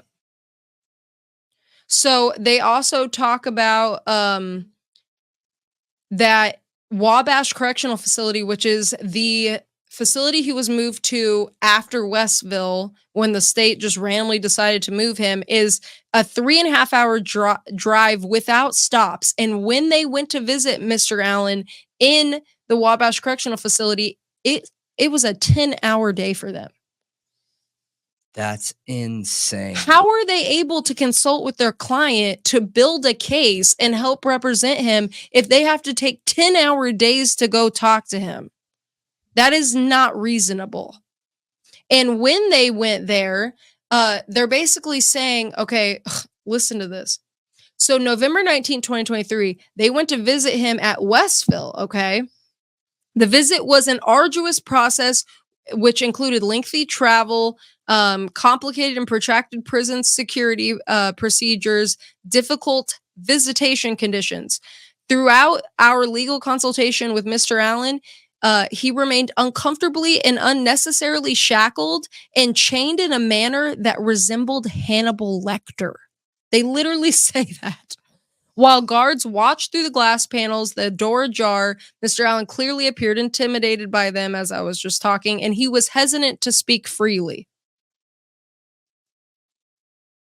And then they talk about the face tattoos, and it was the same. It says that none of the guards were wearing the patches, but there was a guard with a face tattoo of Odin's spear. At the new place? No, this is at the old place still. Okay. And they talk about a necklace he was wearing that was Thor's hammer with the inscribed letters BRSRCR,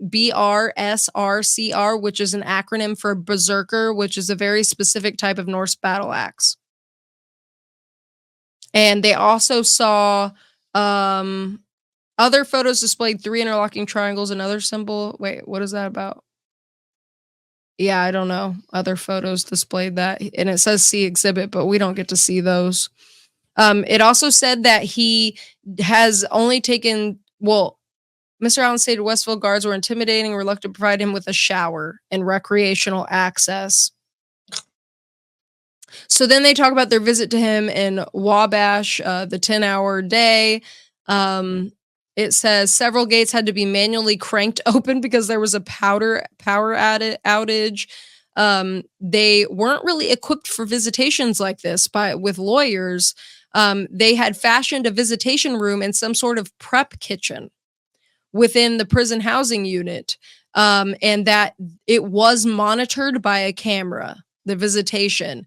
They had him locked in a prison cell located within the kitchen. The cell appeared to be designed as a place to feed a prisoner. The cell had a solid iron door with a small hinged iron flap, approximately 8 inches high, that opened just far enough to slide a food tray through it. They left it open, and it was through that small opening that they were allowed to talk to him. A folding table was set up 6 feet from the cell door with 3 chairs on the far side of the table. We were instructed to sit in the chairs and not to approach him or come within 6 feet of the cell door. What? They couldn't come within 6 feet, meaning they had to sit there and yell. And they couldn't show him videos or documents or really discuss the case with him at all. That's so messed up. Dude. It's super messed up. And they're saying it just makes it super hard to represent him. They literally can't. And they said know, when you go and see a normal attorney, a lot of times they will unshackle them even and let them sit openly, and there are no cameras. Right. They are not allowed to. That's illegal. So this also says that he'd only been given 2 showers, and that he wasn't allowed outside at all. And they said it was because of him being on like self-harm watch. So, and he talks about, so there's a conclusion, but he says in all of his years doing this and visiting different jails, county jails, there's never a guard present during the consultation, never audio or video equipment recording the visit, and his clients are never shackled, handcuffed, or chained during the visits. He's allowed to sit at the table with his client, watch videos, they even provide a computer, and they talk. Maybe even sometimes they have to do it through glass, but that's the worst, normally. This is insane. So the affidavit goes deeper into it, but I'm curious why we haven't seen human rights advocates come forward for this. I don't really know. But it basically says a lot of the same things, but there's some extra details about the chains, that the guards were like, they stayed outside the door. It's just extra details. But there are some extra details in here that are concerning, like very concerning. So they say that Mr. Allen was visibly uncomfortable with his arms twisted at the elbow, such as at the back of his hands could be secured facing each other in the cuffs. He stayed shackled the whole visit. There it talks about the spear on his tattoo again and all of that stuff. It talks about Odinism being linked to white supremacy and the prison system. Symbols and rituals associated with Odinism also appear present in the crime scene photos. So they agree with the memorandum that it does appear there are these symbols at the crime scene. Mr. Allen stated he was once shot with a taser through a closed and locked prison cell door. Oh my gosh. He stated when it was time for him to take a shower or have rec time, the guards would ask him if he wanted to shower or rec, but then they would slowly shake their heads from side to side, indicating that his response should be no, because it was an inconvenience for them, for the guards. It also, it took an hour to get to Mr. Allen once they were in the facility. There's no visitation rooms. Yep. So, they talk about the conditions again. It says that he confirmed he had recently spoken with Karen Weinecke, which I believe she's the one that helped draft the appeals to the Supreme Court. And that he talked with her about the upcoming hearing. He was really confused and hesitant because he he doesn't understand what's going on with his legal representation, and he didn't really want to share information with his new lawyers because he wants his old ones back. You know, he wanted them. And also the wife was the same way when they spoke with his wife. She didn't really want to share that much. So it says that since arriving at Wabash Correctional Facility, he's been kept in solitary confinement, not had any recreational time, not been allowed outside. He has no window. He's been there nearly 2 weeks. He's only taken 1, maybe 2 showers. He appears disoriented to date and time. Prison officials confirmed that Mr. Allen had not been taken outside for recreational time for the self-harm watch. He expressed concern. He was receiving medication and he was unsure what he was being given or why, as he had not seen a physician recently. He also stated that whatever medication he receives, he does not always get the same type or number or size or color of pills.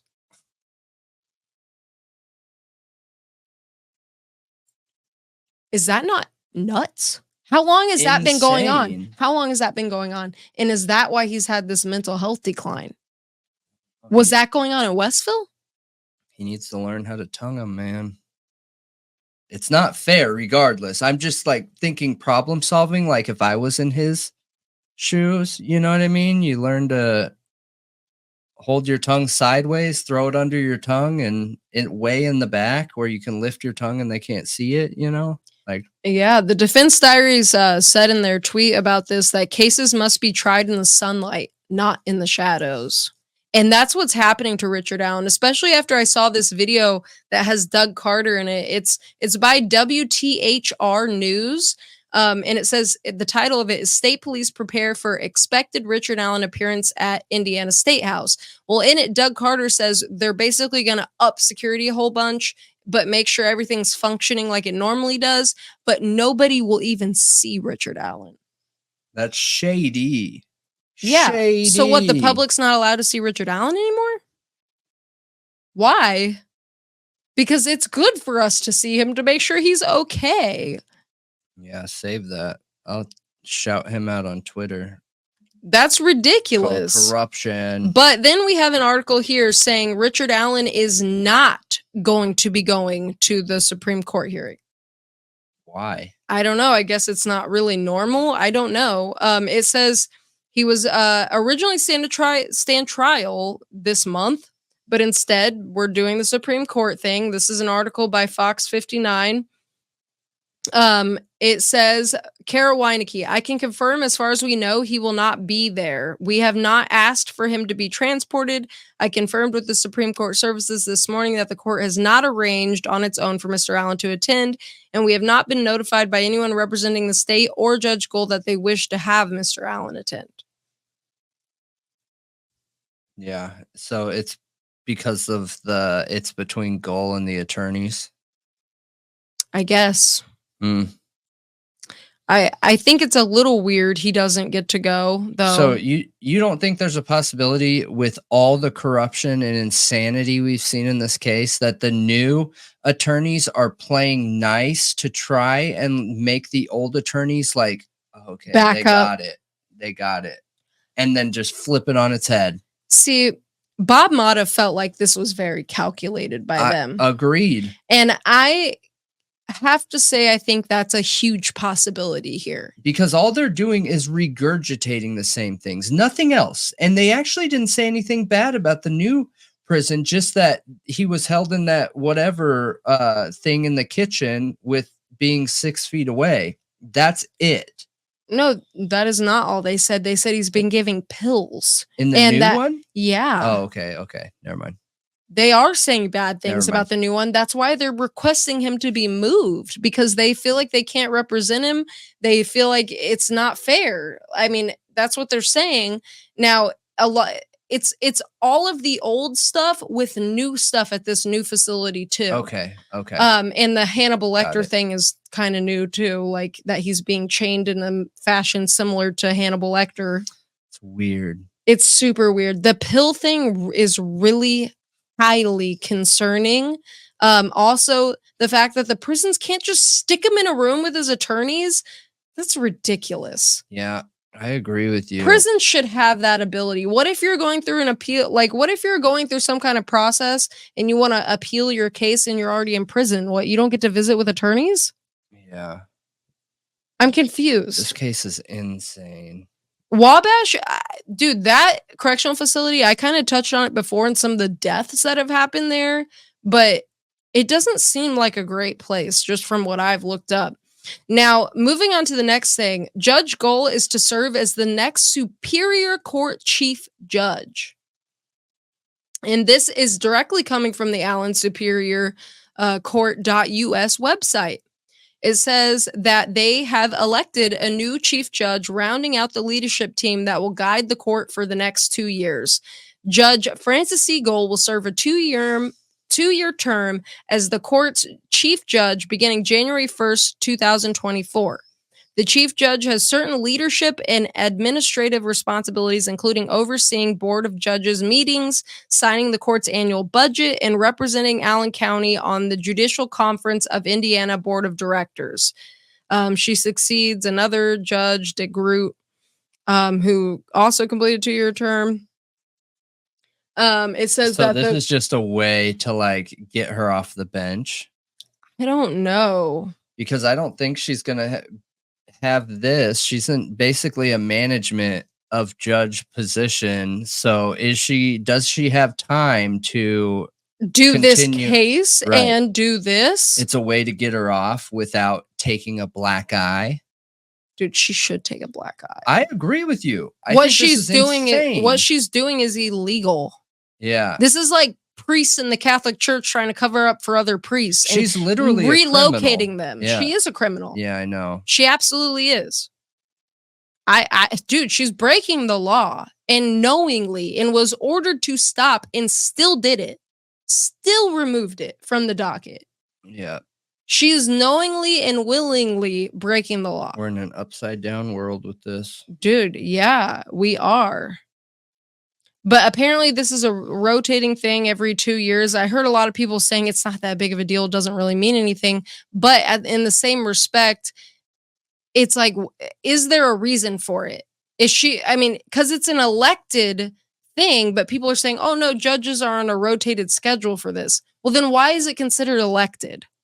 Then it wouldn't be an actually elected position. Yeah. So I think actually your idea kind of makes sense. It is a way to make her too busy to continue with this case and get her off of there so that, and then she doesn't have to deal with all this. But the Supreme Court hearing is coming regardless. Now, my question is, if she were to recuse herself from the case, does the Supreme Court hearing still happen? I don't know. Not sure. Or do they just talk about the attorneys and leave Judge Cole out of it? I'm not sure. Don't know. And assign a new judge, and that's it. I don't know. Maybe I could do some research, try and figure it out, but I don't know. Or you guys leave some comments and let us know what you think. If you have any idea. This is all really insane. I wasn't really expecting it. I did not expect the attorneys to step up to the plate, but I do question their integrity. They're connected to Judge Goal, handpicked by her. I question it. I question the motive behind it. I really hope it's with the best intentions and they actually care and are seeing the human rights issue here. But I don't know, man. This case is so flipped upside down. It is a disgrace, honestly, to the Indiana justice system. It is. Like, I hope the Supreme Court, good lawyer, every good judge, every good police officer, like, if the Supreme Court doesn't rule against this, dude, I hope they take it to the feds. Yeah. They better keep climbing up the ladder because this is wrong.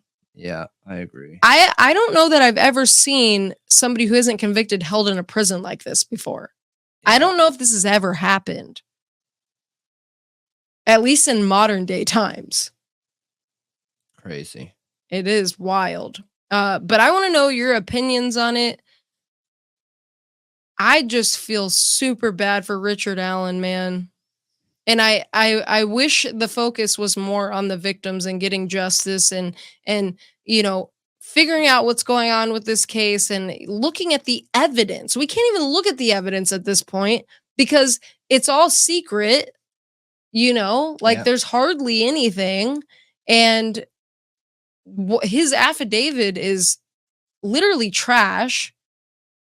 It's trash, straight up. Yeah. And we have to focus on the human rights issue, because they can't get their stuff together.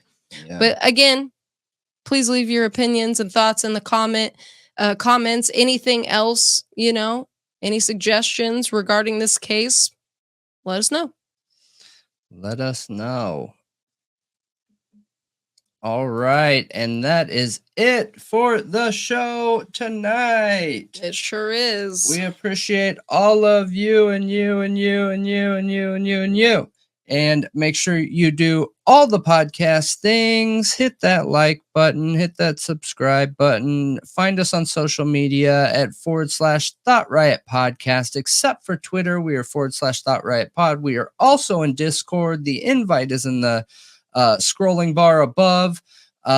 We are on Patreon. There is a free tier. There is paid tiers. You get different things for different tiers. So check them out. And if you're on a podcast provider, please leave a review. We would appreciate it so much. It helps podcasts get out to more people. Only if you're going to leave a good review, though. No, I'm just kidding. Just leave us your thoughts. Also, we go live on YouTube and Twitch. YouTube's kind of the better place. Every Sunday, Monday, Wednesday, and Thursday, 9 p.m. to 11 p.m. Central Time in the U.S. And that is called the True Crime Talk Show, which is also uploaded to all those podcast platforms too after the fact. Yes. So feel free to join us. It's a good time. We dig deeper into these topics.